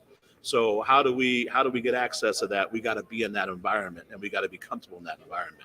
So this is great to see all these black folks around here. It's amazing. Wow. And as you talked about growing the game of golf on a local and national level, I attest to this again about the international level with what you are doing with AFI and the young man. Can you talk a little bit about that? Yeah. So, we, growing the game right now, we had 44 girls, brown and black girls from the country, from international. And so my goal is to raise the bar. Because a lot of times when you're in the inner city, and if I'm not here, I'm in the neighborhood trying to help kids, what the school system does is lower the bar. Well, if you lower the bar to let them reach the bar, then they're never going to get to the bar that they need to get to be successful in life. So just in the golf space, we're raising the bar. So to raise the bar, if you think about it, we only had 44 girls of color in the whole country. We got 30 million black folks. We only had 44 girls. So that tells you something. Right. And so from doing that, we want to be access to all the girls and the boys across the country. And so, you know, I met a gentleman in Scotland who knew somebody in Nigeria, who knew somebody in Ghana. And we found a boy named Ricky. His family comes from a few dollars, so it's a little easier for him. But then through Ricky, we met Affy. And Affy, wonderful young, great personality. I think you met her. And just seeing photos of where she lives, the community she's in, for her to get to here and for me to find who she is, and she's going back home to lay on a dirt floor and a mat. You know, I was crying. So I'm going back to Ghana in 3 to 4 weeks. I'm already looking for flights because I have to get her into an international school that will change generational wealth for her family. And so that's why when I took her out to Prairie View and got her some garb, we went in the student area and got her some Prairie View clothing, and she got to see all the girls that look like her. And I said, look at this. All these girls look just like they're all going to college.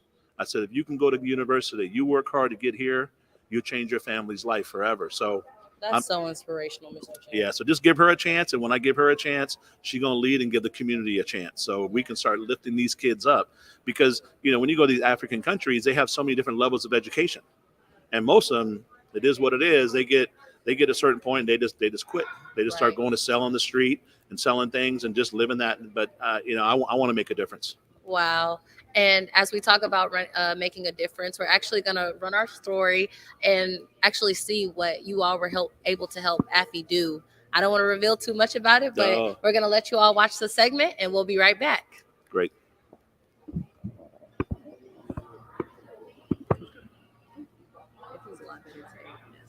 Yeah, you a senior? So what's the plans after?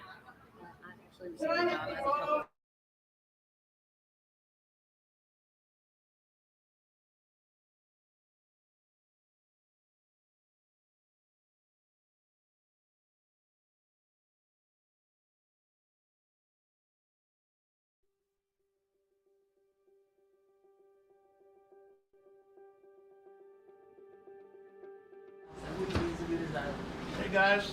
Hello. Welcome. Guess what? Affy? I think the clubs might be ready. Yeah. All right, Affy. So we got some ping golf clubs for you. I want to thank you for coming to America, playing the Mac Champ tournament. All my guys built all these clubs for you. So we got some wedges for you. Wow. You know, our Glide 4.0s right there. Then we built you some G430 irons, like our newest model. These are sweet. Brand new, girl. So got all these for you. Let's throw them in that bag. Let's fill that bag up. Put them in the bag. Let's go. Go right here. I'm going to show you how to put your clubs in the bag too, so we can. So the way I do it, I like you can do it any way you want. We usually put the shortest ones at the bottom. As they get longer, we go up. Then we got a G430 hybrid for you. No, actually, that's a 425. Yep. Okay, very nice, very nice. Got some cool. That's the one I got up. Yep, that's the one that I think. The ball up in the air. That was the one right there, girl. You're fit for out there. And then there you go. That's a G435 one. Got it. Oh, 7-wood, got him out of. This is actually my favorite club with the 7-wood. Easy to hit, goes up in the air spectacularly. So you're gonna love that one. It's almost like similar. Yeah, very similar to the 5. Then our driver, the one you're gonna hit bombs with. There you go, the G430. Let's go. Pick up 30 yards right there. Boom. Look at this. Think you could hit that one? Yes. Nice. There you go. Head covered. And they took care of your putter yesterday, remember? Yeah. You got the putters. We had that in the hotel room for you to take home.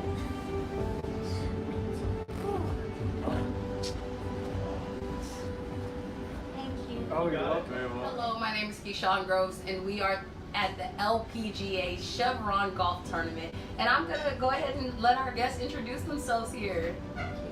My name is Afi Julian Amezago. I'm from Ghana, Accra. My name is Jeff Champ. I'm from Sacramento, California with Cameron Champ Foundation and the Mac Champ Invitational. I understand that after you just got a set of new clubs, how does that feel? Cool. It was amazing to be a part of the moment as we talked a little bit about how long you had your older clubs, which were about 25 years old. They were about 25 years old. 1998. So they're older than both of us. So I'm really happy that we were able to share the moment with you. And then as we talk a little bit about even her being here, all the way from Ghana, how did that feel to be able to kind of help and facilitate what's been going on here with the LP? Well, you know, with what we do with the Mac Champ Invitational, we're very intentional on what we're trying to accomplish and serve underrepresented communities and get more brown and black people in this game of golf. And so I got connections around the world, me and a friend was talking about a boy and a girl from Ghana, and the boy came out to our boys tournament, and after he came out to the girls tournament, and then I got to know a lot about the family and their background and what's going on, and I fell in love with her. As we talk about the inspiration of putting golf in more black and brown communities, we understand that that's happening on a local as well as a national and international level at this point. So is there anything that other black and brown people should look for to even spark their interest in golf? You know, that's I'm happy you're asking this question. We're doing things at a local level back home in Sacramento, California. Kids, I grew up in a neighborhood nobody played golf. My son was the only one, so Grandpa got him into golf. But you know, we're using different things. We're using food, nutrition. We're using gaming trucks. We're using different stuff to get kids to want to maybe try it, because nobody plays the sport and they know about basketball and football, and that's all they know, and hip hop. But golf is a whole different game that most people of color, when they get in college and after college, I wish I would start playing that younger. So to see somebody like this young girl here, who comes from a small community of no accessibility at all, who learned the game of golf in her little neighborhood there, it's amazing. And one thing I learned about her is that nothing's going to stop you, huh? You're going to make it, aren't you? And can you talk a little bit about the MAC Invitational allowing for girls or young ladies to be able to play on the course for the first time? Yeah, so this is our third year going on with the Mac Champ Invitational. We had the boys and girls together at Memorial Park on the other side of Houston. And this year, Chevron and Grant Thornton stepped up even more with sponsorship dollars to be able to have a separate tournament. But what's amazing is that we're giving our kids access to venues like this. So they're playing the same course that a major is being played on, the top professional. So now they know, they touch it, they feel it, they feel comfortable. And so that's all it's about, is giving our kids that opportunity to where they feel comfortable in the environment.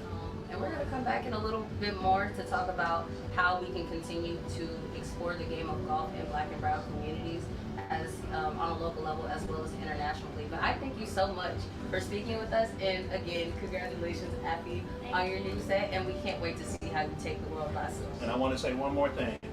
Thank you to Ping for hooking up Appy with these brand new clubs. Thank you. So.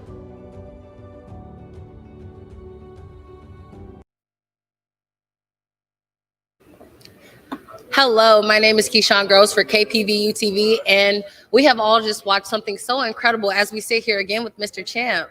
How are you again? Great. Thanks for having me. As we talk a little bit about what the viewers were able to see, which was the gifting of the clubs from Ping to Affy, can you talk about how the relationship came and how the facilitation of that came?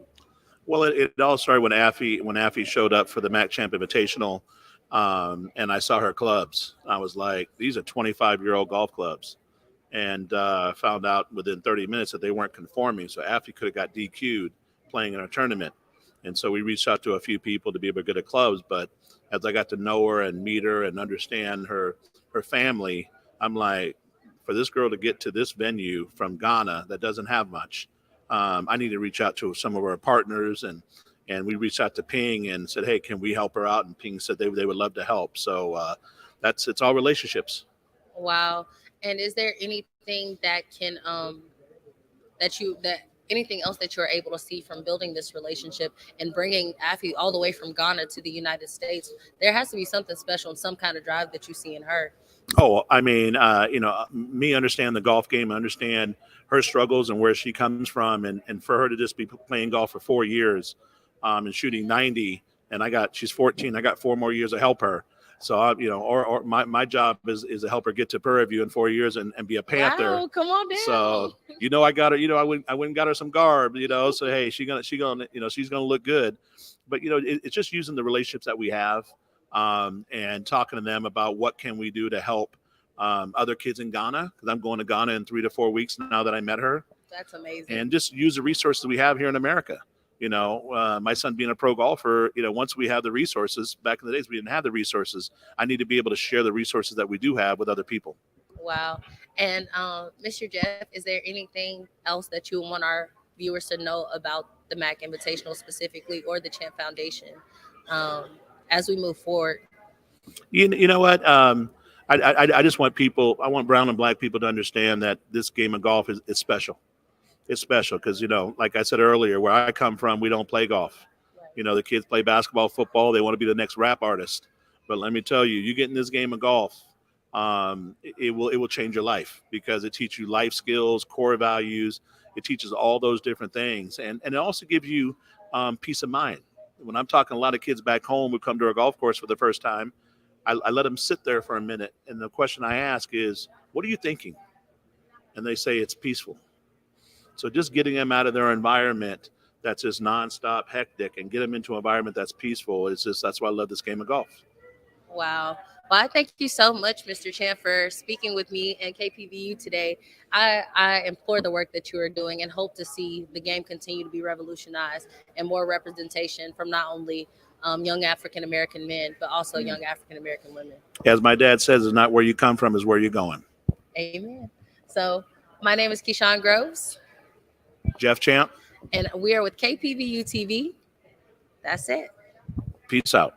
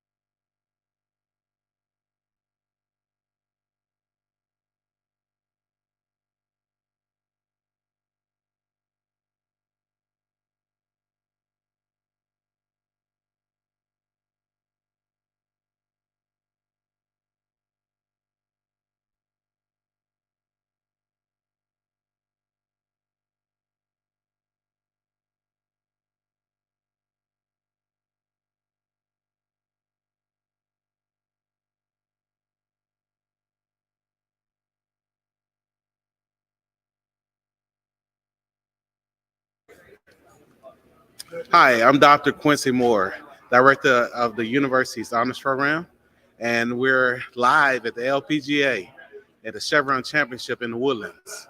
With me, I have a special guest today. Good afternoon. My name is Byron Henderson.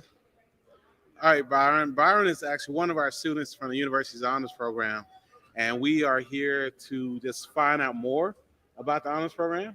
Byron, can you give us a little bit about who you are? Of course, I am a senior chemical engineering major with a minor in supply chain management. I'm currently involved in organizations on campus such as Tau Beta Pi, Omega Chi Epsilon, the Honors Program, NSBE, National Society of Black Engineers, and I am from Houston, Texas. And I'm just looking forward to getting this underway and being excited to have this opportunity here at the Chevron Championship.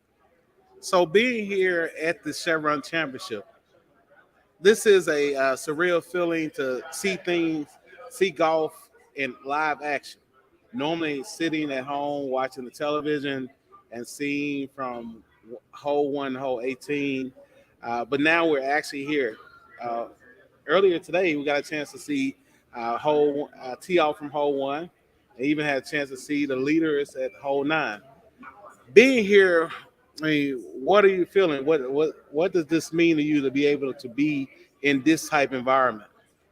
I feel excitement. Honestly, I feel like it's an honor to be able to have this privilege to attend an event such as this. I've never had the opportunity or chance to see golf live, and the fact that we were able to see hole 1, we were able to see hole 9, and see how everybody reacts in this environment has been a surreal experience to be a part of. And I'm glad that I've been here to be able to kind of soak it all in. And now it makes me interested to go watch more golfing tournaments in the future, and potentially watching more when I'm home at TV. So golf is one of those sports that in HBCU cultures is not one of the popular sports. How can we change that? How can we, as scholars of the university, how can we change the whole outlook on golf being popular?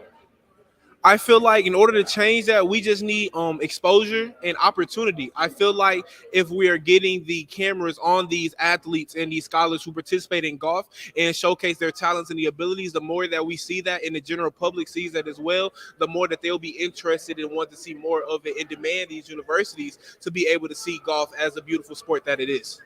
Okay, all right. So we are here. This is, there's one more day of the tournament. So it's actually the leaders are starting to move forward in their positions on the course. Let's switch roles a little bit. Let's go back to the classroom. Being an honors student, what does that really mean?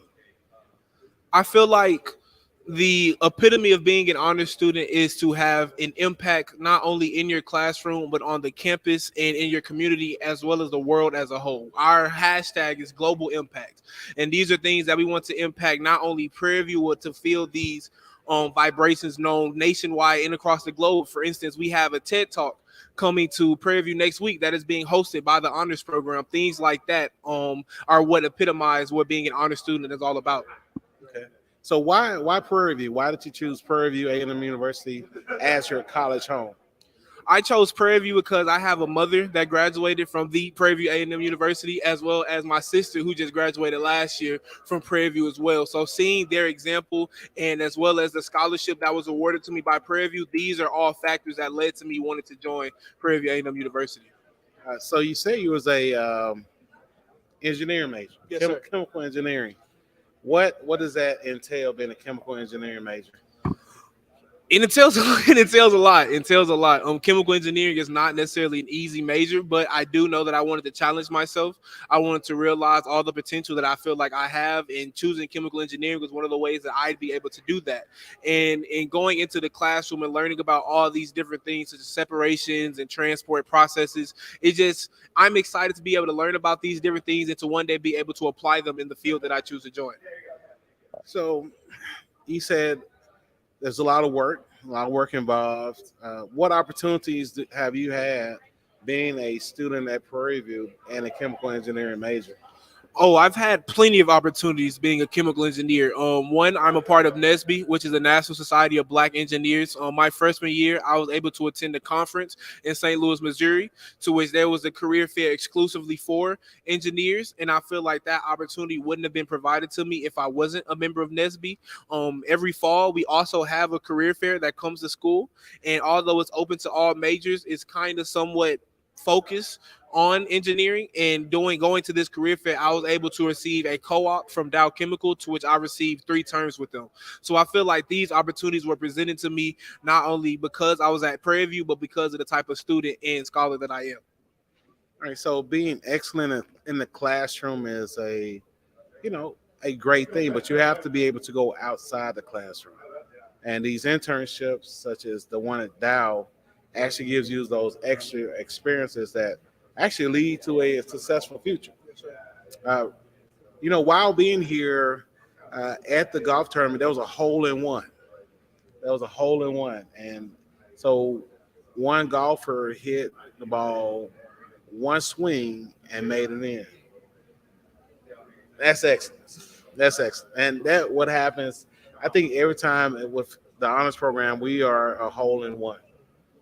We are pushing students to go after bigger goals and to set higher standards for their education that leads to, when they are successful in their future, consider a hole-in-one. So, Byron, what questions do you have for me? Seeing that you are, I would say, somewhat new to the role of director of the honors program. I believe you started your first year in 2019, if I'm not mistaken, 2018. And seeing that your first cohort class, HP10, will be graduating this semester, in 2023. So why did you choose to become the new director of the honors program? I chose to become the director of the honors program to be in an environment where creativity was first, and the diversity of majors gave the opportunity to push students to go beyond just the normal. It was a challenging environment to be able to, I would say, juggle between one major to the next in all different disciplines. But it was a very exciting environment because the possibilities there were no limits on the possibilities. Working with a student that's a music major compared to a engineering major, totally different concepts. So in the honors program, we don't focus on all students as a whole, but every student gets individualized advising so that whatever goals they have, they can achieve them. And we work to make sure that we position them in high impact practices that allows for it to happen. So being the director of the honors program, I get to have the greatest time of my life because there's not a boring moment. There's excitement, there's achievements. Of course, there are some setbacks, but we work together to push forward. That's wonderful. That's wonderful. Where do you see the honors program moving forward within the next few years? Because even since I've been here, I've seen the growth. Each class that we have coming in, that cohort is bigger than the last. I see that we're pushing the growth of the honors program and the influence on campus. So where do you see this growth taking us moving forward? So with the honors program, I see the program continue to grow. That's one. And I want, when you see the honors program, I want people to see the university. The diversity that represents Prairie View A&M University is the same diversity I want them to see when they see the honors program. And I want the program to grow to a college, to move from just a program into an honors college, offering more opportunities, pushing students to actually go after national competitive awards. Currently, we have a student at Oxford University. He's working on a master's in environmental sustainability. That came, and we had 2 students in the past who have applied for the Rhodes scholarships. We want to see more students go after the bigger awards. We want to see students to challenge themselves beyond what's a normal education. Going to school, making a grade, and leaving the university with a degree is so much more. So much. The university serves as a incubator of excellence. The university serves as a platform to catapult you beyond the stars. And that's when we have achieved that. I believe we just get started. That's great. That's great. I would also agree. I feel like the opportunities presented to us within the honors program are limitless, boundless. We receive emails every week regarding different internships or research opportunities that aren't presented to the regular student. I have a question regarding the curriculum. I know that it is a requirement to take a foreign language and a colloquium class within the honors program. Why is that? What started that, and what was the vision or goal when that came to be? The honors program curriculum consists of taking a foreign language, and for many years, that foreign language was Mandarin Chinese. And a year of Mandarin Chinese, and then the students went to Xi'an, China for 6 weeks to actually take what they learned in the classroom straight into practice, language practice. You can't say that you're going to be a global leader without expanding your mind, your thinking, and even your exposure to different languages. Since I've become director, we have incorporated Spanish as a language, and also at the university there's Arabic. And I believe upcoming French is coming to the university. So having language as a core of what we do actually allows for a global mindset, because in the honors program, we want you to be prepared to be a global leader. And I don't think you can be a global leader unless you actually understand various cultures. And learning a language leads to you learning a different culture. And so I think that actually allows, and then also it sets you up to where most companies have an international component. Right. So it allows for you to be at the forefront and becoming that person that can go to a global department to where you can actually run the organization from a different country. Okay, that's wonderful, wonderful. I feel like with us constantly growing in the global impact that is desired, that the honors program wants our students to have, these foreign language classes are very beneficial to us because not only do we have the opportunity to go to China, but I know a couple of years ago before everything shut down, we went to Mexico as well for those students who are in Spanish. So in regards to students coming in, what advice would you give them as a professor to be able to succeed at the collegiate level? I would say don't be afraid to don't be afraid to not know all the answers. Don't be afraid if you don't feel like you're the smartest one in the room. Don't be afraid to challenge yourself to dream bigger. And then it's okay to ask for help. It's okay to ask for help to get on the path to where everything starts to click for you. I tell a student to every opportunity that is presented, even if it's not your major, go after it. Apply for everything. And then choose what's best for you. But also try things that are different. Try things that are outside your major. We had a chemical engineering or mechanical engineering major participate in oratorical contests. You don't put engineering and writing and speaking together, but that diversity plays a great role in the impact anyone can achieve. And I would second that because I feel like it's very big to not get discouraged, especially when you're just getting on campus. I feel like weathering the storm is something that a lot of freshman students don't necessarily understand coming in. Everything is not high school anymore. You're not gonna always be able to get those easy A's, walk into class, just get an A on the test, but making sure you're prepared, having the proper time management skills, I feel like those will be extremely beneficial for you, not only in your beginning years of college, but also in the long run as well. Well, Byron, it has been a great conversation. I know we could talk for a long time because, being a part of such a great, being this in the Inspiration Dome. The Inspiration Dome located on the golf course, close by the 9th hole. We also see the 18th hole. Yep. We're in the middle of everything. The middle of innovation, and it's just a great opportunity to be here. And do you have any final thoughts about being in this environment? Honestly, I would just like to express gratitude for the opportunity because I never imagined being able to go to a golf tournament or just wanting to go to a golf tournament simply because it just necessarily wasn't on my radar. So when I saw the opportunity present itself, why not?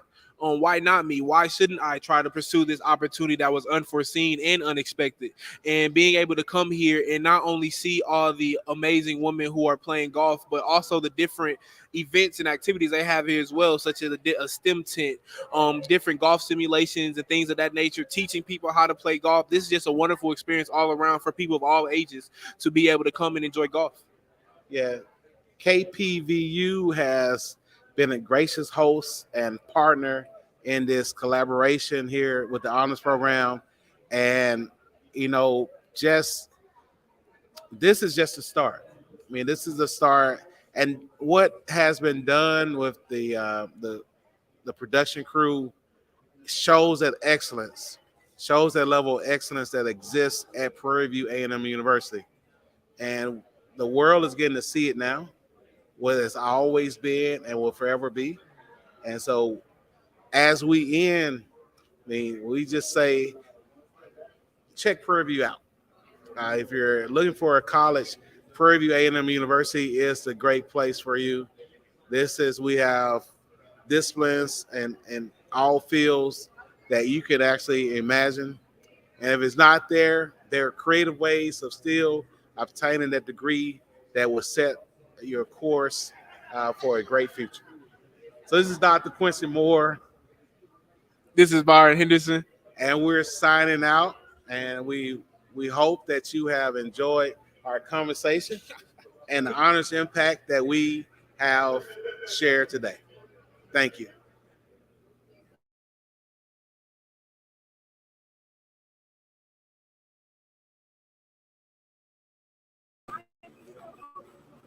Hello, I'm Iman Abraham. I'm reporting from KPVU-TV. Today we have a special junior golfer with us today, and we are going to get some insight on what this event means to her.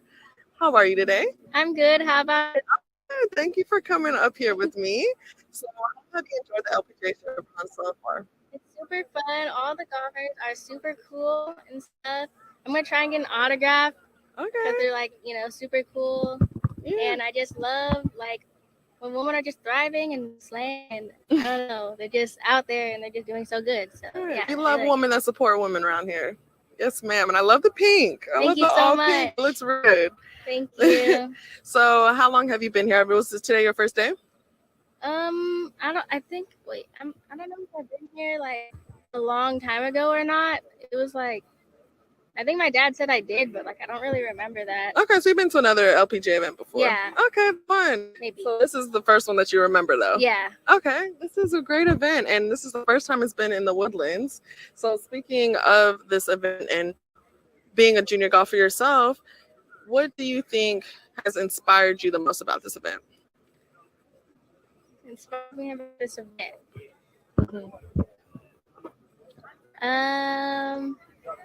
Do you think seeing these players have helped inspire you to maybe one day be out here playing yourself? Okay, so I was watching these players play like a few minutes ago. Yeah. And this girl, she wasn't playing as good as she like wanted to. And so she like hit it into the water for like a second, third time. Like not like in a row, but like she like drove it and then like it got in the water. And she was like really angry. Like I think I heard her like hit her club out something. Like I don't even know.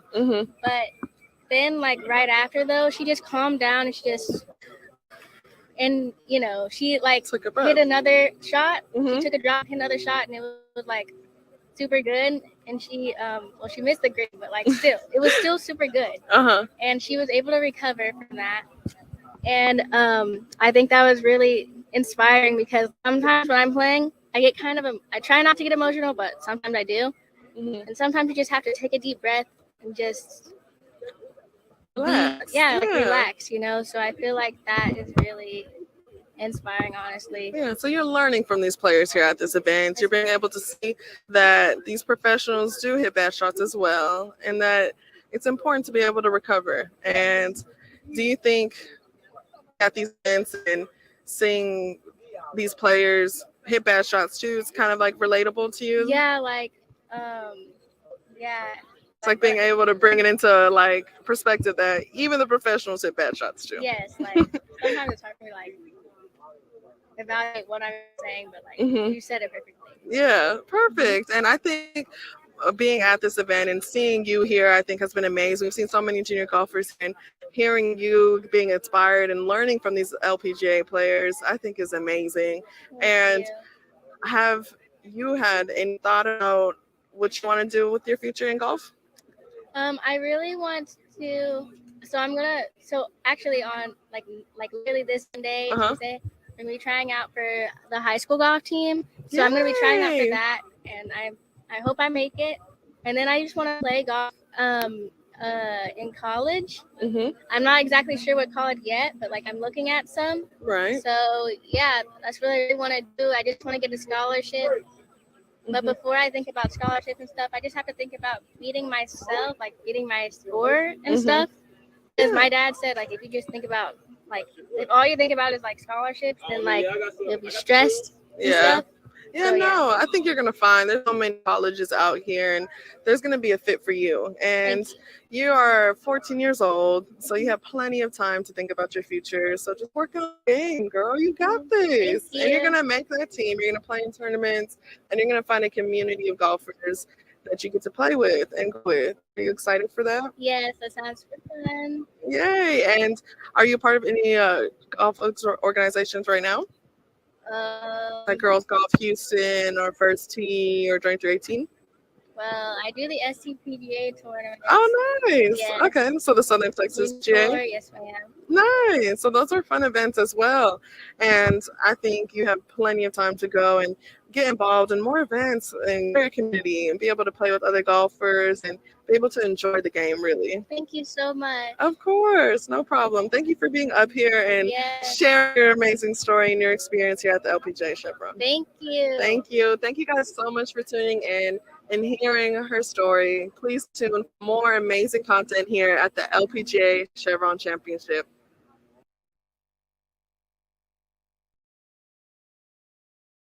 Hi, my name is McKinley Fields at the Chevron Championship, and today I have Leah Roberson. So you're here at the Chevron Championship. What is your role here? So I'm here with KPVU-TV, and currently I've been working with tech mostly behind the scenes, but recently they've been putting me in front of the camera. Do you like Chevron Championship? So far, it's really good. It's been really great to me. I got to see a lot of different vendor things. I haven't actually had a chance to watch the golf part though. Did you play golf? No, because I don't do sport that involve, balls, basketball, football, soccer. No, I'm not good with that. I tried to do the simulator. It didn't go very well. Would not recommend. So what would you do for a living? So right now, my current track is to be an animated film director in film and television. So you are helping at the Chevron Championship. Name one thing that you like about it right now. Right now, I definitely enjoy different people that have come to the championship. It's definitely good to talk to all the different people that are coming because they're all from different places. It's really good to get to talk to them. So you traveled here to the Woodlands. I did. The Chevron Championship is here in the Woodlands, right? So have you ever been here? I have been here. I actually grew up in Houston, so with Houston, there's like a lot of sub-cities, so I pretty much travel to everywhere in the surrounding parts. Do you have any questions you want to ask me? Sure. Are you enjoying your time here? I am getting to see the school my mom went to and getting to see what y'all what y'all are part of. So yeah. Are you having fun getting to spend time with all of us? Yes. Are we being good hosts? Yes. This has been Leah Roberson. McKinley Fields. From KPVU-TV.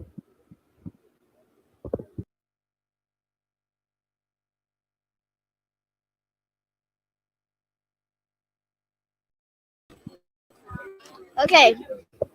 I go now. Hi, my name is McKinley Fields at the Chevron Championship. Today I have Kelsey Brown. So, what do you want to do for a living? What do I want to do for a living? Well, I want to work in the communications department. I would like to be a radio personality or a TV personality. But I have a question for you, Wendy. Yeah. So right now we're going to talk about women in sports. And we were just talking. I want to know, who's your favorite female golfer? Lydia Ko, Nelly Quarter, and there's so much. So much more. Tell me, what are your favorite golfers? Lydia Ko is like me. Okay. And when she doesn't do really good, she keeps her tempo, she keeps her attitude well, like I do. And so I just like to see someone else that keeps the same stuff that I do and then calms down at the end and just figure out what they need to work on. Awesome. I like that answer. I know you had a question for me about iPad sports experience. So cheerleading. Yes. I'm a retired cheerleader. We're not to get off topic from the golf experience. We were talking about women in sports, and we were just talking about how cheer was not really, a big sports thing for now. So I'm retired because I injured my knee, and yeah, that's why I stopped cheering for a minute. Do you think you would do golf in the future? I absolutely think I'm gonna, because this is my first time coming to a golf tournament, and just from being here, I'm in awe. I love the environment. I love the calmness, the quietness, the focusing on getting that ball, hitting the ball, eye on the ball. I learned a lot of new things out here that I never knew about golf, and it's really good, like for building relationships with other people and networking. Just learning all of this. It's really amazing to me. So, golf, right? Yeah. Do you want to do golf to travel over the world and to see new things that you never seen, or do you want to play for fun so you can play forever? Well, from being here at this event, just thinking about it, I would like to do this as a side hobby. I don't know about traveling the world just yet. I just learned about the golfing environment, but from what I learned about the networking and building relationships, and like it's very therapeutic to me, to be honest. You're just there in your mind, calmness, you in the ball in the field. I like the environment, so I might join it as a hobby. So, what did you think of LSU winning the national championship? I just heard about that yesterday. Honestly, that's really cool. I think that's really huge. LSU, the basketball team, the women's basketball team, right? Yes. Yeah, I think that's really huge, especially them being African American and making it this big. I'm very proud, and I have cousins that go to LSU, so I don't hear the end of it of their winning the championship, but I'm so proud for them. So, in sports for women, and especially golf, you don't see a lot of African American girls. You don't. What do you have to say for the African American girls that are just getting into golf right now? I think they should go for it.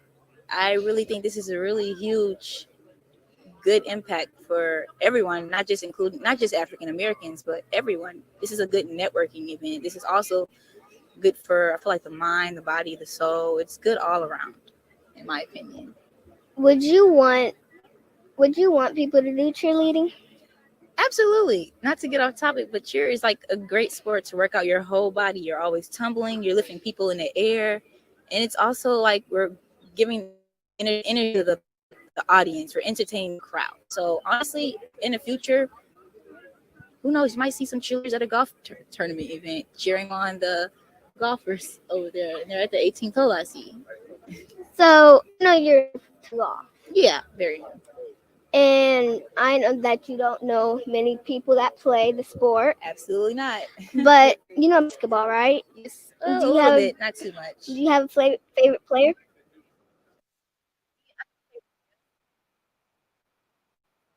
Yes, he is. He's a great player. So what else? You just keep asking me. I know you have one more question about cheer from me, right? So in high school, right? Yeah, high school. You retired. I retired because I messed up my knee. So you scared not to go back out there, or you just wanted to stop? Both. It was kind of a realization of knowing that I need to end it right here, right now. There's other things out there for me. I learned more about myself after I stopped cheering, because I didn't even know I loved golf. It was very calming and fun. But McKinley, thank you so much for interviewing me. You're just got a welcome. message that they're ready to wrap it up for a second. So yeah, thank you guys for staying tuned. Again, my name is Kelsey Brown. And I'm McKinley Fields. And stay tuned.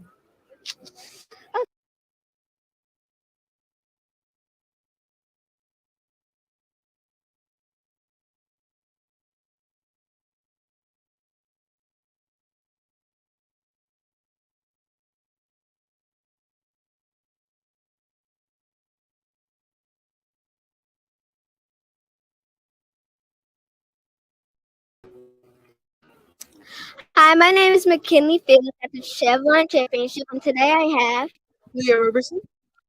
So you're here at the Chevron Championship. What is your role here? So I'm here with KPVU-TV, and currently I've been working with tech mostly behind the scenes, but recently they've been putting me in front of the camera. Do you like Chevron Championship? So far, it's really good. It's been really great to me. Go. Hi, I'm McKinley Fields with Iman Abraham. So how are you today? I'm good. How are you, McKinley? So what got you in the game of golf? My dad got me into the game of golf. He took me to the golf course, and it was just kind of fun. We had fun out there, so I just kept playing. So what made you go to HBCU? Honestly, I wasn't thinking about going to Prairie View A&M University until the coach reached out to me, and talking to him and seeing the campus and seeing the environment and seeing how everyone was so friendly and nice to me, and it just felt like home. So that's kind of when I knew that I was going to go to Prairie View. So if you didn't go to Prairie View, where were you going to go? That's a great question. Honestly, I have no idea where I would have ended up. I really couldn't imagine my life without Prairie View A&M University. It has given me so many opportunities and has taken me to so many amazing places like this LPGA Chevron Championship that I think I would have came to Prairie View whether I played golf or not. So you're here at the LPGA for Chevron, right? Mm-hmm. What do you think your future would be? What my future will be? My future, I believe, will be continuing to attend events like this. I feel like whether I'm playing in these events or reporting the events, I would love to be here supporting women and highlighting women in their success. I feel like that is my mission in life, is to help contribute to highlighting amazing women in the field of sports. So if golf wasn't in your life, what would you be doing? If golf wasn't in my life, I would probably be reporting sports. I would probably be a part of this amazing team like KPVU-TV and being able to talk about all types of sports, not just golf, football, basketball, tennis, all types of other sports. So are you from here? I am not. I'm from Arizona. Is it a lot hotter than Houston? It's a different kind of hot. I feel like Houston's very humid and Arizona got dry heat. So I honestly prefer Arizona heat, which people are probably going to think I'm crazy, but I think it's just easier to cool down in Arizona than it is in Houston. So what do you want to do for a living? I want to be a sports broadcaster, and that is the future that I would like to pursue. What would you like to be when you grow up, McKinley? An attorney or a doctor. Okay, nice. One more question. Okay. Who is your favorite golf player? Who's my favorite golf player? Are we talking LPGA or PGA? Anyone. You can do both or one. Okay. I think LPGA right now, my favorite is Danielle Kang. And for PGA, We'll go for who do you think I'm going to say? For the men? Yeah. Tiger Woods. God, like Tiger Woods is a classic. Of course, Tiger Woods is going to be my favorite, but right now, I'm honestly really leaning towards Colin Morikawa right now. Would you ever be an amateur? I think there's a lot of opportunities to see where my game goes, and I'm willing to explore those opportunities. Now, what do I say after? When I'm done. Say I'm McKinley Fields, and thank you for. Just say thank you. I'm McKinley Fields, and that's all from KPVU-TV. Oh, okay. I'm McKinley Fields. Thank you for what now? Thank you for watching. Thank you for watching. And I am Iman Abraham. Thank you guys.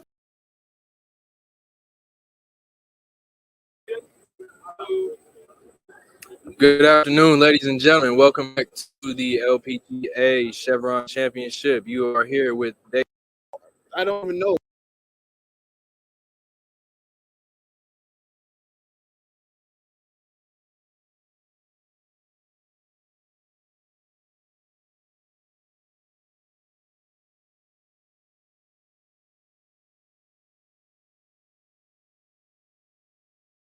But to do that with such a long range, it's incredible. And Welcome back to Lakeside. I'm your host, Alasia Davis. Okay. She did donate $1 million worth.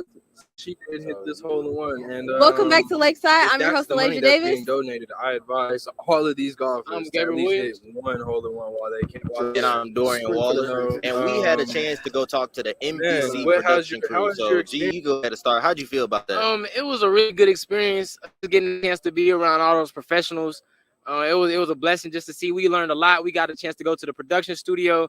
We got a chance to talk to the whole director, NBC, just to see the process that they take, the technical directors, and the process that they take. So it was a really good experience. What did you think, Alasia? It was great. Aside from the directors, we also got to go to the announcers booth as well.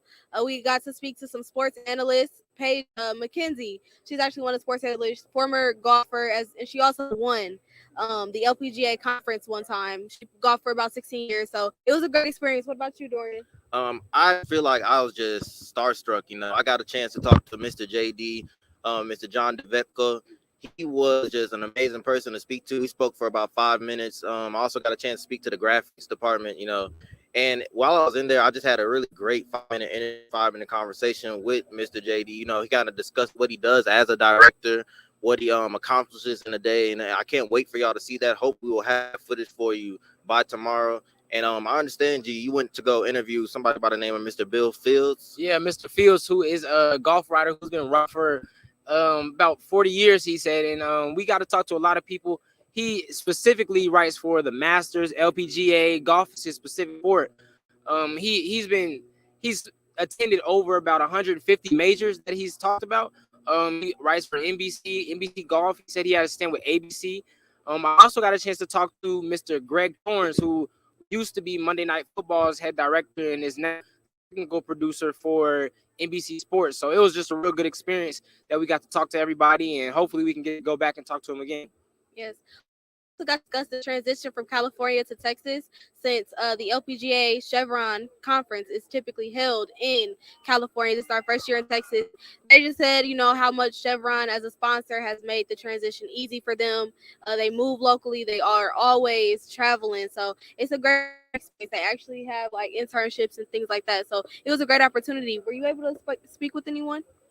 Yes, I also got to talk to the graphics department, and they kind of told me about how, you know, actually hire around 140 people from multiple locations to come out. So like you just previously mentioned, they're usually in California. So we kind of all discussed, you know, the transition from California to Texas and how the hiring of different production companies, you know, how the people they hire graphics, let's say they hire people for graphics, they usually go for California graphics designers, but I'm kind of aware that they went for people from Texas and people from Orlando, people from more southern and eastern kind of states, you know. So it's just kind of a whole process that goes into moving from California to Texas. And I was just really blessed to talk to them. I really, as far as the graphics people go, you know, they could just talk about how hectic it was, you know, sometimes. And hopefully we get a chance to go in there and get more footage of them in the act and everything. And it's just a really fun experience. Yes, for sure. So as we, you know, kind of found, most of them, they actually have golfing experience. How do y'all feel like that plays into the ability to analyze the sport? I feel like it plays a big role, just like with any other sport. Like if you used to play basketball, you see how they got inside the NBA with all past basketball players.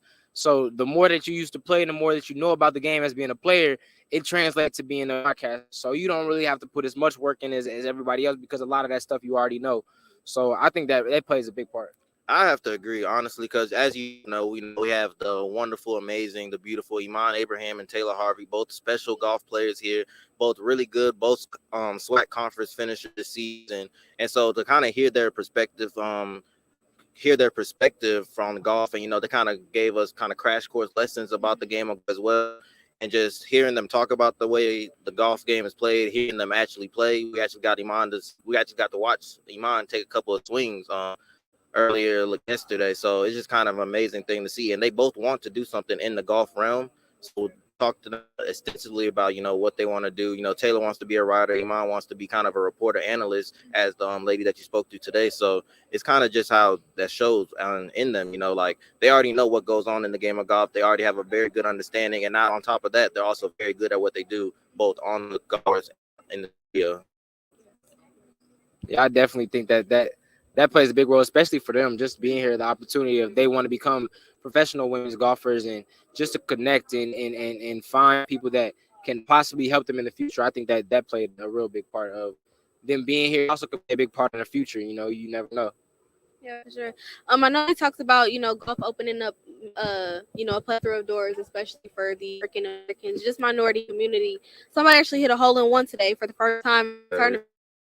They donated $1 million. I believe Chevron donated $1 million, or Chevron was donated $1 million. How do y'all feel about that? You know, do you think that just really shows, and, you know, is a testament to the open doors that, you know, golf can have? Well, I think definitely. I mean, I think that first of all, the hole-in-one is really impressive. You know, I think I've only done that in mini golf per se. I don't think I've ever been good enough to do a hole-in-one top or anything. But for them to donate $1 million, that's really special. And I believe it did go to some kind of foundation that Chevron did donate to. So I think it's an amazing opportunity, and it obviously does open doors for many people. Yeah, and then this has been an episode of Being at Lakeside with Gabriel Williams. I'm Dorian Waller. And I'm Elijah Davis, signing off.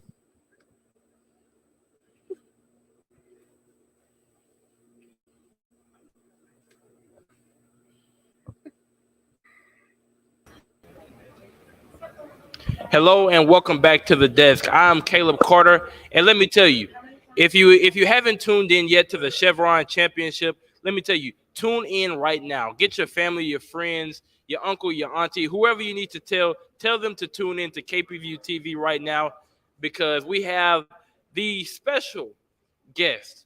I'm talking about, if you watched the greatest national championship ever played, that was Texas versus USC. I'm sitting next to the man who scored the game-winning touchdown in that game. I'm talking to the man who was drafted by the Tennessee Titans. I wish he was drafted by my Houston Texans, #1 overall. I still hate them. I'm with you. Let me get off. Let me stop. I'm with you. Let me calm down. But I'm joined by Vince Young, NFL legend Vince Young. Mr. Young, thank you so much for joining us today. It's really a pleasure in you being here. Appreciate it. Let's clap it up. Appreciate it. But I want to start with this, right? Because we're here at the Chevron Championship along with the LPGA. So, tell me what brings you out today. Well, I'm here definitely to support the LPGA. I watch golf a lot, and I'm a huge supporter. And when I heard that they was coming here to Houston to have the championship here on our grounds, our Stomach grounds, I was excited about it. And I got an invite from Chevron, which we're a partner up doing some charity stuff in the community with the Brothers in Arms Foundation. And when I got the invite, I just had to be here to support. So I do a lot of things in the community to make sure I support our ladies. Right, and we definitely appreciate that. And I know the ladies definitely appreciate your support. But you mentioned the Brothers in Arms and that foundation. Talk a little bit about, what that is, all that entails, and all that you guys do. Yeah, I mean, we started that 3 to 4 years ago, and myself, Warren Moon, and Andre Ware, we single home parent. We were single home parents growing up, and we know the impact, what that means to a lot of our next generation. So a lot of kids out there with single parents, mm-hmm. and we wanted to make sure that we can make an impact, raise money for them for scholarships, the importance of them, reaching their goals and opportunities. So for us to do that for the last couple of years, we got some tremendous kids. We're very proud of them. They all doing really well in college right now. So it's been great, man, to support our community. Right. And I know you said that the Brothers in Arms, you guys host a golf tournament. So talk a little bit about that and, some of the success that you guys have had. Yeah, it's been really great. I mean, we do it April 26th coming up this week. And we have to pretty much everybody you can think of, from Elijah One to, Clyde Drexler. We got a lot of the alumni out here that's played in the Houston area come out and support, even some younger guys as well. So we have a really good time. We always got some surprises that we do out there, but it's fun, and we raise a lot of money for the kids out there. Okay, and that's great. And Mr. Young, I have to say this kind of as a plug, because we here at Prairie View, we're more than grateful to be here at the Chevron Championship, partnered with the LPGA. But let me tell you right now, it would be even more of a privilege for me specifically to be able to come out there for the Brothers in Arms tournament. I just had to slip that in. You heard that. He wants to play. There we go. But I want to transition to this, right? Because you mentioned how you're so involved in education and making sure that others, are getting that proper education.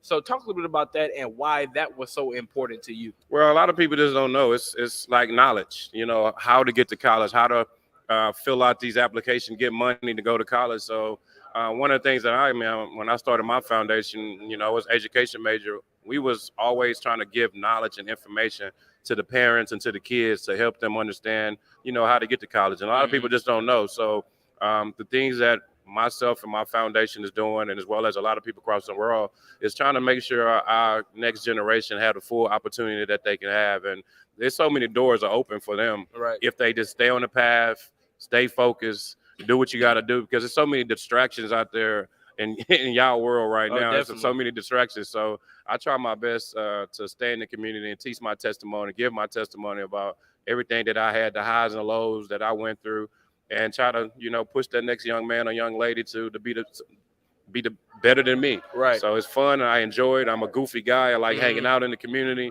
I just like having fun.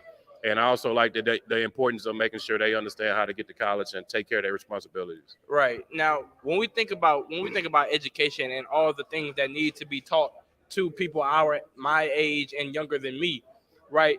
It makes me think about bringing it back here to golf, right? Because oftentimes I say that, you know, it isn't just a physical or mental sport, right? But it's a cliche that, you know, business deals are made on the golf course. Oh yeah. But I think it holds true. So talk about, you know, how much financial literacy goes into also being well educated. Yeah, I mean on the golf course, that's what it is. You've got 3 hours beating someone that you never thought you would be playing with. And you know, I played with the other day, a couple months ago, with the owner of Chick-fil-A, you know, Cap, and you know, playing with him and listening to him about all the things that he's doing and the stuff that he does with Steve Harvey, you know that happened. I now have a relationship with that guy. Now I can ask questions and he can mentor me to continue to be successful off the field. So it's a lot, but at the same time, you got to take that aim and just have fun. Right. But it's sometimes you got to stop doing that and go focus on what you need to do. Right. And it's a lot of opportunities on the golf course. So if you that kid, don't know about golf yet, go pick up a club and just start. And once you start, it's going to be very contagious. I'm telling you that. And another question I would have for you, right? Because a lot of us here at Prairie View, we're currently in school, but we're making that transition from college into that real world. And I know your situation was completely different from ours in your transition from the college to the real world. But what are some, you know, tips that you could give some of us who are trying to, you know, find our way?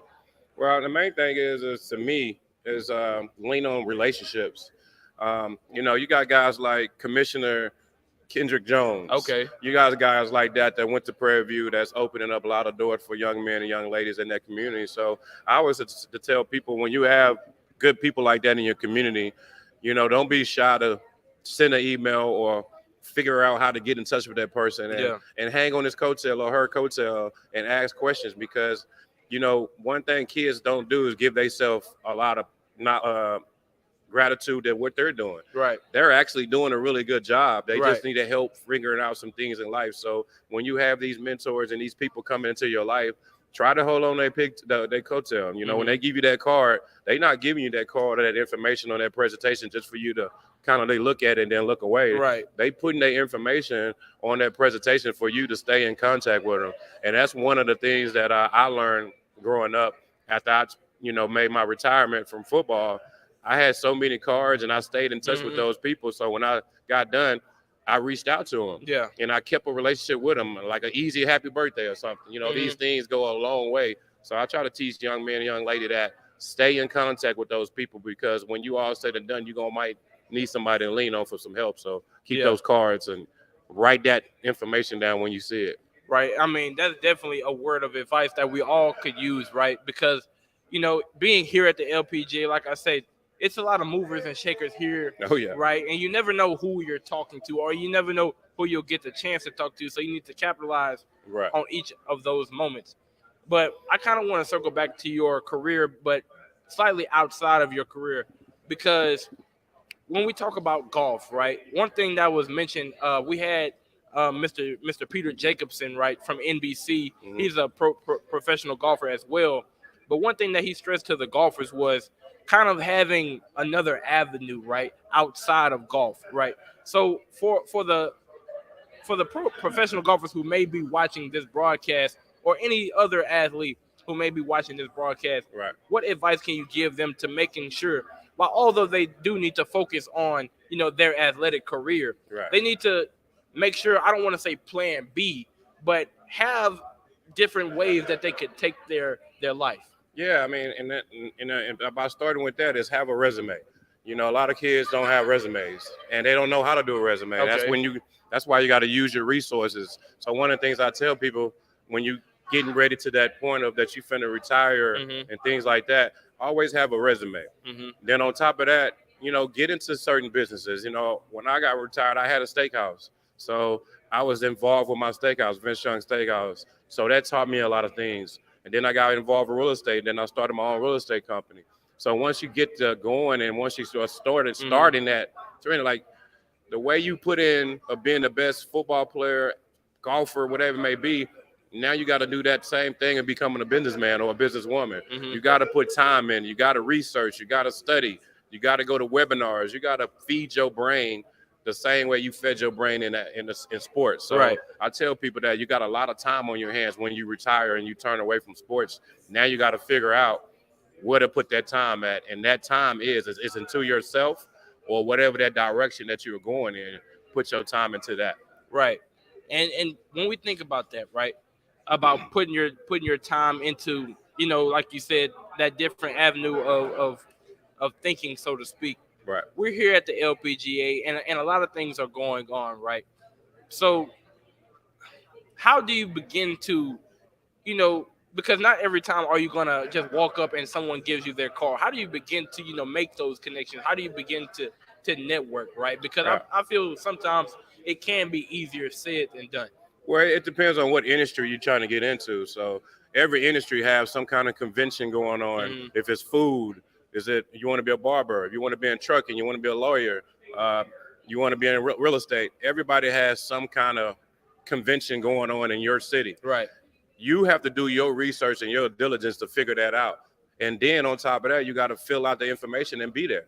Because once you in the building with these people, now you're in the problem of shaking hands and asking questions and these type of things happen at these events. And you never know who you meet. You never know. And then you build that relationship with that person. And there you go. Now your life and your direction that you want to go in, it just happened out for you because you went and researched and figure out what convention is coming up in the Houston area, or if it's in Austin, San Antonio, wherever it may be. Right. You have to be visible and get your butt there to be visible, to shake some hands and get those cards. Right. And Mr. Young, before we close, I want to ask you this last question, right? Because you, as you mentioned, education is so important, and it's becoming increasingly important with this technological age that we're living in, right? And I know you yourself didn't attend an HBCU. You went to University of Texas, and I imagine that it was still a great education that you received there. But for those who attend HBCUs, what advice can you give them who may feel down on themselves, right? Who may feel that they don't come from that same status that others may have come from? Well, I'm that same kid, you know, so I get it. I mean, you're going to have trials and tribulations. But listen, nobody don't want to hear you about you complaining or moping and none of that.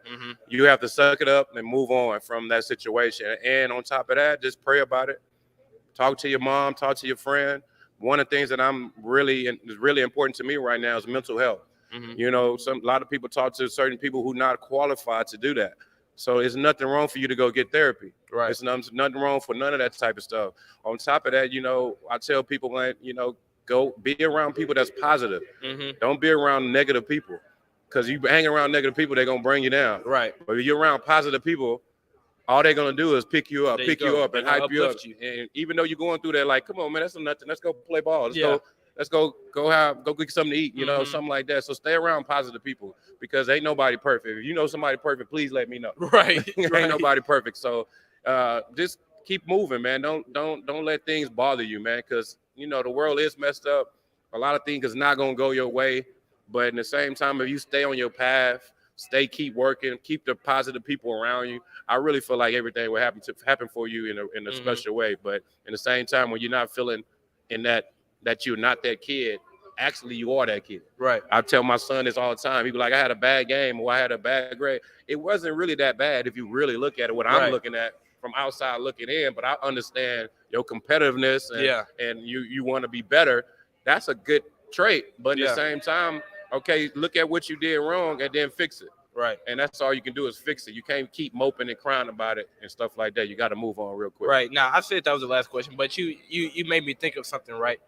Because, you know, like you mentioned in your example, you know, sometimes we can become our own biggest critic. Definitely. Right? And I can imagine, because I played sports myself, nowhere near on the level that you did, but you know, you can kind of beat yourself up on the mistakes that you feel that you are making. Right. So how did you you know keep your head up and keep yourself going?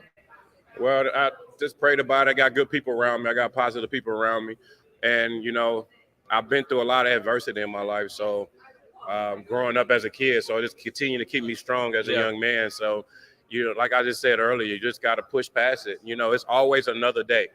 Yeah.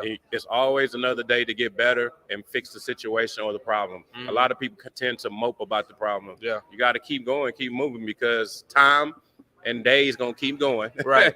While you moping and chilling, time is passing. That day you messed up was Tuesday, and now today is Sunday, and you still moping. Yeah. And you could have been working that Wednesday, Thursday, Friday on getting better and fixing the issues. So you got to just continue to keep moving and keep going. You know what I mean? I definitely appreciate that. And let me tell you, although we're talking to an audience and we have people who are watching online, that was a message that I needed for myself. So I definitely appreciate you saying that. Anytime. And before we wrap up, I believe it was the 2002 draft, right? 2006 draft. 2006 draft. I still don't know what we were doing. I mean, don't get me wrong. I get that defensive players, they can be game changers. I don't. That would have been fun to play home in Houston. Yeah, that would have been great. But actually, they went another route. But still, to this day, that hurts. But I still support the Houston Texans and my Tennessee Titans. No, we definitely appreciate that, because let me tell you, on Madden, I don't care that I lived in Houston. I was playing with Vince Young and the Tennessee Titans. Like I told you, you're the reason why I wore number 10. I appreciate it. So this has really been an honor. Thank you so much for joining us here today. Appreciate it. Yes, Congrats, man, PV. Shout out to PV. Shout out to my nephew, Christian Latham. He plays golf on y'all team. Keep going, young man. I'm proud of you. He plays Shout out Christian. Christian. Shout out Christian. You know Christian Latham? That name sounds familiar. My nephew, yeah. He's the man over there. That's nice. That's great. I didn't even know that. Right. That was Vince Young, NFL legend Vince Young. And this has been Caleb Carter with KPVU-TV. Stay tuned. We're still in day 3 of the Chevron Championship.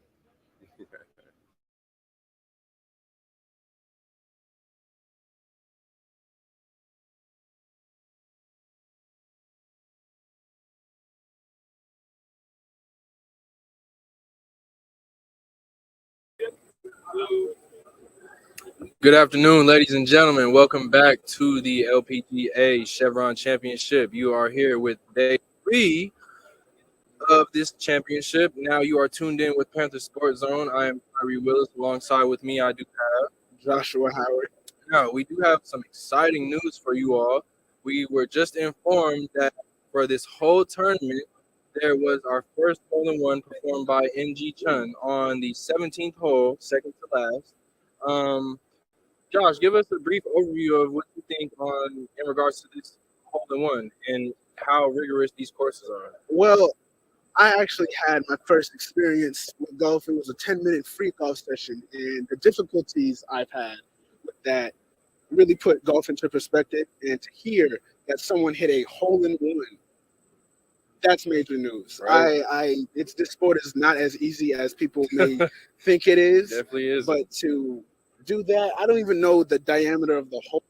Right. On a hole, I don't even know. But to do that with such a long range, it's incredible. And I think it was worth $1 million. She did donate $1 million worth since she did hit this hole-in-one, and if that's the money that's being donated, I advise all of these golfers to at least hit one hole-in-one while they're here. Swing for the man, how has your experience been so far? My experience has been great so far. Great to be in the Woodlands. It's great to be around people that look like us and are doing what we want to do in the future, seeing professionals in their environment.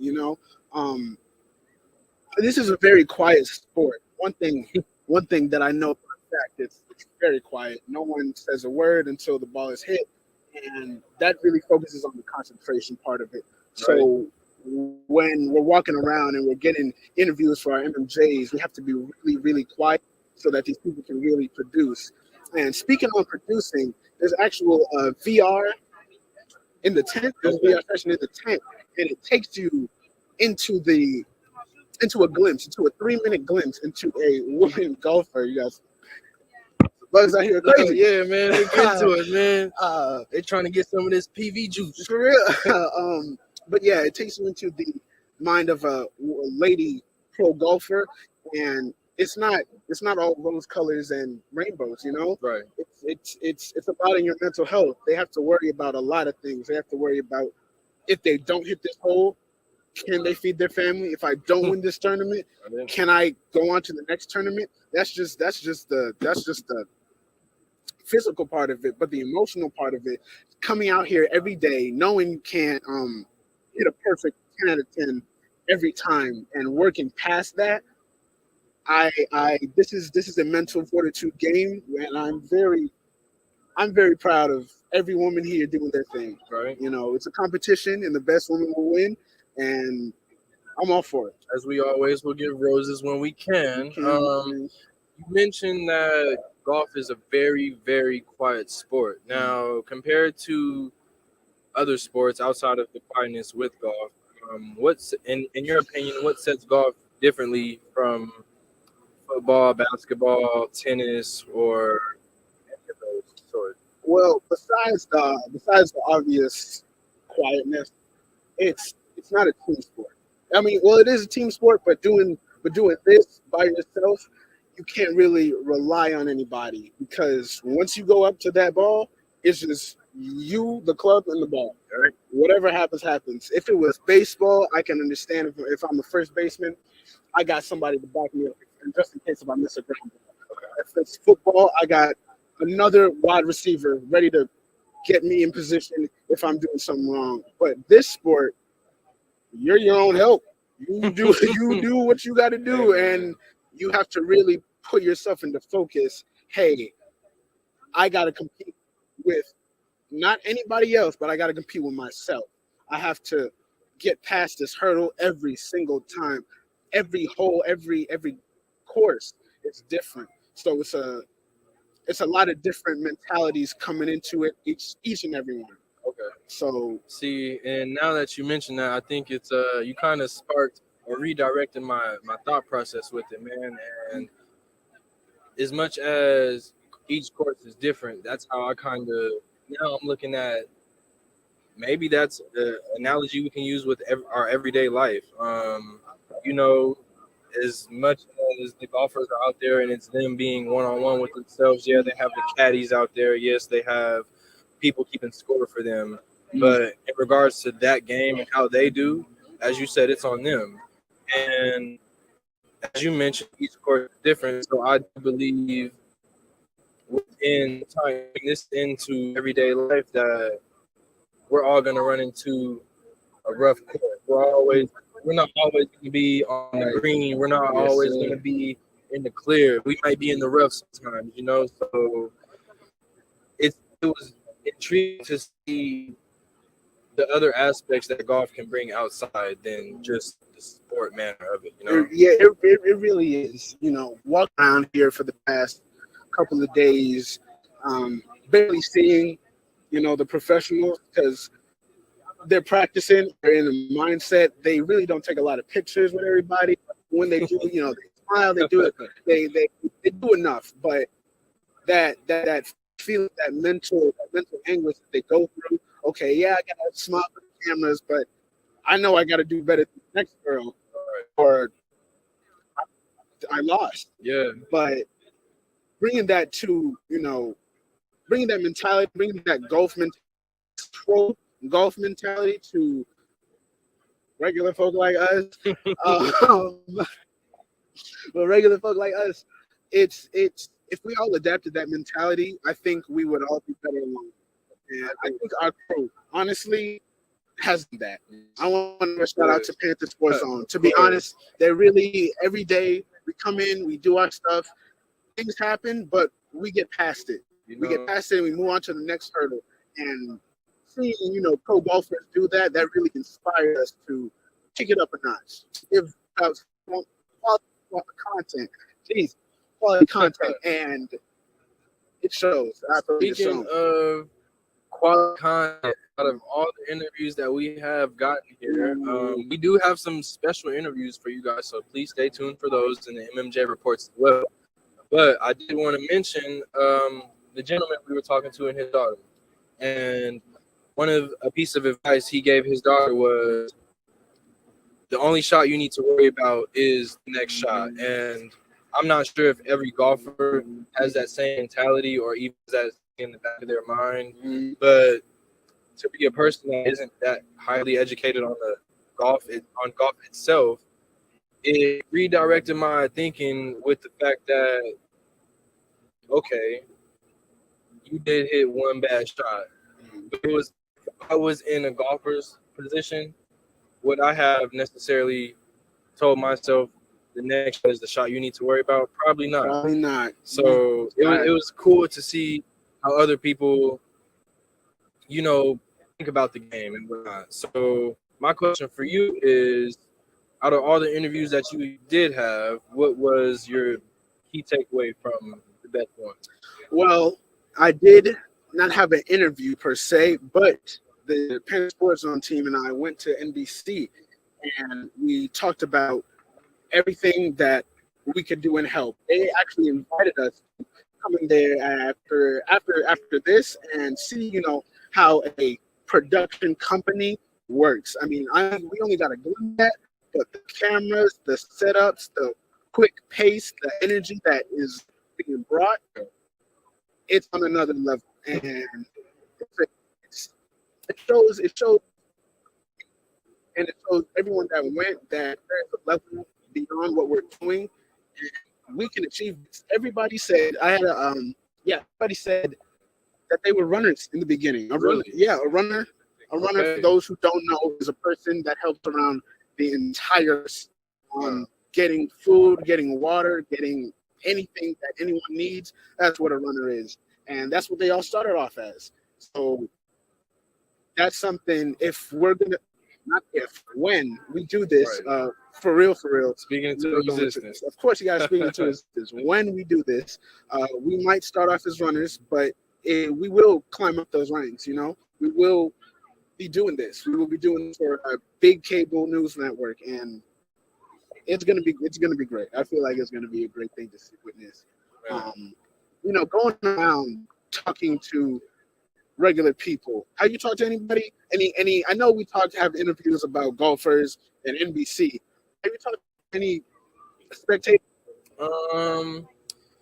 If we're referring to spectators, I've communicated with a few junior golfers as well. One of the junior golfers I spoke with, her name was Casey White, and I asked Casey a few questions. The question that I asked her that I really don't know too much knowledge upon was that I asked her what her favorite club is to use, and she said her driver, specifically due to the distance that driver carries. So I don't for those at home, for those that don't know, we're getting there. We do.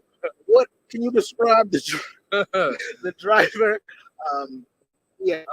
The driver club necessarily. Now I can't give you the whole shebang in depth detail, but I do know this driver specifically takes the ball a lot farther than what your normal club would take you. So it was cool to get. Mind you, he's only, I want to say, 11 years old, roughly, something like that. And for her to be here around this energy environment, the motivation, the winning energy, the winning aspect of it all, this is my first 22 years old. I never in a million years would I have thought myself would I be here at any type of golf tournament or championship. This is a blessing that most of us probably were come across. And for junior golfers to be here, it's a great experience for them.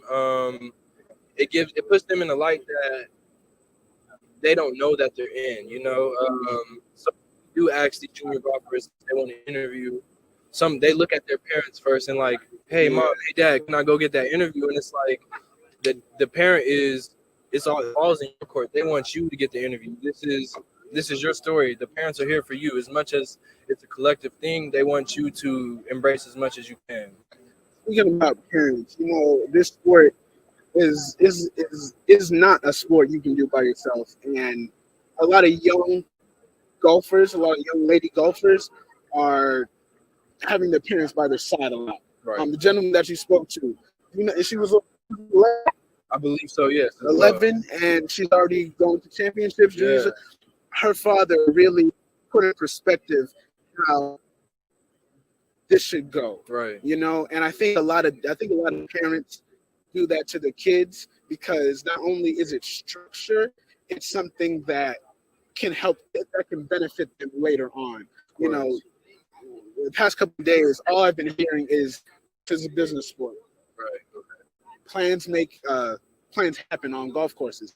So this can help in two ways. One, she can either go the LPGA route, right, and win however many, or it. become a businesswoman. These flies are crazy, coming after you. man. Look here. These flies are crazy. They're trying to get us up here. Listen, hey, it's not. It's that season, man. It's that season. Go, imagine what the golfers are feeling right now. You know, Yo, imagine what you they're take feeling. that swing and the fly just goes in your eye. Now, Does that count as a penalty? You know, Something. do you Do get I raise my hand? Hey, you know? can I get a reshot? Right?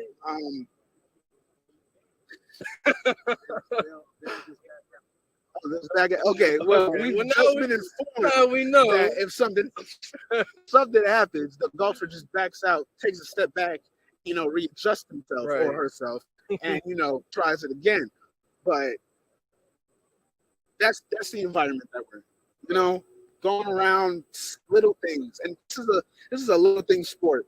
Any blade pass that doesn't give you the extra push for that ball to go in, that's a problem. Right. Every fly that comes out of the woodwork and is in your eye right before you're about to hit it, that's a problem. Even a sneeze. Everybody has to really be quiet. This is a very quiet sport. Right. You sneeze, the golfer looked at you. Looked at you. Man, you can't even. Look, I was a little shocked by coming here, considering the fact that when the golfers and caddies are going to their next hole, like the security people will technically block you off in order for them to get to their destination. And it was a shocker to see that, but I love the professionalism that comes to sport. You know, as Josh mentioned, it's a very, very quiet sport.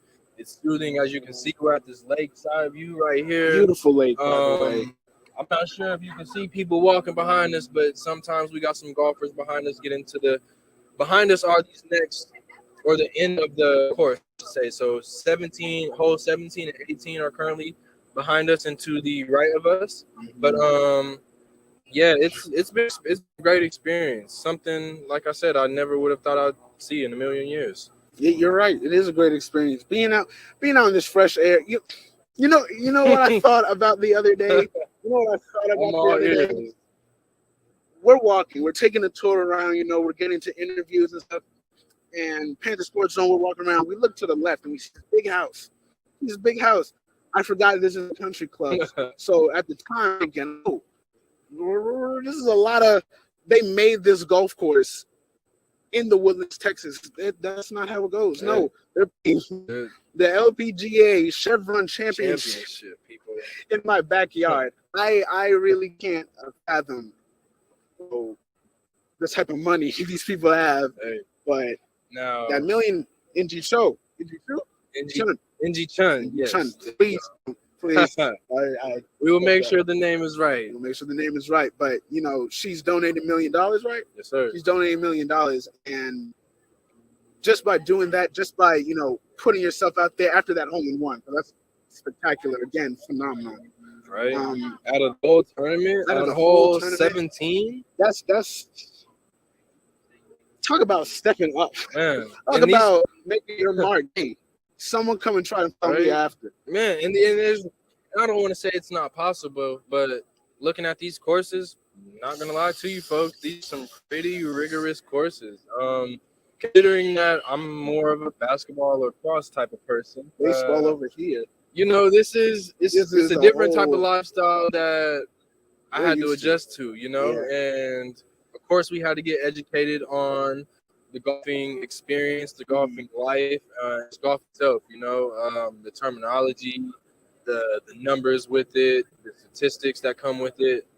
And you see all these people here just specifically to either probably bet the money or just really watch. And or have junior golfers really get a great experience. So with everything that's been going on, day 3, it's been a journey. It's been great. It's the top 50. Top 50. I think it's the top 50.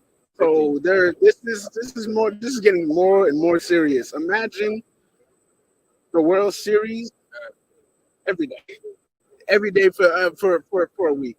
That intensity, that energy, although it may be quiet, it's there. That's the thing, man. With the intention, like you said, as quiet as that it is, we don't know how their mentality is. Yeah. And I was talking with Professor Harris. Professor Harris stated that, as quiet of a game as it is, all the noise is in here. You got your own comments. You got the thinking that even though it's a quiet game, you still have something in the back of your mind lingering, saying, "I'm pretty sure there's some people in that crowd that don't believe in me." Whoa, it's getting exciting, folks. It's getting excited. It was a cheer, and then it was excited. It sounded like there was almost another hole in one over there. Oh, well, I might be mistaken, but it's getting exciting, folks. It was close to home. So yeah, as I was saying,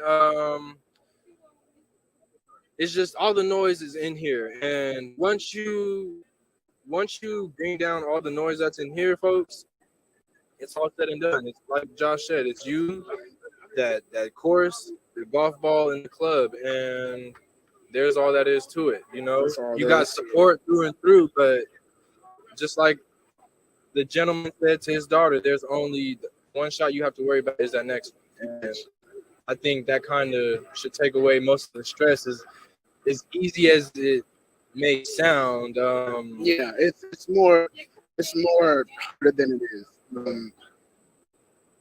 I can't even explain. The smiles. It's a great thing to smile in the face of adversity. It's a great thing to smile when you're down and out. But all did it. All of them are doing it. Every picture that they taken, I don't see a no angry faces.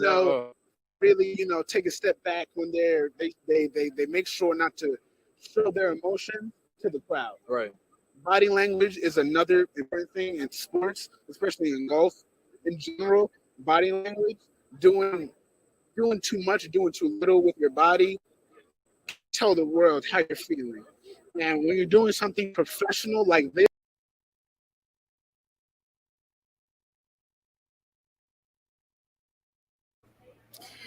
hello, everyone. Good afternoon.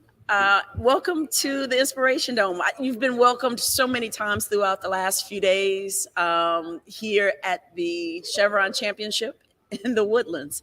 My name is Teresa Dowell-Vest. I'm the Director of Film and Television Production at Prairie View A&M University. And I am so pleased to be sitting with a friend and a colleague and someone that I just trust with the growth of our program, Mr. Brian Cokes.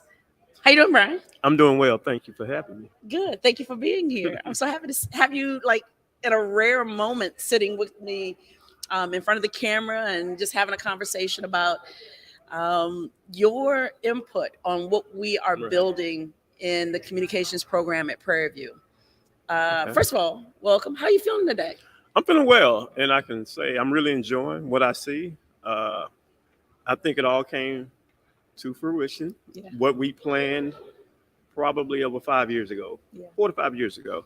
And it's amazing to see these students out here doing what we pictured them doing when we started the design of the new television station. So I'm enjoying it. Excellent. Let me bring the audience up to speed right quick, because you've already touched on a few elements of how we know each other and how we've worked together. In 2018, we, the communications program at Prairie View, won a Title III grant, a grant that will allow us to really build out our mass communication program. And part of that grant was allocated towards renovating our television studio in Hilliard Hall on campus. And Brian at the time worked in campus planning, and campus planning is crucial to any renovation project on campus. It goes through campus planning, quite frankly, in order for you to get to any place of success. So Brian was in that office and he was really excited about what we were planning to do. So we spent a lot of time talking to each other, sharing ideas. Brian would text me pictures of news desk at 3 in the morning. I would text him back something saying, yeah, you know, I really want our space to look like this. And you really do have your fingerprints on the success of what we've been building at Prairie View. And I just appreciate you so much. I appreciate that. Yeah. I mean, a lot of people know this, but they may wonder why I'm so vested into this program.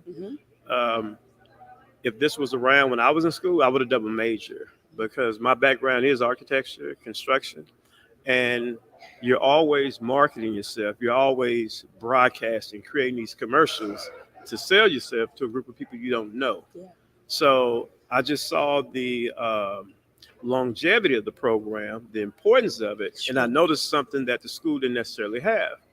And it wasn't so much redesigning the station, but it's how do you make it different? How do you make it better? You know, don't improve it, but take it to several other levels.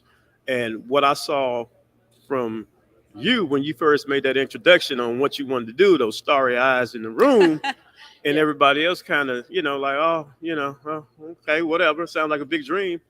That's when I made the decision. I said, no, we're going to do this in-house. I'm going to be heavily involved. And we're going to make sure this is one of the best products put out there. I literally remember when you pulled me aside and say, we are going to do this a little bit differently. And I don't know if I had a true appreciation for what that meant, because since then, which was probably 4 years ago, 4 or 5 years ago at this point, I thought, oh, the university supports innovation, and it does. And as a whole, it is an institution that is definitely about growing. But at that time, there were some naysayers. They were like, we don't know if we need this as much. And now we are a vital part of the messaging and growth of the university. What do you feel would be some of the best uses for what we do in the TV studio for the innovation and growth of Prairie View as a university? So when this project came about, there was another project going on at the Billy Nix Stadium, the Baby Dome as we know it. It was at that time I envisioned these two projects would be communicating to each other. So for the simple fact that you have a studio and we're putting this big screen inside the Baby Dome, I'm like, you can broadcast from the TV station to those 4 screens. So if you had a special guest that everyone couldn't make into the studio, they could view it in the Baby Dome. You could do a live concert from the studio and broadcast it to the Baby Dome, or vice versa. So I really saw this as a major vehicle for the university, and it's just getting started, and they hadn't realized it. For the simple fact, if there is messaging that needs to come out, you can go over there and record a commercial, and you got it forever, and you can continuously.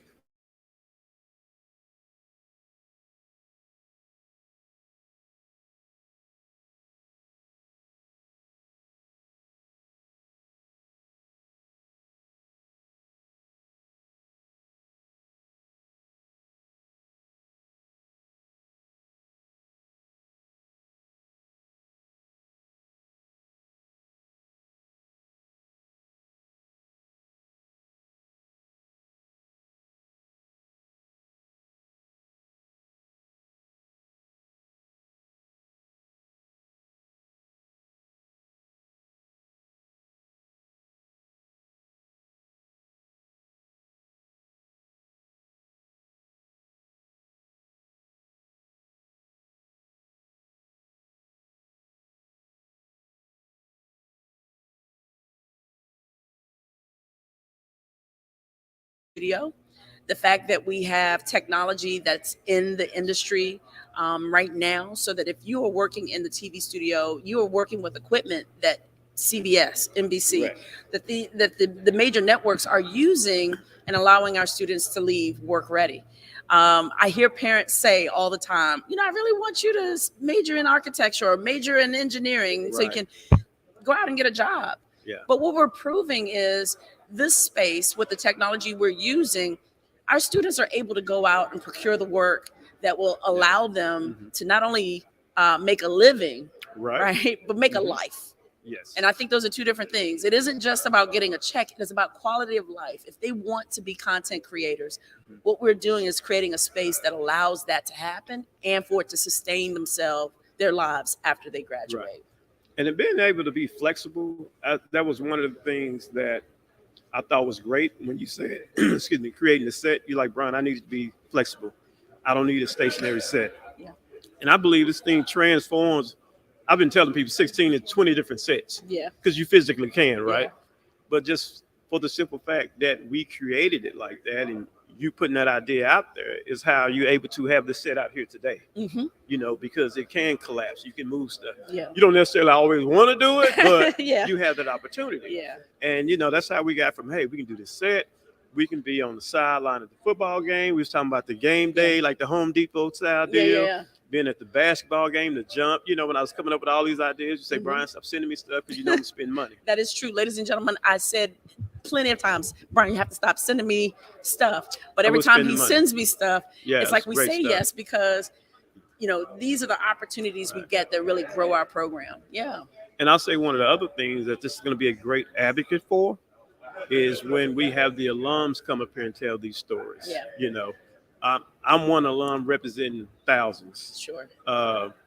They call me all the time. Yeah. You know, I post all the time because I want people to see the great work we're doing, because sometimes it's a hidden secret, but it's no longer a secret. It shouldn't be a secret. Yes. You know? Yeah. So that's why I'm always posting, marketing. Some people may think, oh man, he's just bragging. I am bragging. I'm bragging on my school. Yes. I'm bragging on the department. I'm bragging on these students. Yeah. Because they're doing a wonderful job. Yeah. I want to thank you, Brian, not only for giving your time today, but certainly giving your time to the program in general. Brian's birthday is the day before mine, so we're twins in a very particular way as well. And I really trust this brother with my ideas and my interests for our program. We even trust him with our our apparel. Excuse me.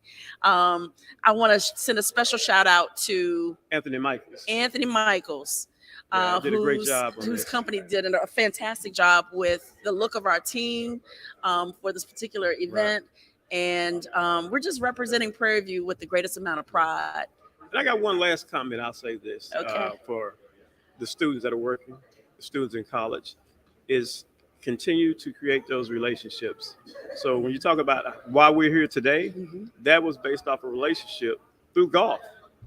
And I was on the phone with Jeff Champ. We were talking about something else, along with Glenn from Chevron. And he mentioned, say, hey, you know, got some challenges with this. I like to do something different. I need to hire somebody. And I said, whoa, we already got that in place. I felt confident in making that decision for you because I had been such a big part of your program. Sure. I knew your capabilities.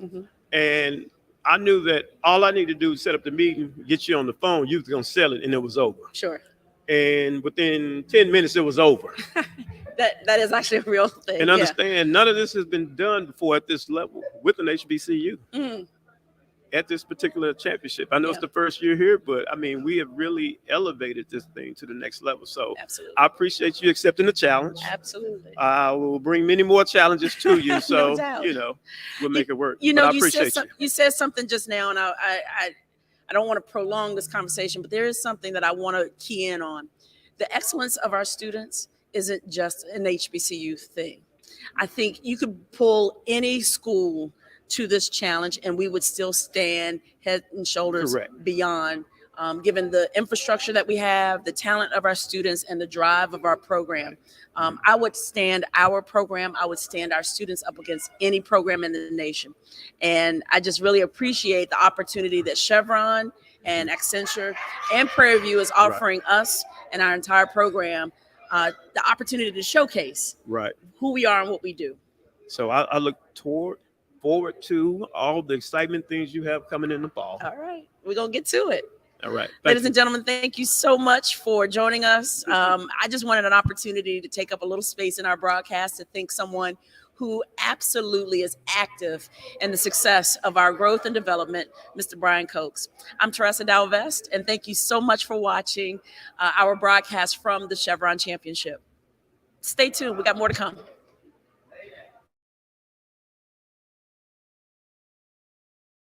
It's a straight go mode.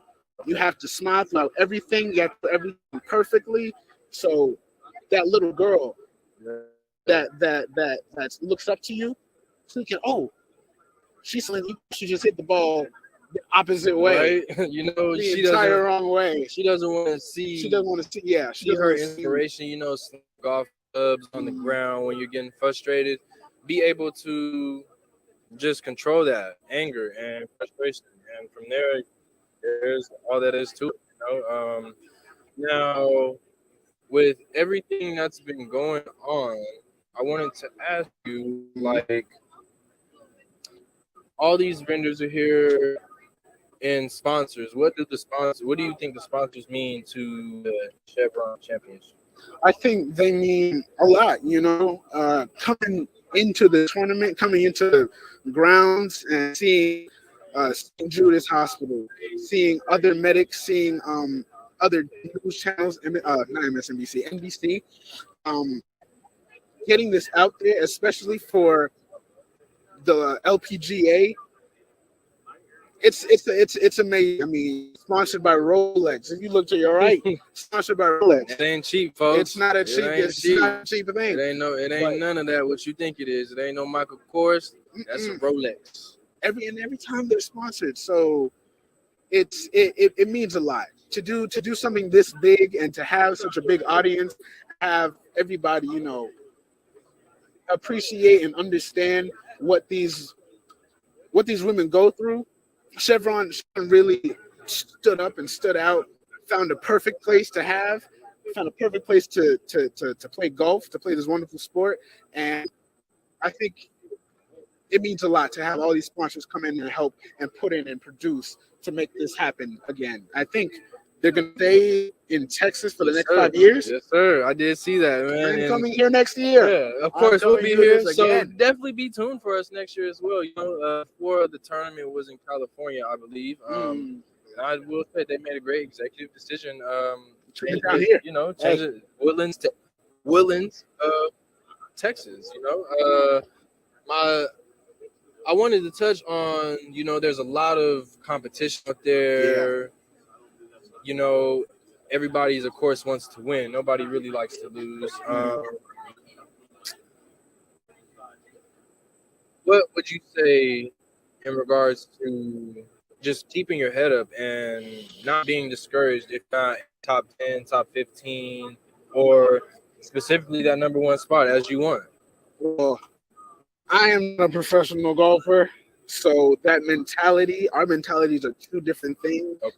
They could probably take a lot more pressure than I can, but on the little experience that I have had with baseball, it takes a lot to keep your head up when you're down.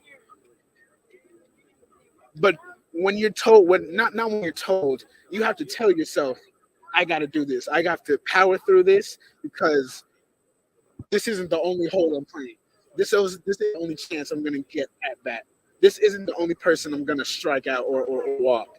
But coming out of that, doing something, whatever it is to distract your mind. When I used to play baseball, I used to try and think of something else. Okay. I used to try and think of something else because if I think of too much, everything's just going to crash down on me. Right. So that's just high school Josh playing baseball. But these are here, you know, money is on the line. Their livelihoods are on the line. You know, we have to take everything to the next level. So I feel like besides the physical aspect of this sport, they do a lot of reading, a lot of meditating, a lot of, you know, personal reflecting, seeing how much they can mentally take before they break, and then going a little bit further. Okay. Because if you look to the right of you, do you see that pit? Oh man, that's very intimidating. That's a very intimidating pit. And I know you guys see this beautiful body of water behind us. Yeah, beautiful as it may be, Now, I You know hit it's it in probably, there. it might be a little hard to hit a golf ball right in here, but there are other courses where the water is purposely placed, for you to hit it. So it's almost not necessarily impossible, but you definitely have to, zone in on where you want that ball to go. Lock in. Speaking of, since we're on the aspect of winning and losing, I'm not sure if you were aware, but for our viewers, if you are not either, when whoever wins, we're told that you have to jump in this body of water. In the body of water. I've seen some turtles in here, but I do not. And then I was also informed that there might be alligators or crocodiles in here as well. No. Okay, ain't no alligators. Are you in this sure? water. No, I'm pretty sure they pay good money not to have Shoot, alligators. man. I hope not. I hope not, because if they jump in, it's in and out. Yeah, it's a problem. in and It's out. a Please different don't stay in showing. there.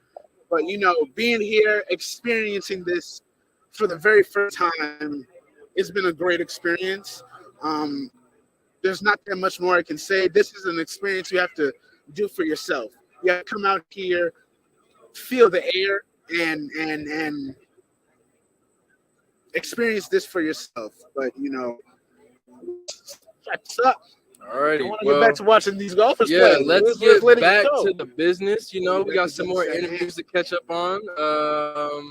So otherwise than that, thank you for tuning in on day 3 of the LPGA Chevron Championship. I am Kyrie Willis. And I'm Joshua Howard. Thank you for tuning in the Panther Sports Zone.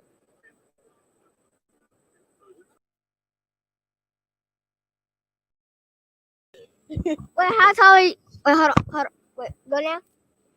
Hi, my name is McKinley Fields at the Chevron Championship, and today I have John Mathis with KPVU-TV. How does it feel to be at the Chevron Championship?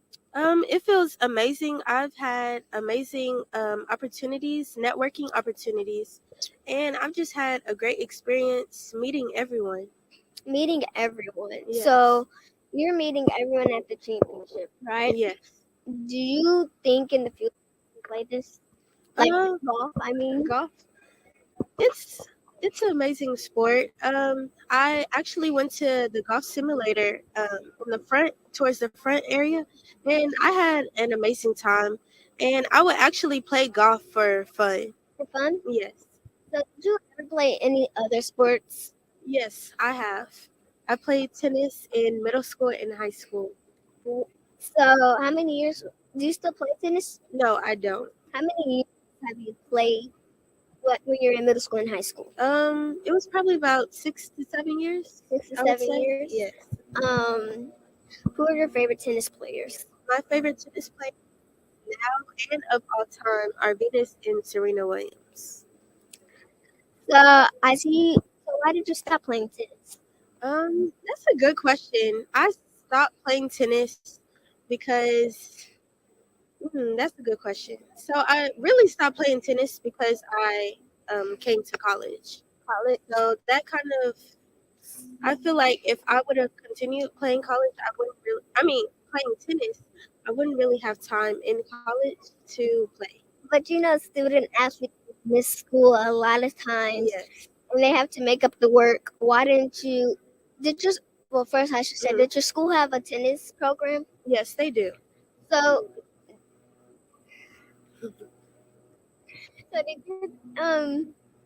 so what was I? So at Prairie View A&M University, we do a tennis team, but I wasn't really interested in playing in college. So I wanted to have more free time. So were you scared if you missed the days you have to make up all the work? Yes, that too. So even in middle school, well, not mostly in middle school, but in high school, I did have to miss a lot of work days. And I didn't really like that because once I got back into school, I was really kind of lost. So you just stopped being a student athlete? Yes. Any questions for me? Yes, I do. So I understand that you play golf. How many years have you been playing golf? I started when I was 3, so 7 years. Okay. And what motivates you to play golf? Well, good answer. But nothing really motivates me like my dad told me. Well, my dad didn't tell me, but I had to play sport through through elementary school until I get up to college. College, they said I need a scholarship so they don't have to pay for anything. I need to have good grades, and if I don't get sports, I can get an academic scholarship. But what motivates me is just to have fun and be happy. Because my dad told me, well, my parents told me I needed to play sport, and this was a good sport to play. Okay. How do you mentally prepare for a tournament? Mentally prepare for a tournament? Yes. Well, first, do you mean before the day or on the day when you do the range? Let's do before the day. Well, before the day, if it's on a Sunday or Saturday, if it's on a Sunday and Saturday, I'll go practice. Okay. Just I go to my coach, and then my dad sees something that he doesn't like, he'll just fix it for me, and then that's good. But what motivates me is just to go out there to see new courses, and just to feel like I'm a professional golfer. Okay. And what is your favorite club to play with? Well, by looking behind me, I'm at the golf course, so probably like a driver. A driver? Okay. Can you explain a driver? Because I'm still getting into golf and golf lingo. So can you explain that for me? Well, you want to know about golf, right? Yes. So golf for beginners, they see everybody hit the ball in the air, and the air, it doesn't just come automatically and hit it in the air. Yes.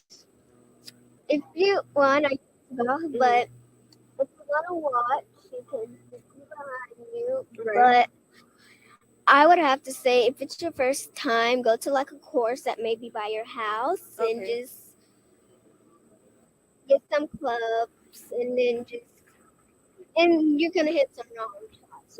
You're not gonna have the right club. I'm gonna just have to tell you, you need a putter. You're gonna need a putter for the greens, because if you don't have a putter, you're not gonna do good. So explain what is the putter. So right behind me, you can see. Well, you can't see the flag. So behind us is 18th hole. Yes. So you can't see the bag right behind us. I mean, the flag. Yes. But I think the flag is more up. But when you're on the green, you putt until you make the ball in the hole. Okay. Do you have any more questions for me? Yes. Okay. Okay, so why'd you go to PV? So PV was the last choice. Last school choice for me. So what was your first choice? Yes, my first choice was going to Tuskegee. It's Tuskegee University. It's in Alabama, close to Atlanta. So I wanted to attend Tuskegee for the pre-vet program to be a veterinarian, but I graduated high school in 2020, so that's when COVID hit. So I decided to stay. COVID year? I'm sorry? Did you take a COVID year off? So yes. So what are you? I'm a junior. So I'm currently a junior. If you never took the COVID year off, you'll be a senior. No, I would be a junior still. You still be a junior? Yes. But if you never COVID happened when I got out of high school. When you got out of high school, okay. So in 2020, that's when I graduated high school. And that's when I decided I had to make the big change, and I decided to stay in Texas. So I decided to come to PV because it's close to home. But if COVID never happened, I would definitely be attending University, pursuing my veterinarian career. Your veterinarian career? Yes. Well, that is all. Stay tuned. I am McKinley Fields, and also I'm John Mathis with KPVU-TV, and stay tuned. Thank you. I'm not smiling.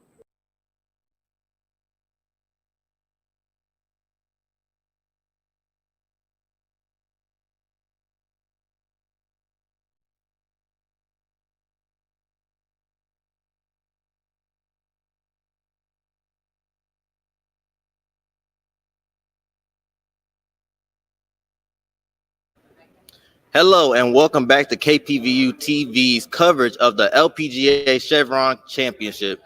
Today has just been an amazing day, Josh. I know we did a lot today. I know the studio, the team members, everybody got a lot accomplished. How you feeling about today? I'm feeling ecstatic about today. You know, we did a lot. We went to NBC. They invited us there. They showed us their insides. They showed us, how they work as a unit, and just an amazing experience. That's an amazing experience. Seeing how KPV can really up the level to where we can get to NBC level, and hopefully, if NBC's watching, I'm available for an internship.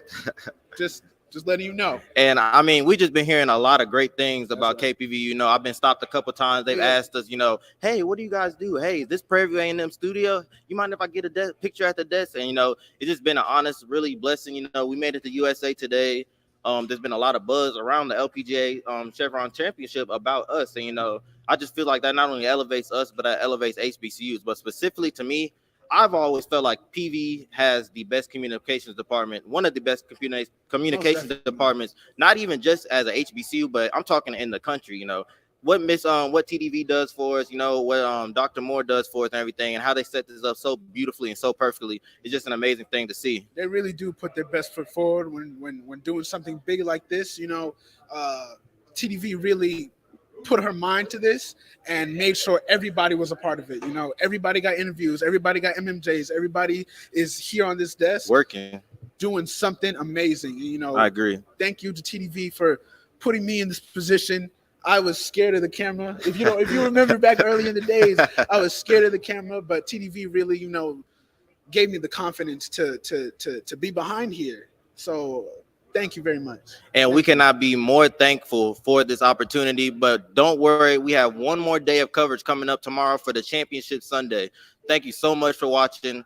I'm Dorian Waller. And I'm Joshua Howard. And we're cutting out for today.